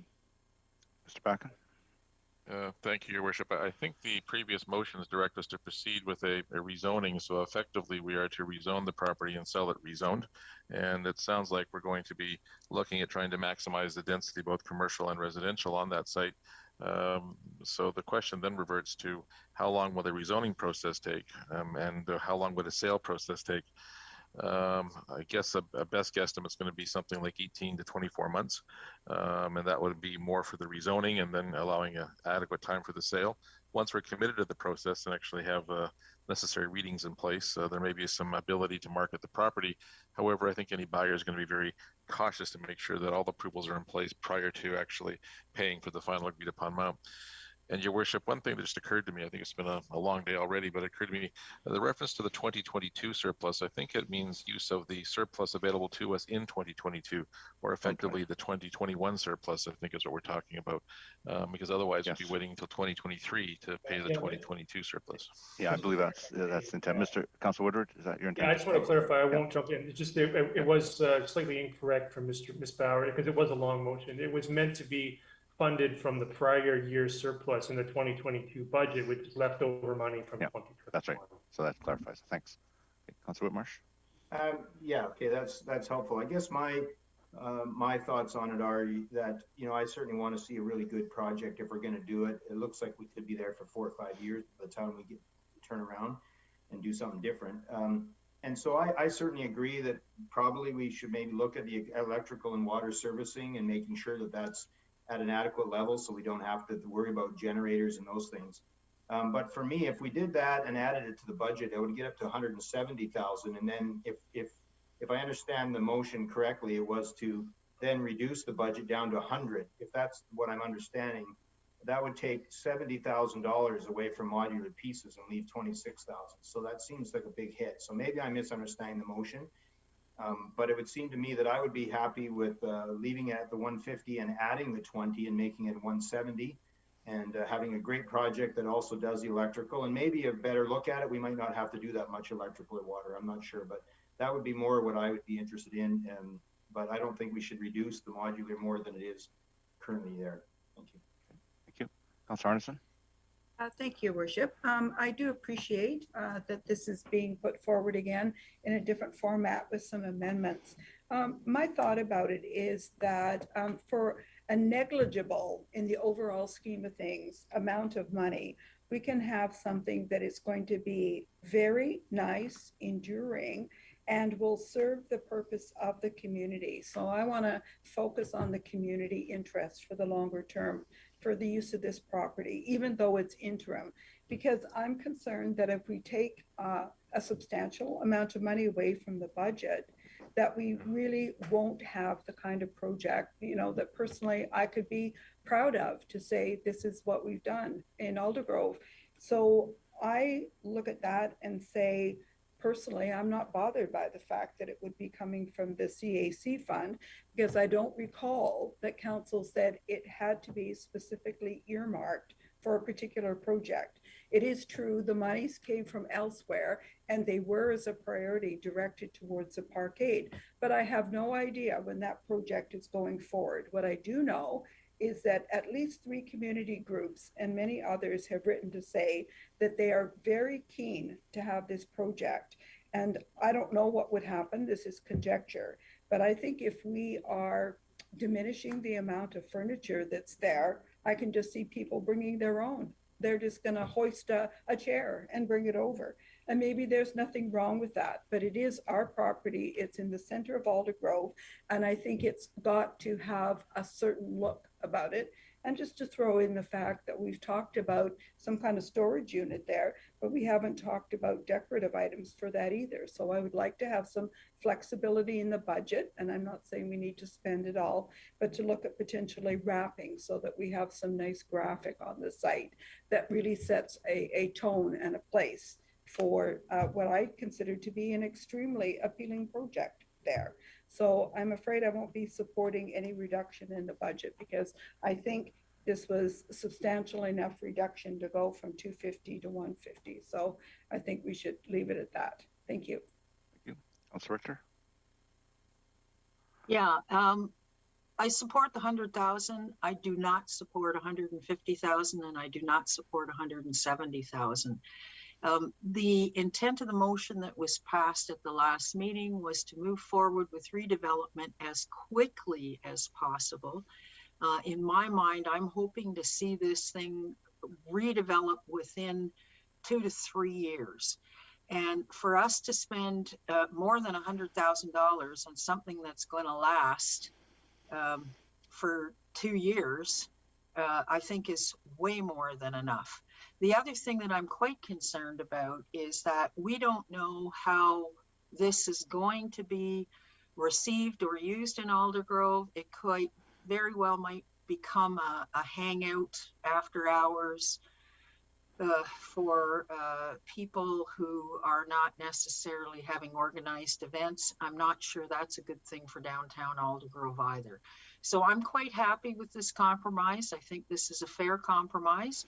And once it's up and running, if there is a need or it looks like it's going to be there for longer than 2 years, and at that point, if members of council want to come back and add more furniture, well, let them come back at that point and add more furniture. Thank you. Thank you. Thank you. Mr. Bracken, I have a question. If there's an option here, I anticipate that the value of this property will increase over the next couple of years, no matter what happens. And that could it be that if whatever motion that the surplus, the funding source can be recovered from proceeds of the sale, the future sale of this property? Is that something to be put into a potential amendment? So that when it's sold, that there's 150, 200,000, 100,000, whatever it is, can be recovered from sales. Because I see that this will grow, and that will be a drop in the bucket, but it'll make it for a nice area in the center of town. Your Worship, as I recall, I believe the funding for this came from the land reserve. Perhaps finance, Sam or Sandra could check that. In which case, the improvements could be actually funded from the land reserve. But the big caveat, the land reserve is in a significant negative. So again, it would be drawing that down further. So effectively, we'd be covering from inter-account borrowing from that, because that's what we've done effectively to now. The amount is not the concern. Again, it's just, again, the overutilization of the land reserve. Okay, I was just wondering if there's a way to carve it out as a caveat on the purchase that this is that fund gets replaced from the sales. So in short, it can be, but to do so, and then we should take it from the fund from where we're going to be putting the funds into. And that's why I'm suggesting the land reserve. I don't know of any other source. Okay, thanks. Thank Councillor you. Kunst.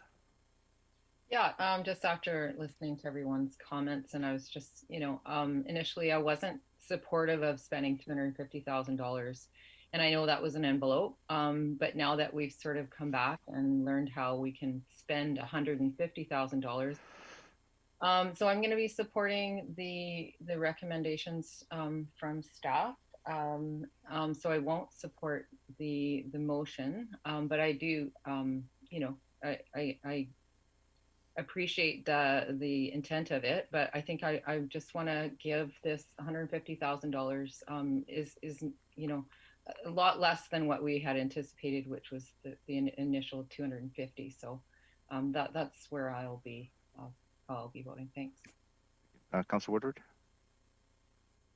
Yeah, well, so hearing this, Mr. Mayor, I think I'd like to move division then on the $100,000 end there, and then division on the pre-approved funding source.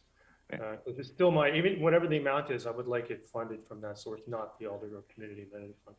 Sure. So we can do division. We'll just vote or make amendments on them. I'd like to speak to, maybe you make amendments on that, but I'd like to speak to the first part then again, and maybe the second part. Okay, sure. Go ahead. Okay, thank you. So on the first part, yeah, I mean, there's definitely some people changing their minds here. I mean, I don't know where this idea that it's a 5-year item. I don't know where that came from, that we're planning for a 5-year development timeline. That's new to me.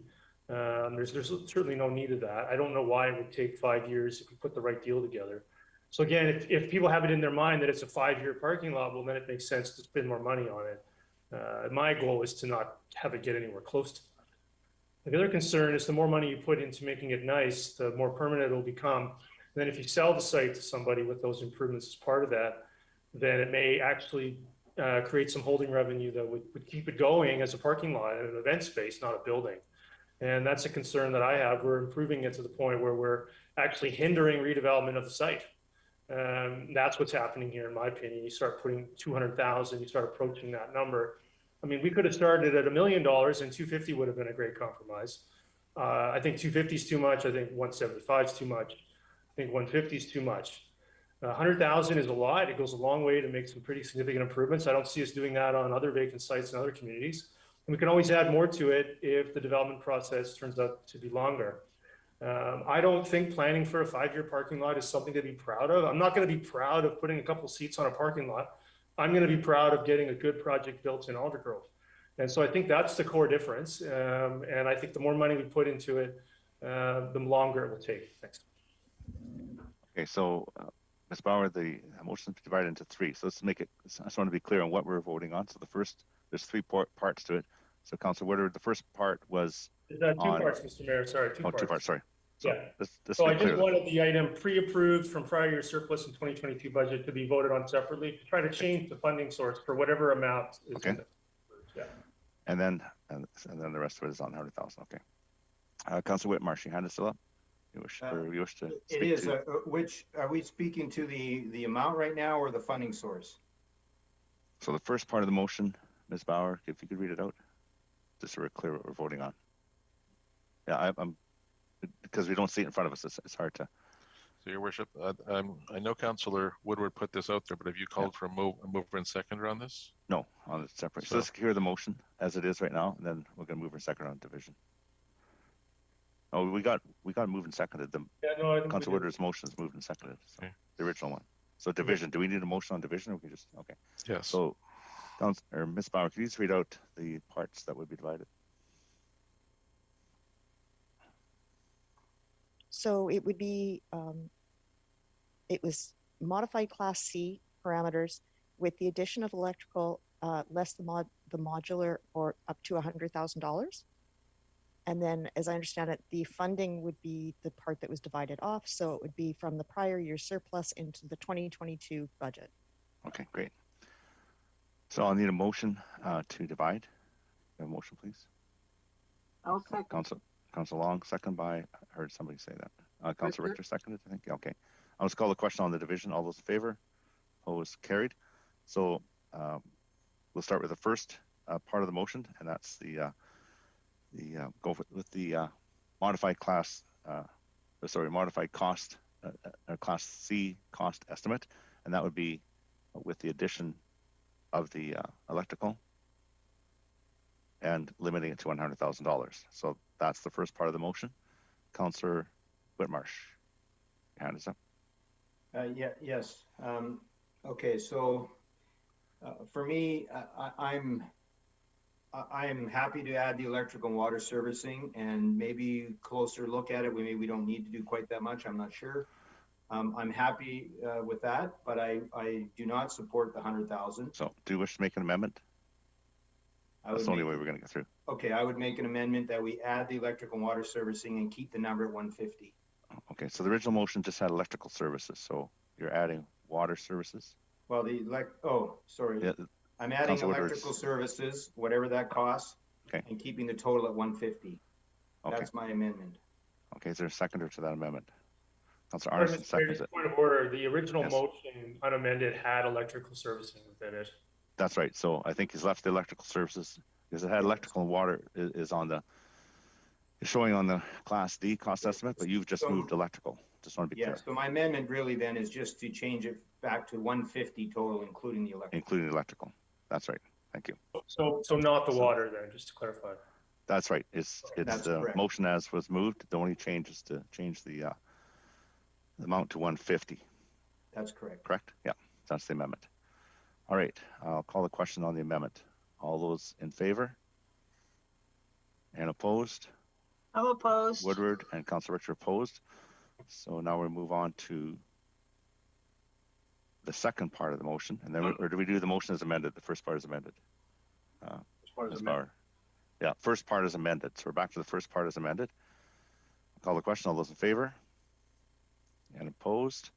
I'm opposed. Councillor Richter opposed. It carries. So now we're to the second part, and that's the funding source to come from prior year surplus in 2022, which would be the 2021 surplus. Is there any discussion? See none. I'll call the question. All those in favor? And opposed? Opposed. Councillor Richter opposed. It carries. Thank you. All right. Thank you very much, Council. Tough decision. Compromise on top of a compromise on top of a compromise, but we somehow got something that'll happen in Aldergrove. So thank you.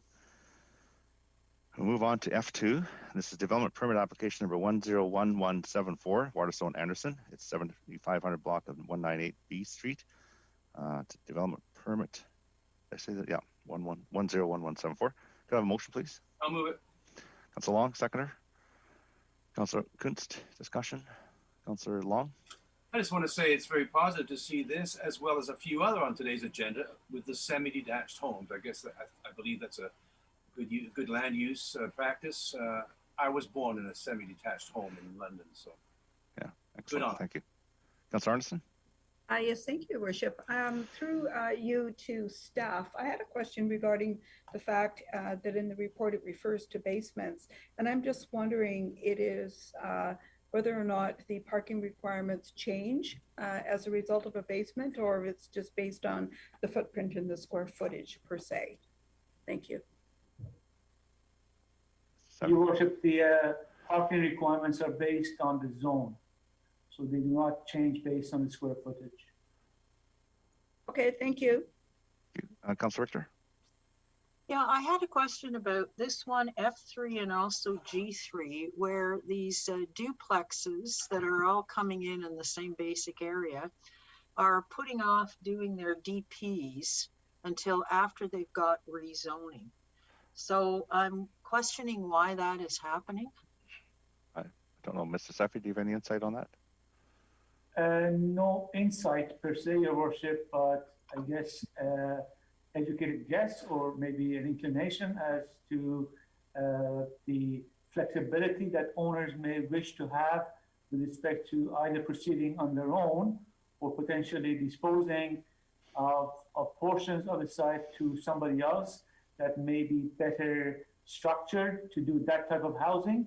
So proceeding with the development permit, unless you are actually planning to build it, is not a good idea, because a future builder might decide that they wish to make some changes, modifications, which would then trigger a development permit by council. So that is presumably the reason why the applications decided to elect to not proceed in conjunction with a single family at the same time. Well, I'm just curious that it's happening with these duplexes, and it's not one, it's 3 applications tonight. I find that curious.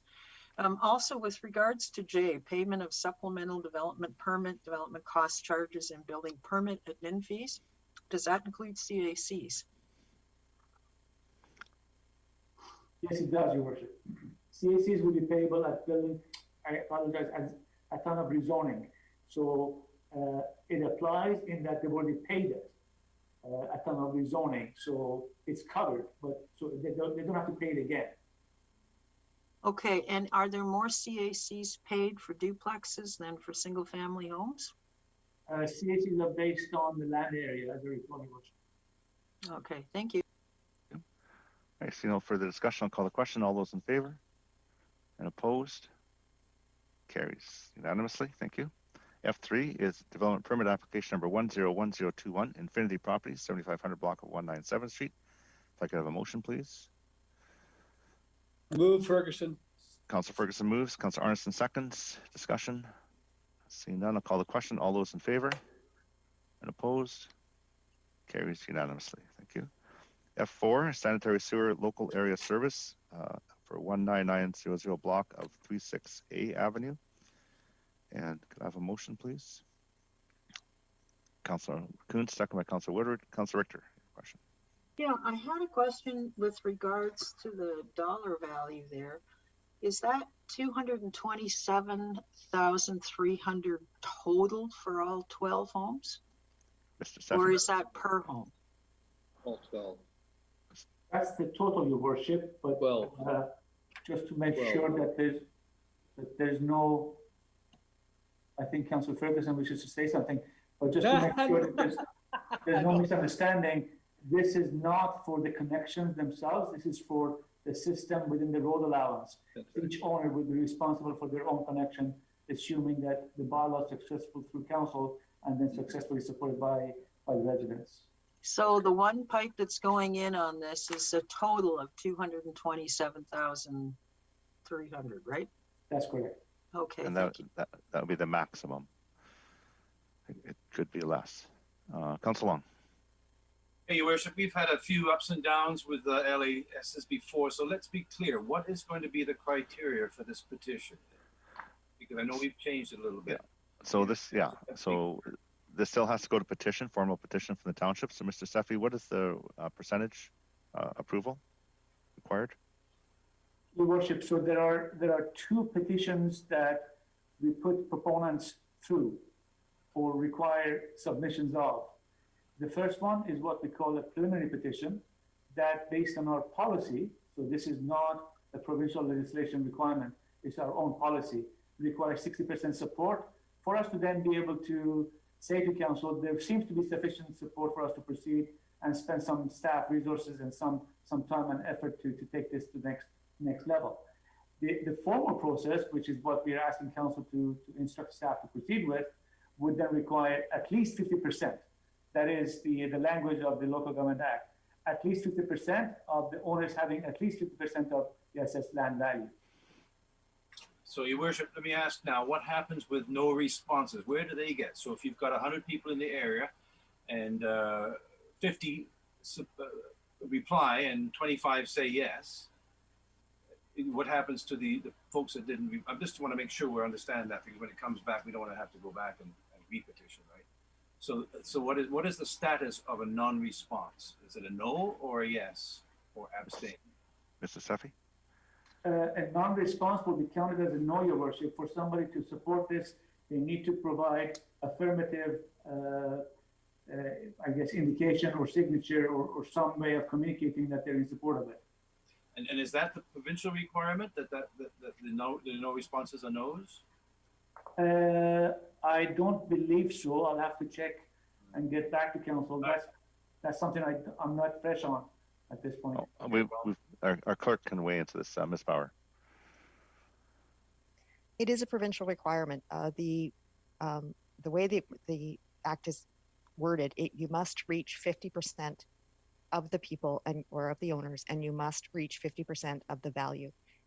So therefore, if you can't reach 50%, the no's you would have would be considered, or the non-responders would be considered no's, as they wouldn't be part of the 50% of your affirmative. Okay. So 50% affirmative. Yeah. So that's okay. And I hope we're mailing everything correctly and getting the notices out there, because we've had that before. Oh, we didn't get a notice, Yeah. And maybe we should give a prize to make sure you respond or something like that. Thank you. Right, thank you.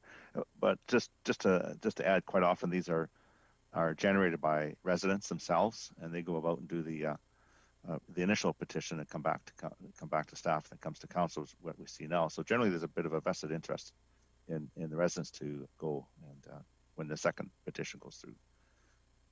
All right, I'm going to call the question on F4. All those in favor? Opposed? It carries unanimously. Thank you. We go to bylaws for first and second reading. G1 is a land use contract discharge, rezoning application number 100651, Mufford Industrial Park Limited, bylaw 5684 and 5685. Could I have a motion, please? Councilor Whitmarsh, second by Councilor Kunst. Discussion. Call the question. All those in favor? And opposed? That carries unanimously. Thank you. G2 is rezoning application number 100661, McDonald at 23639 36A Avenue, bylaw number 5715. I'll move. I have a motion. Councilor Long, second. Okay. Councilor Whitmarsh, and questions. I have Councilor Richter and then Ferguson. Councilor Richter. Yeah, I'm very puzzled by this one because if I recall, the subdivision that occurred on that street way back, well, whenever it was, I don't have the date right here at my fingertips, but it was because they already were, they were strated, and the subdivision was being permitted under the strata requirements. Now, this particular property is not strated, so why are we rezoning it to allow it to be strated so that it can subsequently turn around and be subdivided? Like, this seems almost a backward step, not a forward step, and I'm very concerned about how many others of these will be occurring, because all the other ones on that street were already strated, and they had the zoning for strata. Now we're giving somebody the zoning for strata so that they can turn around and subdivide it. Like, why would we do that? We're just densifying in an area that we don't need to densify in.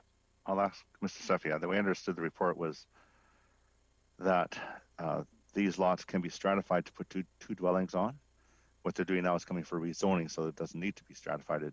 It's rezoned into two fee simple lots, which still can be two dwellings. It doesn't increase the density. Mr. Sefi, if you can perhaps. Thank you, Your Worship. So there are three relevant policies or bylaws, if you will. One is the official community plan, the other one is the zoning bylaw, and the other one is the subdivision bylaw. So, Your Worship, way back, Councillor Richter recalls, and I'm sure most of council, based on the requests of residents within the entire block. So it wasn't all of them, but it was the bulk of the residents in the area. Council directed staff, and there was a process that was completed that was to amend the entire block, which is out of the ALR, as you can see on the screen, to accommodate future rezoning applications. Not select parcels, but the entire block, on the basis that some have already stratified and have created 2 dwelling units per lot, and some have the potential to do the same in the future. So as opposed to providing for stratification, let's allow them to do single family subdivision, which doesn't have an overall net impact, but rather has the ability to extend services to the area in a better way, a more regulated approach. So based on that, the OCP was amended to allow future rezoning applications. Concurrent with that OCP was a rezoning application, which was approved by council. The proponents then submitted subdivision applications and are currently in the process of concluding the requirements of the subdivision. This is a separate application within the same area, based on the same circumstances, same requirements. Okay, but what I'm getting confused about is that there's a number of these properties that aren't stratified already. So by doing this, we're setting a precedent to let the rest of them stratify so that they can turn around and subdivide. And when you say it doesn't put pressure on the services, but it does put pressure on the services because they have wells and sewer, or wells and septic, not sewer and water. Your Worship, that is something that council directed staff to do, and in fact approved July of last year. So in July of 2020, council granted final reading and granted the OCP amendment at the same time that is now allowing for these rezoning applications to come forward. It's based on past council direction. Okay, thank you. So there's basically 19 properties there that are going to be able to take a 1 acre property and make it half-acre properties and further tax the aquifer as well as the septics that already exist there. Like, this does not make sense to me. I'm sorry, I can't support it. Okay, thank you. Councillor Ferguson. Hey, here I am. Hello. Okay, so yeah, I was reading in the report, and I'm familiar with this because a number of years ago, the residents came, and boy, I can't remember how far back this goes when this subdivision was built. And yeah, I think the July the 30th, 2020, there's a final reading of bylaw 5526, which allowed this. So this is consistent with what we've done in the past. And I'm not sure when the last one was done. It was a couple of years ago, maybe longer, if I may, through a chair. Mr. Sefi? The original application, Councillor Ferguson is right. It came to council a number of years ago. I believe it was the last council and not within this current term of this council. So yeah, it goes back a few years.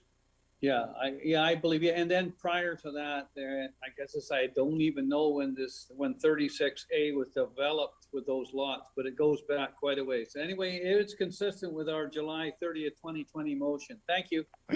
Councillor Arneson. Yes, thank you, Worship. Through you to Mr. Safi. So my estimation of this is what we did last year would not really change the situation vis-a-vis the fact if you had RU zoning, you could have a strata for those. The only difference is if you had a fee simple lot that you can sell off the lot, as opposed to having to develop them together and then have an arrangement with another owner. Would that be correct? Sort of, Your Worship. That's close. Strata subdivision still allows an owner to sell. It doesn't mean that they cannot sell a strata unit. That can also happen. That's why I said sort of. But a fee simple lot clearly has more value than a strata lot, because you can deal with it independently and you're not connected with somebody else for certain aspects of your property. And essentially, though, having said that, having clarified that point, Councillor Arneson is quite correct. The entire area has or had the RU3 zoning, which allows for 2 dwelling units on a single lot, which can subsequent to the building permit being issued, but prior to building being occupied, independently of the local government, can be stratified based on the Local Government Act and the Strata Title Act. So what council instructed staff to do was to, rather than provide for 2 dwelling units on a lot on a strata basis, limit the entitlement, if you will, on each lot to single dwelling unit, but then allow a fee simple subdivision, so you'll end up with the same number of ultimate dwelling units on the entire block as if there were no changes to the process. Okay, thank you. And just secondarily to that, then, I recall sometime in the past that there was a moratorium on these types of developments over the Hoppington Aquifer. But I thought the condition was that there had to have some connection to the urban water system in order to expand. Are these two things not congruent with each other? Because I am concerned about this being over the Hoppington Aquifer, because basically all of those properties, it appears, would now that have the RU zoning would be in the same position to have 2 houses and 2 users on sewer and water. Your Worship, the servicing requirements will remain unaffected, and I guess the moratorium area that Councillor Arneson is referring to concluded, terminated a number of years ago, based on the fact that we made modifications to our subdivision development servicing bylaw to require extension of municipal water, as well as a type 3 or a type 2 septic system that requires, as an example, removal of nitrates. So those aspects remain the same and will be dealt with as part of the subdivision process. All right, just one final thing. So are you saying these are on urban water, or are they taking from the Hoppington? I believe they'll have to extend water. Well, there's in the report, Mr. Sefi, in the report, it refers to servicing and environmental considerations, where they have to do a study to review and mitigate any potential servicing issues prior to consideration of rezoning. Could you maybe elaborate? I think that might be where Councilor Arneson's going. Okay, thank you. Your Worship. Yes, the requirement in the subdivision and development servicing bylaw does not include extension of the municipal water system. So what we have done in the past, in the previous case, and we are replicating that in this case, is to make sure that the proponents contribute towards a hydrogeological analysis that will prove to the township that there is no impact on the aquifer, on the Hoppington Aquifer, and that the incremental effect of all of those subdivisions is not going to have a detrimental impact on the water level. Okay, thank you for that. Thank you. Councilor Richter. Yeah, well, again, I go back to there's 32 lots here. Of the 32, 20 don't have 2 homes on it. And we're saying that those 20 can now just go ahead and put 2 homes on it with direct wells into the Hoppington and no need for hooking up to sewer or municipal water. Like that doesn't seem right in this area. It just, it's not right. It shouldn't be allowed. Thank you. Thank you. I see no further discussion. I'll call the question. All those in favor, G2, and opposed? I am opposed. Councilor Richter and Councilor Arneson opposed. It carries. Thank you. Move on to G3, and this is rezoning application number 100543 and development permit applications number 101171 and 101211. M3 Management Incorporated, 7400 block of 197th Street, bylaw number 5686. Could I have a motion, please? I'll move, Ferguson. Councilor Ferguson moves. Seconder, Councilor Kunst. Councilor Richter.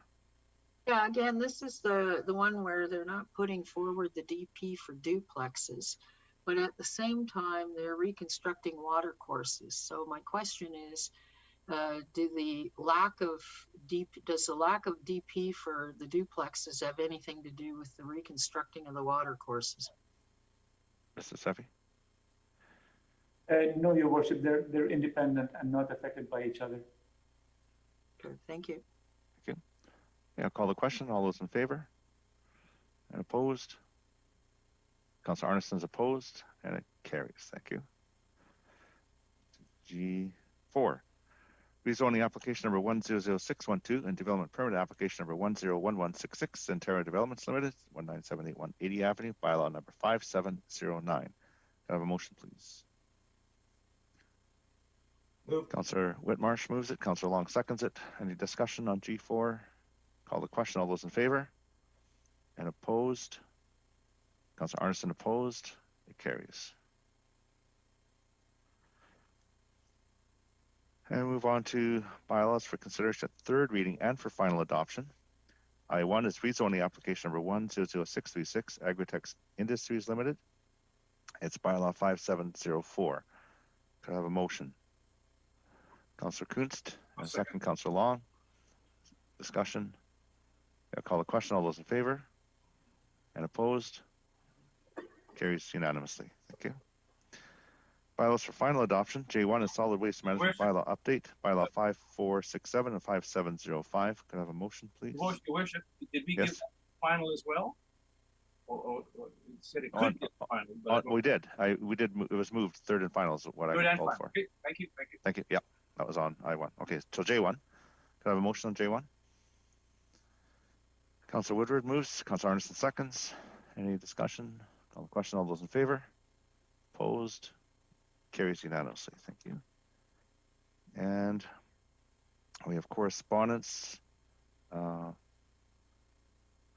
have 3 pieces of correspondence. Could I have a motion to receive all 3 and then Ferguson move.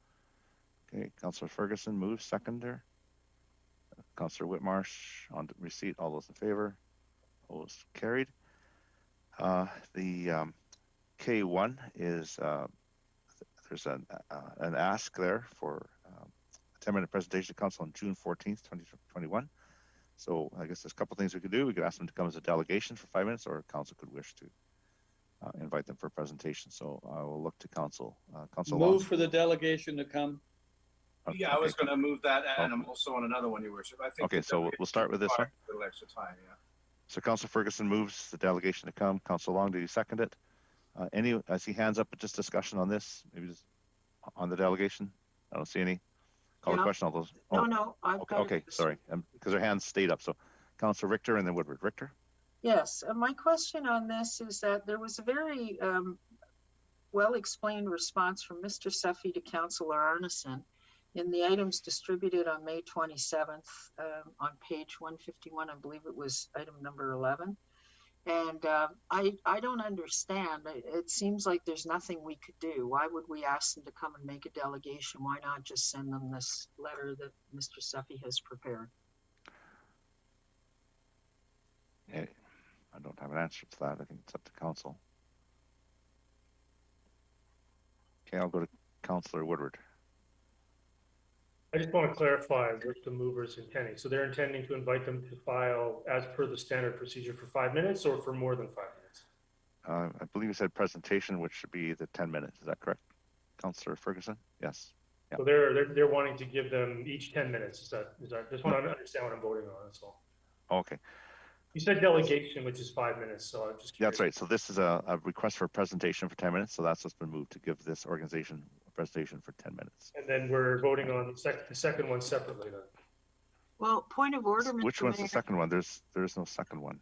I don't know what you're talking about. K2 would be the second. Oh no, we're just on K1.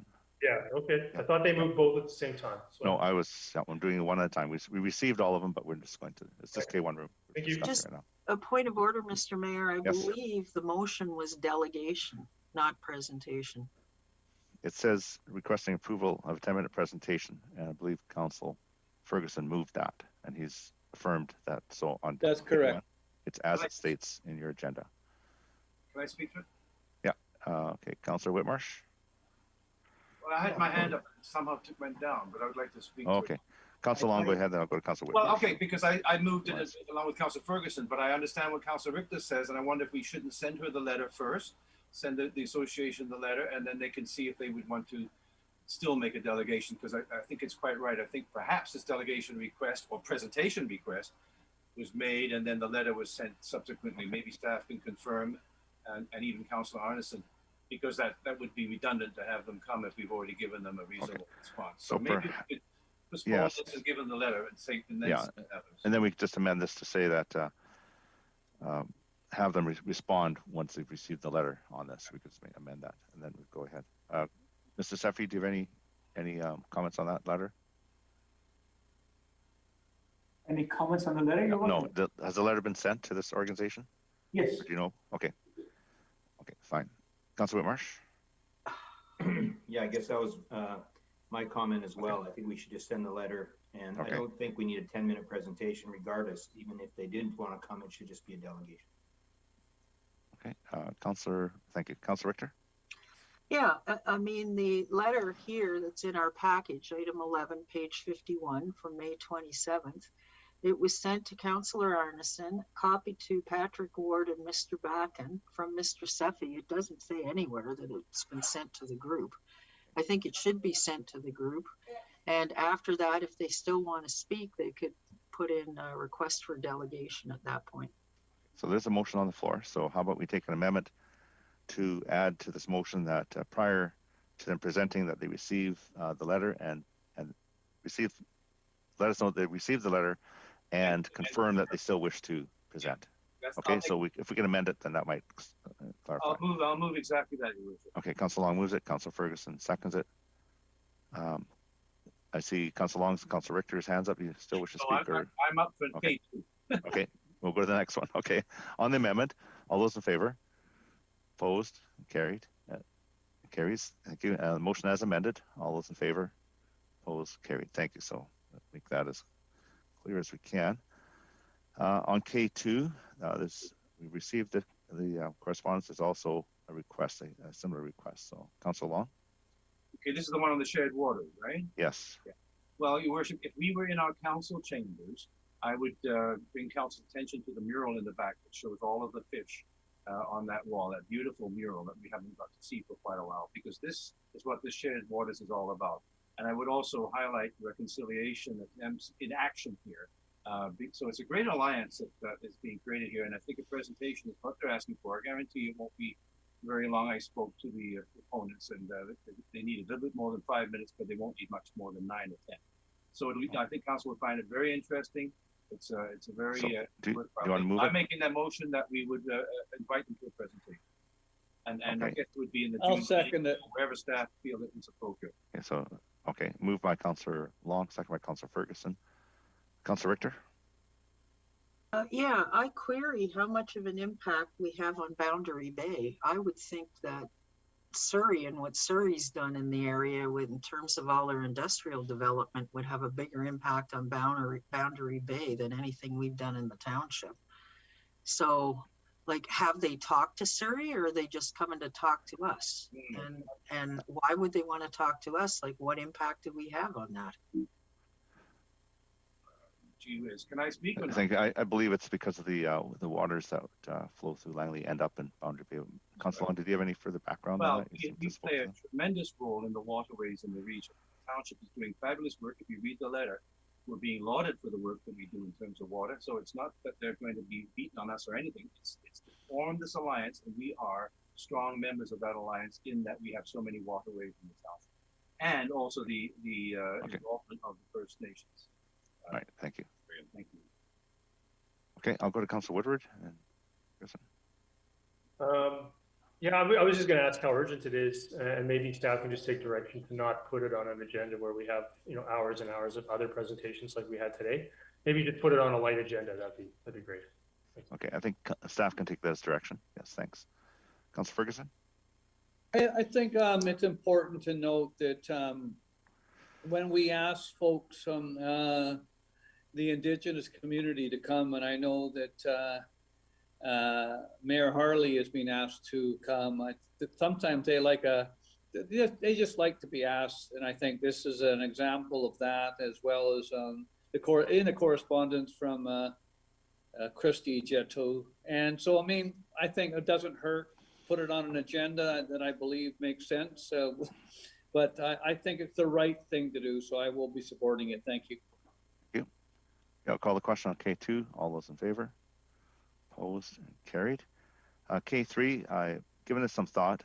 I look at this not quite as a proclamation in the standard sense that we think of a proclamation. I see this more of an intergovernmental request to just celebrate our grads who, through COVID, have had to endure a much changed school system, and they're graduating, and we don't have the same sort of celebrations that we normally would do. So I would like to move, and I would ask council support to, in this instance, as it's an intergovernment request, that we do light up the 200th Street pedestrian overpass blue and green for the graduation week of June 21 to 25, 2021. I'll move that. And Councilor Arneson seconds it. Any discussion? I'll call the question. All those in favor? And opposed? That carries. Thank you. I think the grads will be happy. At least I will be. And the school district. Okay, we're going to minutes of committees. We've got quite a few notes here. I'm going to start off with L1. That's the Heritage Advisory Committee, Recreation, Culture and Parks Advisory Committee, Council Process Committee, and Tree Protection Advisory Committee minutes. Could we have a motion to adopt the minutes from, and then move receipt and adopt the minutes from the Council Priorities Committee meeting held May 17th. So that's all in one motion. Moved by Councilor Long, second. Councilor Whitmarsh. There's our omissions. All those in favor? Opposed? Carries. Thank you. Go to L2, Heritage Advisory Committee recommended motion is that council support the staff recommendation of maintaining a water feature at the pump house by decommissioning the existing well and connecting the pump house to municipal water. Option 2 with interpretive signage added to the site to explain the change. So we sent this to the committee, the Heritage Advisory. They've sent it back. They agree. We still require a motion. Would somebody like to move that? Councilor Kunst, second. Councilor Whitmarsh. All those in favor and opposed? That carries unanimous. Oh, Councilor Arneson's opposed. And it carries then. Thank you. L3. And this is derives from the Council Process Committee recommended motion that Council direct staff to amend the Township of Langley Election and Political Signs Bylaw 2015, number 5034, to limit the number of signs that include the candidate's name to 100 signs. Is there a motion? I'll move it. Okay, Councilor Ferguson. Saw your hand. I heard Councilor Arneson. Was that Councilor Arneson? No, Councilor Richter. Richter moves it. Councilor Ferguson seconds it. Go to discussion. Councilor Whitmarsh. Yeah, thank you. Yeah,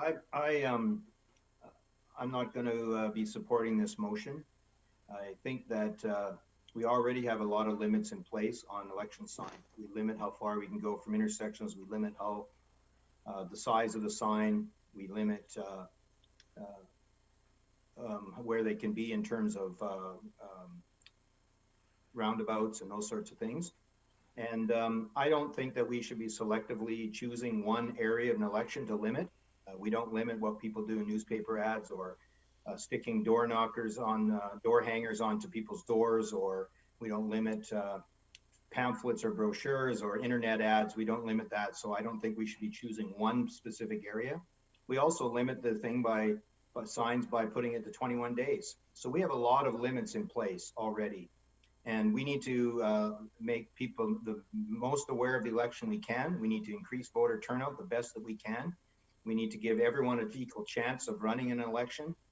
And besides that, I think even if we did do it, the issue of bylaws trying to enforce 100 signs and trying to figure out where they are and trying to count them around the community makes no sense. So I don't support at all limiting it. We're limited also by our budgets. Elections BC limits what we can spend. So there's so many limitations in place. I don't think we should be putting another limitation in place. It just adds more control and something that we don't need to control. So I will not be supporting it. Thank you. Councilor Long. Yeah, Your Worship, this is very important to me, and I hope we can keep track of this. Whether I support this 100 number or not, I think is a secondary issue, because I believe, first of all, that we should be talking about what lands are we talking about with this limit. And there was some confusion, perhaps, with different points of view at the priorities meeting. But I do not believe that we can tell private landowners who they can put a sign up for, or how many, or whatever, in a democratic election in Canada, in the free world.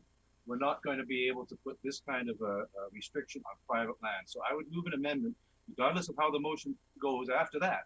The amendment ought to be that we're referring only to public lands here, not private lands. So I'll make that amendment first, and then we can discuss, well, if you accept that, but this is referring to public lands. Okay, if you just hold on, I'll just go through the speakers list. it'll come right back to you after Councillor Woodward, and then come back to you. Then we'll deal with that separately. Thanks, Councillor Woodward. Or do you wish to speak, Councillor Woodward? You're going to wait. No, I may as well go. I'm just gonna bouncing around here. This Yeah, list is bouncing. Thanks. Okay, go ahead. Yeah, no, I think it was clear from the CPC meeting this was intended in total, public and private. So I didn't have any confusion about that. So it doesn't say 100 signs on public land. It says 100 signs, which includes all that. So I don't think there was much confusion there. Certainly, of course, amendments can be brought forward. I actually think that I actually want to defer. I don't know how I would do it given one motion, not the others, but I actually want to defer L3, L4, and L5 for a full council. I think on something like election signs, everybody needs to be on the record on this, not get to not weigh in because they're not here. So I would like to defer. Eventually, it doesn't be right now, but I'll second that. Okay, just let me check with the clerk. Thanks. Yep. Because we have an amendment on we have a motion on the floor, an amendment on the floor. Can we defer that motion and amendment, and also defer the other two, Ms. Bauer, to a full council meeting? We would have to dispose of this motion as deferred. We could defer the other two in one motion, and I don't. Okay, we can defer this one separately. We can defer midway through. We can now we can just table it and defer it. The amendment is actually on the floor with Councillor Long. You said you'd get back to him, so. Yes, it's not on the floor. That's right. So we can defer this motion. We haven't taken the amendment, so it is. You're right. Might be appropriate to take a deferral first. So it'll be two separate motions. You could. So I just want to let council. I'm going to move deferral and let council know that even if deferral is defeated, I'm just going to move reconsideration anyway. That's right. Yeah, because I totally hear you. It's a good point you make. And so if you want to move deferral of L3 first. I will, and then I'll subsequently move to defer the other. Yeah. Is there a seconder to L3 deferral? Ferguson did already. Okay. So I'm just going to call the question. I think we can. No. Okay, Councillor Long on the deferral. So I understand you're not taking the amendment. That's great. Yeah. And I think deferral is the right answer. But do think about it, Council. Are we really going to determine what people can do? So it's just on deferral. Okay. Councillor Richter on deferral. Yeah, I'm wondering if we do defer it, does that place the timing for getting these bylaw revisions in jeopardy in any way, shape, or form? No. Clerk is shaking her head. No, we're fine. No? Okay. And with regards to L3 being deferred, I think there's also a clarification that we need on that. And that is that it's, we said the candidate's name, but I think it should include candidate's name, symbol, and authorization, financial agent authorization. Okay, we can bring that back. Some of those are required by law, by legislation. So, okay, on the deferral, all those in favor? Opposed? Carried. And now, Councillor Wood, we want to defer L4 and L5? Councillor Arnott opposed, I think. Oh, Councillor Arnott opposed. Sorry, I missed that. Councillor Woodward, do you still wish to? I'll move deferral of L4 and L5 for a full council. I'll second. Moved by Councillor Woodward, second by Councillor Long. Councillor Richter, your hand is up. Do you wish to speak to L4, L5? No, I didn't take it down fast enough. Thanks. Okay, no problem. Thanks. All those in favor and opposed? Councillor Arnott opposed. Deferral carries. So those three are deferred. That's one way to whip through an agenda. L6 is the Tree Protection Advisory Committee recommended motion. And so it's to approve amending the TPAC terms of reference to include a member from the Lower Fraser Aboriginal Society, and the Kwantlen First Nation as 40 members of the committee. Would anyone like to move? I'll move it. Councillor Whitmarsh moves it. Councillor Richter seconds it. Discussion, Councillor Whitmarsh. Yeah, just some quick background. There was a request that was made by a member of the Lower Fraser Aboriginal Society to be a voting member of TPAC, the Tree Protection Advisory Committee. And so we followed a process and brought that to the Tree Protection Advisory Committee for a discussion. And at that meeting, it was decided that we would be interested in adding two members, one from the Lower Fraser Valley Aboriginal Society and one from Kwantlen First Nation, if they so desired to have a member. And then if they do, they would be able to recommend who that member would be that would represent them. And we needed to bring that to council because it means a change in the terms of reference to add these two members at this stage. So that's the brief background, and I'm certainly supportive of it.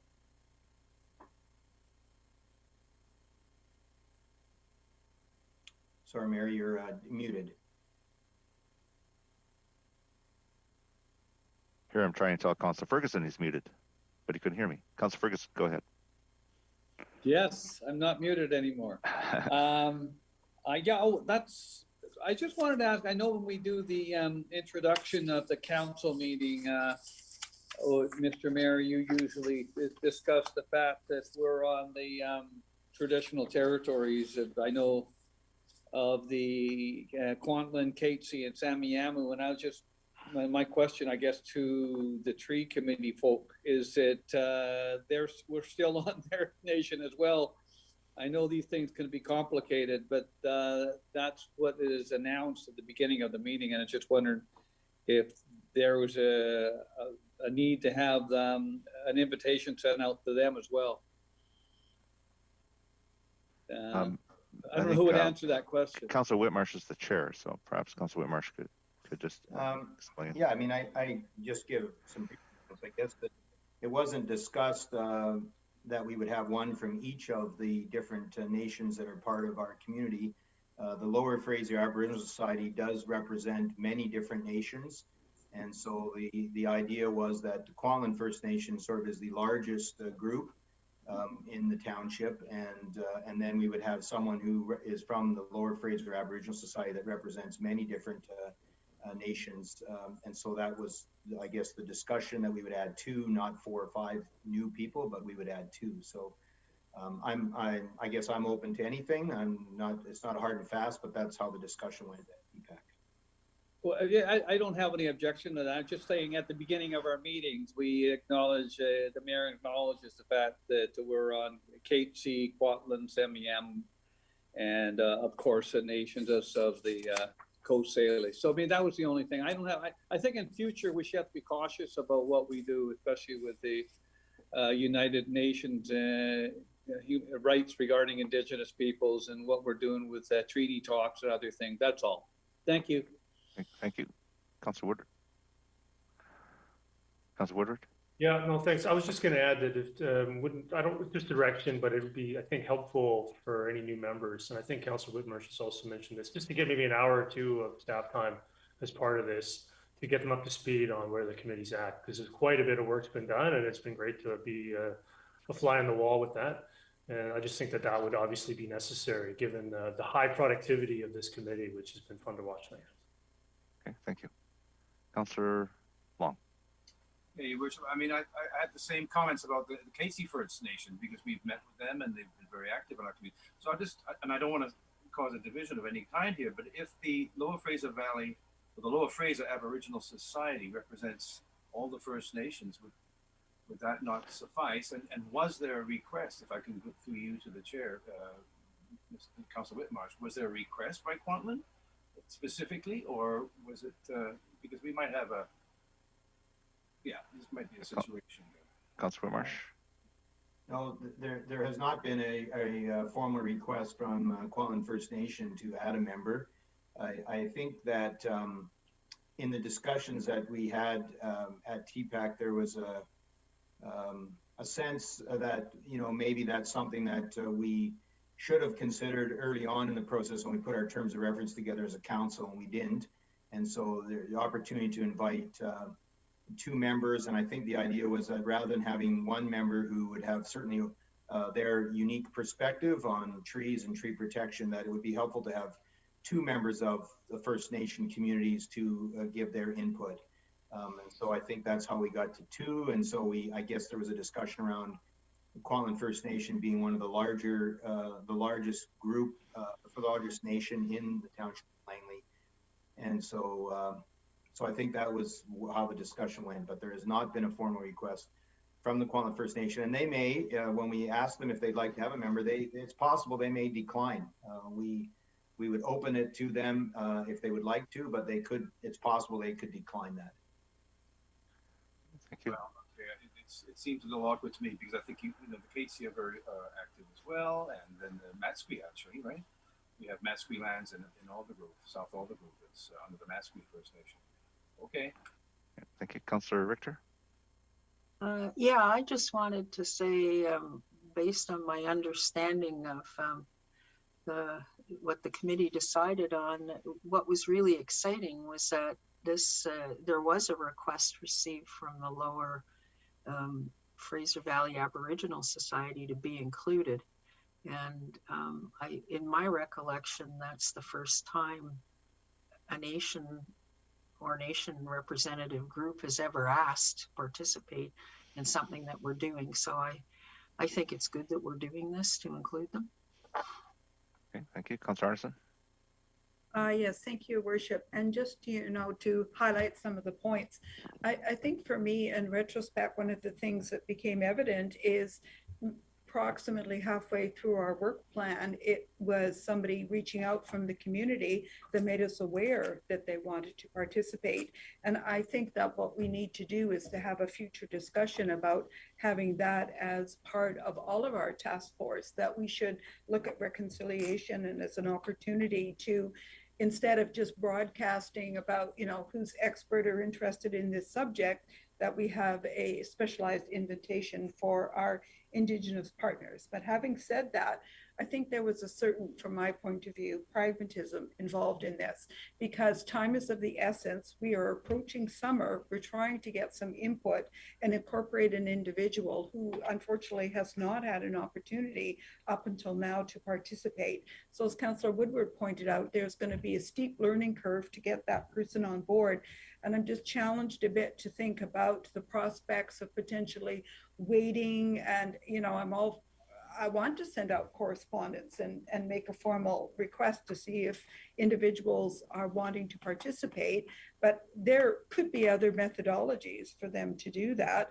And I don't know about the timeline. It's becoming problematic. We've already set up an extra meeting so that the committee, who's doing really an incredible job, but very detailed, I just don't want it to slow the process down and have, sadly, a bit of a lag around what we need to deliver as a product from the task force. So I just saw it as a compromise, but I guess in theory, if council decided you wanted to open it up to everybody, we could just put it out there, but then we'd have to deal with the consequences of doing that and what it would mean to the task force in terms of its terminus. Thank you. Okay, I'll call the question on L6.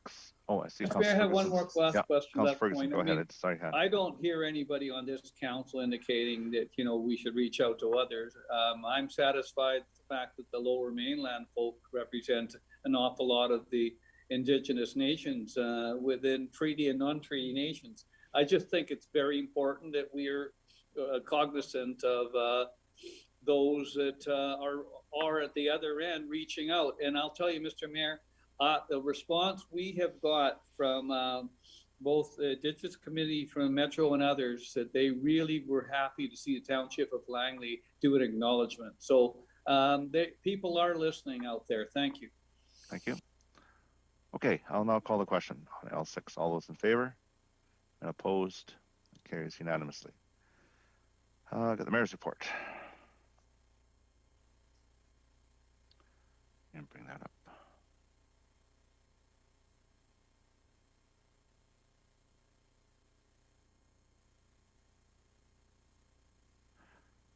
All right, good afternoon, everyone. Welcome. From May 12th to 14th, I, along with Councillor Whitmarsh, attended the 2021 Lower Mainland Local Government Association Virtual Conference. Topics included the United Nations Declaration on the Rights of Indigenous Peoples, addressing the overdose crisis, the future of tourism, and mobilizing local governments for the climate emergency. And if anyone else attended, it was virtual, please let me know. This is what I had. It might have been a few others who were attending, but it's hard to see everybody when it's virtual. Minister Farnworth hosted a mayor's roundtable regarding the gang and gun violence. They assured us that this issue is a very high priority, and they're focusing additional resources and doing everything possible to combat and curb the violence. A lot of it's been discussed here. I know council's concerned. We've had some shootings in Langley. It's certainly in the Lower Mainland, and recently one in Calgary. This is a horrible thing that's happening in our communities, and it was a good discussion with the minister. And they've assured us they're taking this is a very high priority, and working as hard as they can to do everything possible to rein this violence in and work towards preventing it. So And I know recently in the news, seeing that they're starting to identify some potential high risk targets. So those who know them can stay away from them because they're high risk targets. So they're being very proactive, which I haven't seen before. So I know this is a good discussion with the mayors and with the ministry. So I really appreciated that. On May 19th, I attended the Foundry Langley Leadership Committee meeting. And the Foundry is new. It's focusing on mental health and substance abuse for youth. Foundry is going to offer young people aged 12 to 24 health and wellness resources, services, and supports, both online and through integrated service centers. So this is in early stages. They're looking at preparing the design of the facility and going through that with funding for the province. I think this is going to be a huge benefit to our municipalities. Also, I know the Langley Memorial Hospital Foundation is also raising money for this great organization. And I'd like to add, the Hospital Foundation just had their gala on Saturday night, and with money going towards this and to other initiatives that they have at the hospital. So with that, Councillor Long was acting mayor and attended a few events on my behalf and a few events that he did, I know, for his own committees. May 12th, he attended the Virtual Waste Prevention Opportunity for Canada webinar. Waste prevention is about ensuring that waste is not created in the first place and can be accomplished by changing the design of products, business models, manufacturing processes, and logistics to keep useful materials in circulation as long as possible. Throughout the past 3 weeks, he participated in a few sessions during the virtual Heritage BC conference. Topics included reconciliation, climate adaptation, and intangible heritage in a tangible world, as well as Heritage BC AGM. On May 25th, as acting mayor, he co-chaired the Healthier Community Partnership meeting. Discussion topics include updates and action from the Langley Children's Committee, Poverty Reduction Task Force, Langley Overdose Response Community Action Table, and Langley Local Immigration Partnership, as well as mental health. Again, as acting mayor, he attended the Port of Vancouver Fraser River Mayor's Committee on May 28th to discuss the impacts of Roberts Bank Terminal 2, particularly on communities with at-grade crossings. With that, I know members of council attended various committee meetings. I've attended MFA, Translink, Metro committee meetings, Metro board meeting, and I know Councillor Arneson is a Climate Action Committee, and Councillor Ferguson, Liquid Waste, always has something to say. I'm hoping he'll have something to say again today. I watched one of his ads on TV yesterday. Councillor Richter, Regional Parks, and the board meeting along with myself. So that's my report. If anybody has anything to add. Councillor Richter, and then Councillor Arneson. Councillor Richter. You're on mute. I just wanted to bring this to the attention. It came out of the GVS and DD. There's been a recommendation to look at regionalizing or regional harmonization on the use of single-use plastics throughout the region. So that'll be a good thing. And the other thing is the liquid waste bylaw, truck liquid waste. I think people need to get ready, particularly those like myself that have their own septic systems. The rates are going up over the next 5 years, starting in 2022. It's about $9 the dumping fee right now. It's going to go up to $45 by 2025. So get ready for that one. Thanks. Okay, thank you. Councillor Arneson. Thank you, Your Worship. I think I'm set up for a short video clip that Ms. Cook was going to put on. So okay, there it goes. Press so the button. For everyone's viewing pleasure. Thank you. The Fraser Valley Regional Library. If we can just get some sound on it.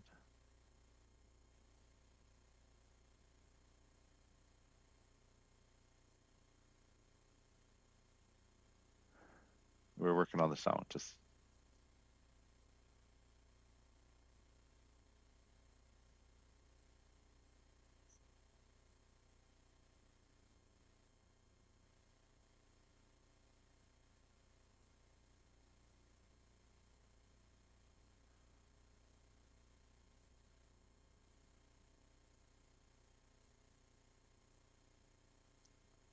Technical difficulties. Can't get sound? You got to move the icon with the speaker on it. There you go. Is that good? Try that. It's on mute still. There you go. That's weird. Try the mute button on by the speaker. No, it's just not working.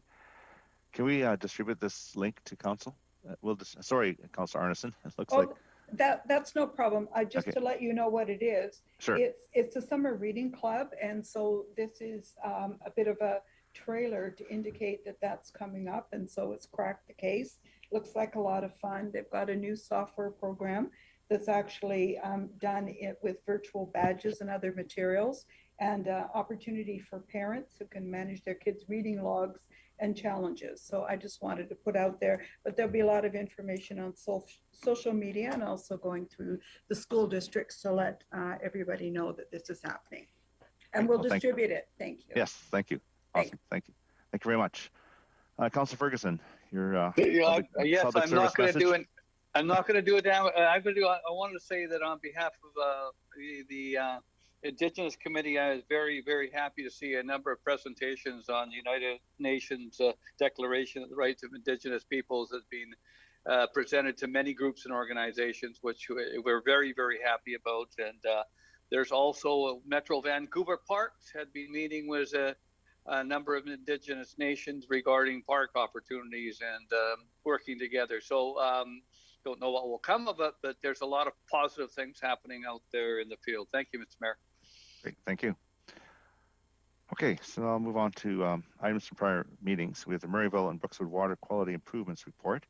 I've discussed this with staff. Now, as I understand it, the motion that is required is, I'll read it, with council approval to enable construction of the 3 localized water treatment plants for the Murrayville and Brookswood areas, and authorize staff to proceed with the necessary detailed design work utilizing funding currently available in the water utility account. And so I would move that. And as I understand it, the financing portion has already been approved. Mr. Back, is that correct, in the budget? That's effectively correct, Your Worship. We indicated that we would have the budget envelope available to us for either the purchase of Metro Vancouver water or for using the well water or aquifer water. So we have those options. It just depends upon whether council wishes to give the approval for the filtration systems. Okay, thank you. So I would require a seconder. I'm seconding it. Council Long seconds it. Council Long, wishes to speak to it? Well, yeah, we had a great presentation for Metro. In my mind, I think it supported the initiative that we're already underway within the township with augmented water, and I think it's a good use of the funds. They come out of the utility, as has been mentioned, but I'm happy to proceed, Your Worship. Thank you. Thank you. Councilor Woodward? Yeah, thanks. So I think that I've also had lots of time here and appreciate that time to get through that Metro Vancouver presentation and then take a bit of time to look into it myself. You know, I think it's pretty clear this is going to proceed. I don't have any illusions about that.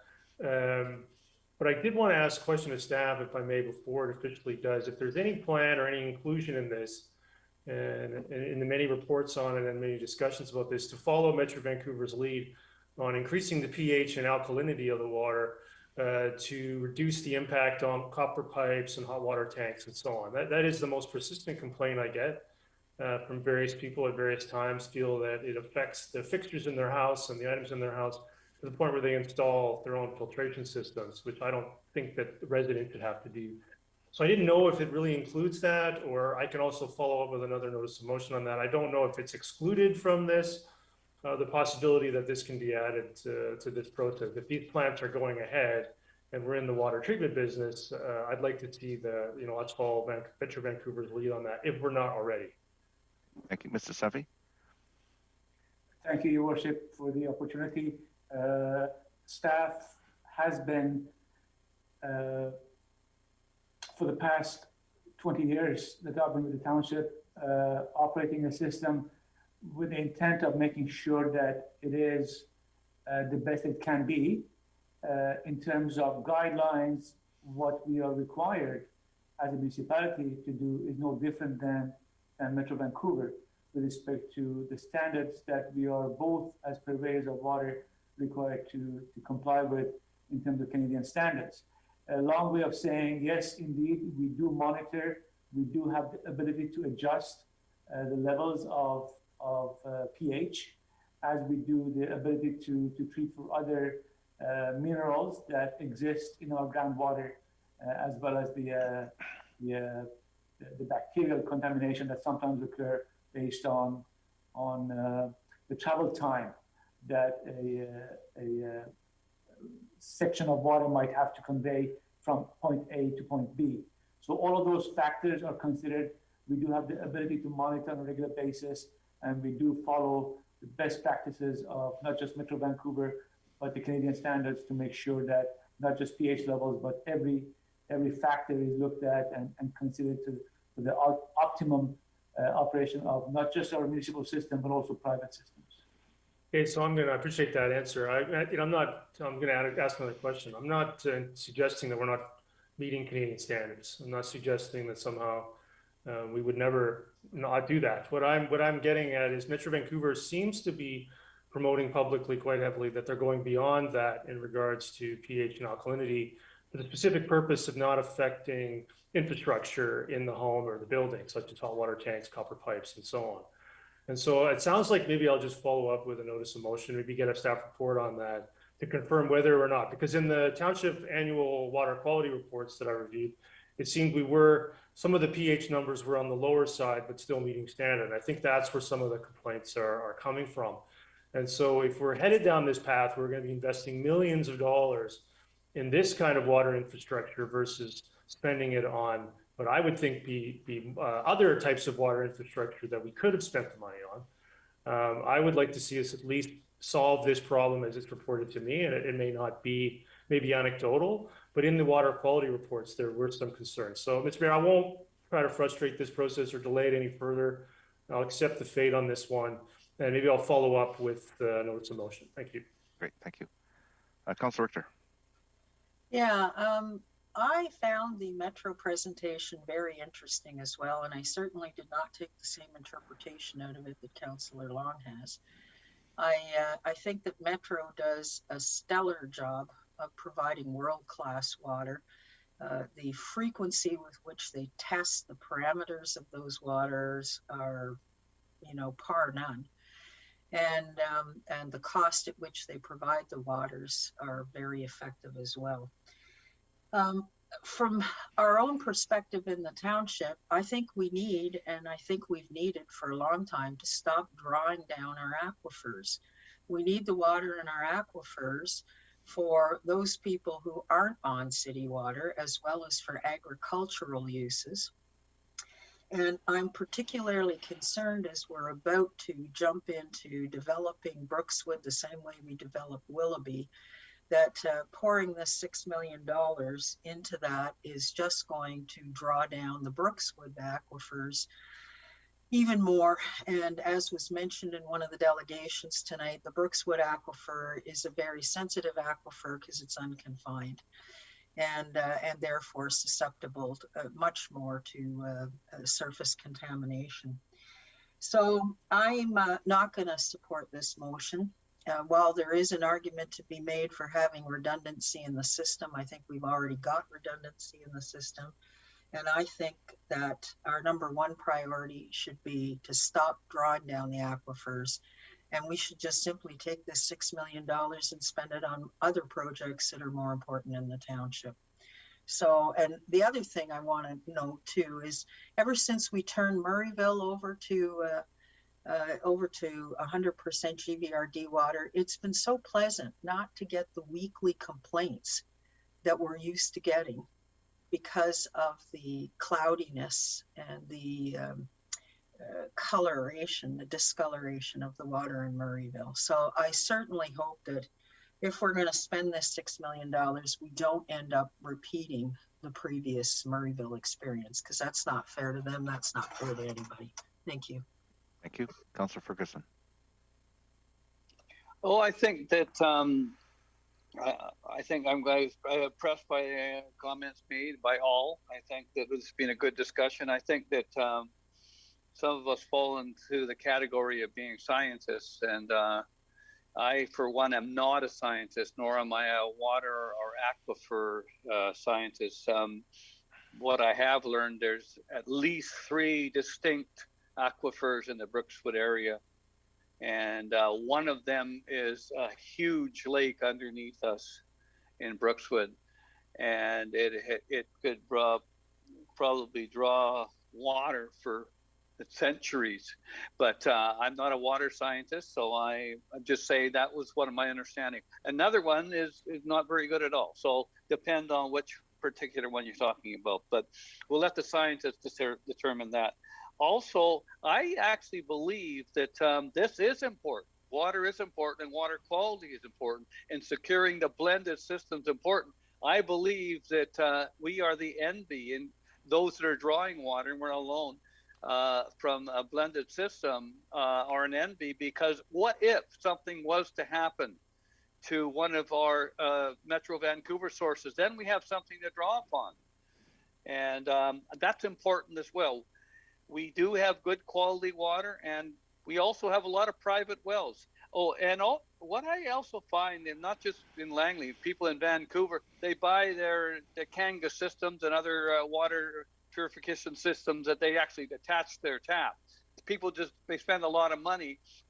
That's just what they do. And they have more alkaline water that they get from that. They have to pay for that, but it's a filter they add to municipal water or metro water or whatever. So there's a lot of things. I think staff's done a good job. I think this is for the future. I think it's a good thing, and Langley is doing it right. I'm proud of the staff and the work they've contributed over the years to provide good quality water for our residents. Thank you. Thank you. Councillor Whitmarsh. Yeah, I think I'm certainly supportive of moving this direction. You know what, Metro Vancouver water is excellent water, and I fully agree with that. But the water that we have in Langley is also world-class. It's outstanding water. We have outstanding staff that manage that facility, and we are here now to upgrade the facility so we continue to have world-class water. And I think we need to have that backup system, which is great. And if we didn't do it, we wouldn't have the $6 million to spend elsewhere. We would be sending it to Metro Vancouver plus more to pay for the water. So it's not like the money's just sitting there and we can direct it to another project. We are choosing to do a more economical and yet still world-class system. And so I'm fully supportive of it. Have a tour of the water facilities in Langley, and you can see exactly how awesome it is that we do. And I'm really proud of our staff for what they do there. So I'm supportive. Thank you. Councillor Woodward. Yeah, thanks. So I'm going to reiterate some of the comments too that I've heard. I think it's descended down into what nobody stated was that somehow township water is bad water. What the concern is, spending $6 million expanding water treatment for a municipality growing at the rate that we are. It didn't feel, it still doesn't feel like what a larger more grown up municipality would do. To expand water treatment when we have somebody that's an expert in providing great quality water to the entire region. We've chose to do a homemade, self-made solution, and that very often is not the way to go. Usually the way to go is with the high volume expert and the high volume producer putting billions into infrastructure, not $6 million. The other thing I wanted to kind of correct is that this could have gone actually to other water infrastructure because this expansion of water treatment will require replacement, it will require maintenance, it will depreciate and then have to be replaced. So, that is, I think, a bit misleading to state that. So I just want to correct that. I've accepted my fate on this one. I disagree with the direction. And now I want to start working on hopefully dealing with what the complaints are. In fact, that there are many, many property owners that complain about some of the challenges that they're having with fixtures in their home based on some areas of the township. And hopefully those can also be improved along with what Metro Vancouver is doing, which is moving beyond the standard to address those items. And they've posted about it on social media and other things. And I think that's healthy and good. And hopefully we'll do the same. Thank you. Thank you. All right, thank you very much. I do want to thank staff for all the work that they've done in presenting this these reports to us, organizing the presentation for Metro so we could better understand the system. Certainly, there's only so much water, and it comes from pretty much one source, and that's the sky. It comes either snowpack or rain, and it recharges our wells just as much as it recharges the reservoirs up in the mountains north of us. It's the same water, and I know our staff have had these tours of our facilities. They monitor the wells. They don't drain the aquifers. It pours rain all winter long. Why would we be buying water when we have it right here? And we are experts in water. Our staff are experts, and I have absolute confidence in them, in their the way that they manage the water, the way that they clean the water, make sure that it's safe for all of us to drink. So I'm really happy this has come through. It's a 5-year payback on this system. And yes, there's always ongoing costs, but this is a 5-year payback just for the capital. There's not too many projects that we do that have that quick a payback. So with that, I see no further discussion. I'll call the question. All those in favor and opposed? I'm opposed. Councillor Woodward and Councillor Richter are opposed. Motion carries. Move on to other business. And Councillor Arneson, I'll put you on. Yes, thank you, Your Worship. Well, given the hour and dinner is upon us, I am just going to cut to the chase. So I'd like to move the motion in the agenda. Fire safety plan. Thank you. Is there a seconder? Councillor Kunst seconds it. Discussion? Call Can I the question. speak to it? Oh, sure. Go ahead. Go ahead, Councillor Arneson. That's okay. I'll be very brief. I just really hope that council will support this. I think it's very straightforward but timely, directing our fire chief to go ahead and do a substantive review of the fire safety plans that we have in place to find legally enforceable mechanisms in order to ensure that we have enhanced public safety for all our residents, for the construction site, and for the neighbors next door, not to mention our firefighters. Thank you. Thank you. Councillor Richter? Yeah, I don't find this motion very clear, and I find it very, well, I really want to know what the intent of this motion is, because it's not clear. The fire chief already gave us a report. We've got the fire standards in the package that we got right now. I'm just wondering, what are the issues that we're trying to get at with this motion? And, you know, where did those issues come from? Like, what's the research behind those issues? Can I speak Yes, to that? yeah, you can respond to that. I think the question is directed at the mover. Yeah, thank you. You know, I appreciate the fact that there may be a sentiment that we've already know what's going on and that we have some ideas from the fire chief, etc. But it seems to me, upon my review of our fire safety plan, that there are issues of compliance that could be made enforceable as opposed to voluntary. So I'm not sure if any of our council members have looked at what some of these look like when they're filled out. But my review of it was that there are a lot of what I consider to be loopholes, which could be addressed by other methods that could be made enforceable. For example, that there are methodologies where you require a building of that size to put a coating on the outside. So when it's, as that level goes up on the ground floor level, you put the barrier on the outside so that you're not going to have a huge conflagration going forward. And instead, there's probably efficiency and cost cutting by just putting the building up and then putting the siding on later. I don't think we can afford to do that anymore, because I think that the fire for me at 80th and 208th highlighted the fact of how vulnerable we are when we allow that to happen. And I think the fire chief is our expert. I worked with the fire chief on this, and he was very responsive to the fact that I think he's well positioned to do the research and come back with any recommendations. If he has no good recommendations, I still don't think it's a wasted effort.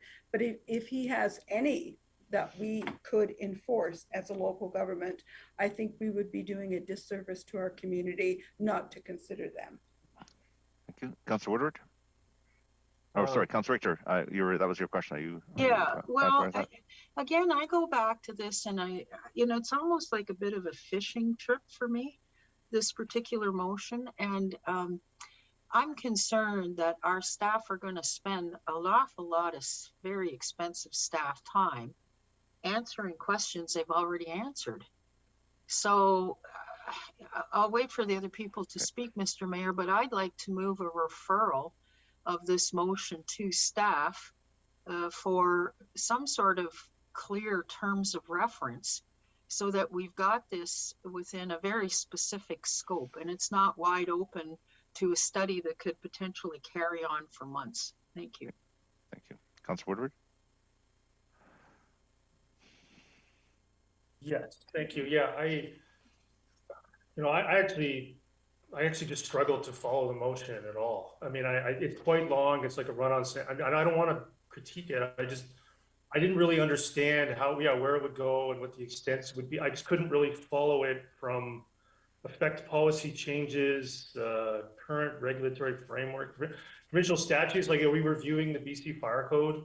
So I mean, I didn't really know what it was trying to achieve. Like, wouldn't it be something like report back to improve our processes to prevent fires in the future? Like, I don't know why, I don't really know what it is. And I think that, and that's my concern. How many hours is this going to be? Is this a review, undertake a review of existing FSP and framework? So Councillor Ferguson just suggested I was trying to be a water scientist here. You know, are we looking at, you know, maybe trying to become fire prevention engineers? I still actually also want to wait for an actual detailed report on the cause of the fire and recommendations on potentially changes to our construction fire prevention plans and preventative measures in adjacent buildings. Wouldn't that come first before a full review? And it sounds like, which is fine, others are way ahead on me on this and other members of council. I haven't talked to the fire chief about it. I don't speak for the fire chief. I didn't hear him say what Councillor Arneson said. So, you know, I would be hesitant and I would support a referral back to sort of fully understand what this is trying to achieve and how much work it's going to be, and maybe get a copy of, get a report and some sort of indication of what even caused the fire, and some recommendations around preventative measures and maybe some more simple steps before a review. And I think I've been patiently waiting for that report, that conclusion on what actually caused the fire prior to moving forward with notices of motion. And I feel that that would have been appropriate. Thanks. Thank you. Chief Campbell is here. Perhaps he could respond to some of those questions, a little bit about the work that you're doing already and how this would fit in if it's approved by council. Thank you, Your Worship. So really what I was waiting to hear is exactly what council's discussing right now. What is that everybody's looking for. As far as the fire itself, it's still under investigation. There's still things that are being looked at. We did have the fire commissioner come in and assist our prevention staff too. And so at this point, it's still undetermined as far as the fire goes. So once I guess I've heard from council what they're looking for, I can try to address what the needs are. Okay, thank you. Okay, Councillor Ferguson. Oh, yes. I mean, with respect, I did, when I read this motion, it was 5 whereases and quite a bit of therefores with some policy, regulatory framework, prevention. I mean, it's an awful lot of, I mean, if you want to take it seriously, it's an awful lot of information. It almost looks like the beginning of putting together a fire department or something. It's very, very regulated. So I think maybe we should perhaps see a referral so we have more time to ask questions. I know what I usually like to do, Mr. Mayor, is I used to ask that if there's a question of staff, you know, fire, I would phone the chief if I have a question. I actually have phoned the chief on the fires. If I have a question on, you know, engineering, I phone the engineer. I try not to bring a notice of motion or something. I do respect councillors for doing. And by the way, Councillor Woodward, you're one of 8 water scientists on the council here today, and I'm one of 8 as well. So that's I could certainly support a deferral. Thank you. Councillor Long. Well, it is getting late, but I mean, I've seen a lot of other notices of motion that are far more confusing to me than this one. The therefore be resolved is pretty clear there, and it's very well spelled out that we're undertaking review of the existing framework, and I thought the chief would understand that. And as the mover said, if there's everything's fine and dandy, but we do need to look at what happened, and it's not specific, I don't think, to that fire. I think that fire was an eye opener. So is there any harm in asking the chief just to review what we're currently doing, and if there are some recommendations that could come forward, bring them forward. Hey, things changed quite recently. Don't forget there were no sprinklers required on balconies over the 3rd or 4th floor up until one burnt down. And so there were some improvements made, and now with the different ways of construction, the different heights, the different proximities of the buildings. There are concerns, but I don't think we're asking the chief to invent anything. If he's going to review what he's got and report back to us, is that not what this motion's asking for? And if that's the case, then what's wrong with that? Thank you. Councillor Whitmarsh. Yeah, I appreciate all the comments here on this. I do think it's a very meaty sort of motion, and you know, there's lots of context to it, and I do think it's important to do a review, particularly after we've had a fire of the kind we did. But I'm wondering if it might be best to refer this to staff to just give us some thoughts on how they understand the motion, what they understand the motion to be seeing, as well as to wait until we have an understanding what's happened in the most recent fire. Maybe that information will help us. But if that's a motion, I'll second it, Councillor Whitmarsh.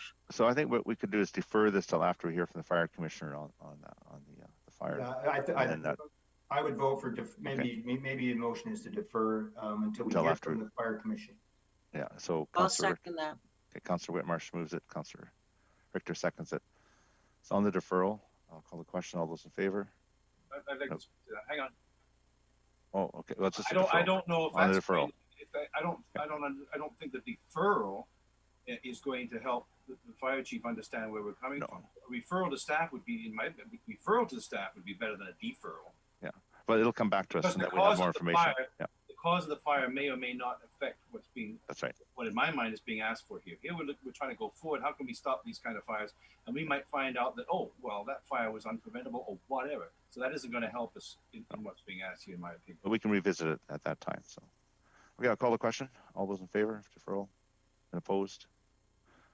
Councillor Arneson, Councillor Kunst, opposed. Carries. Thank you.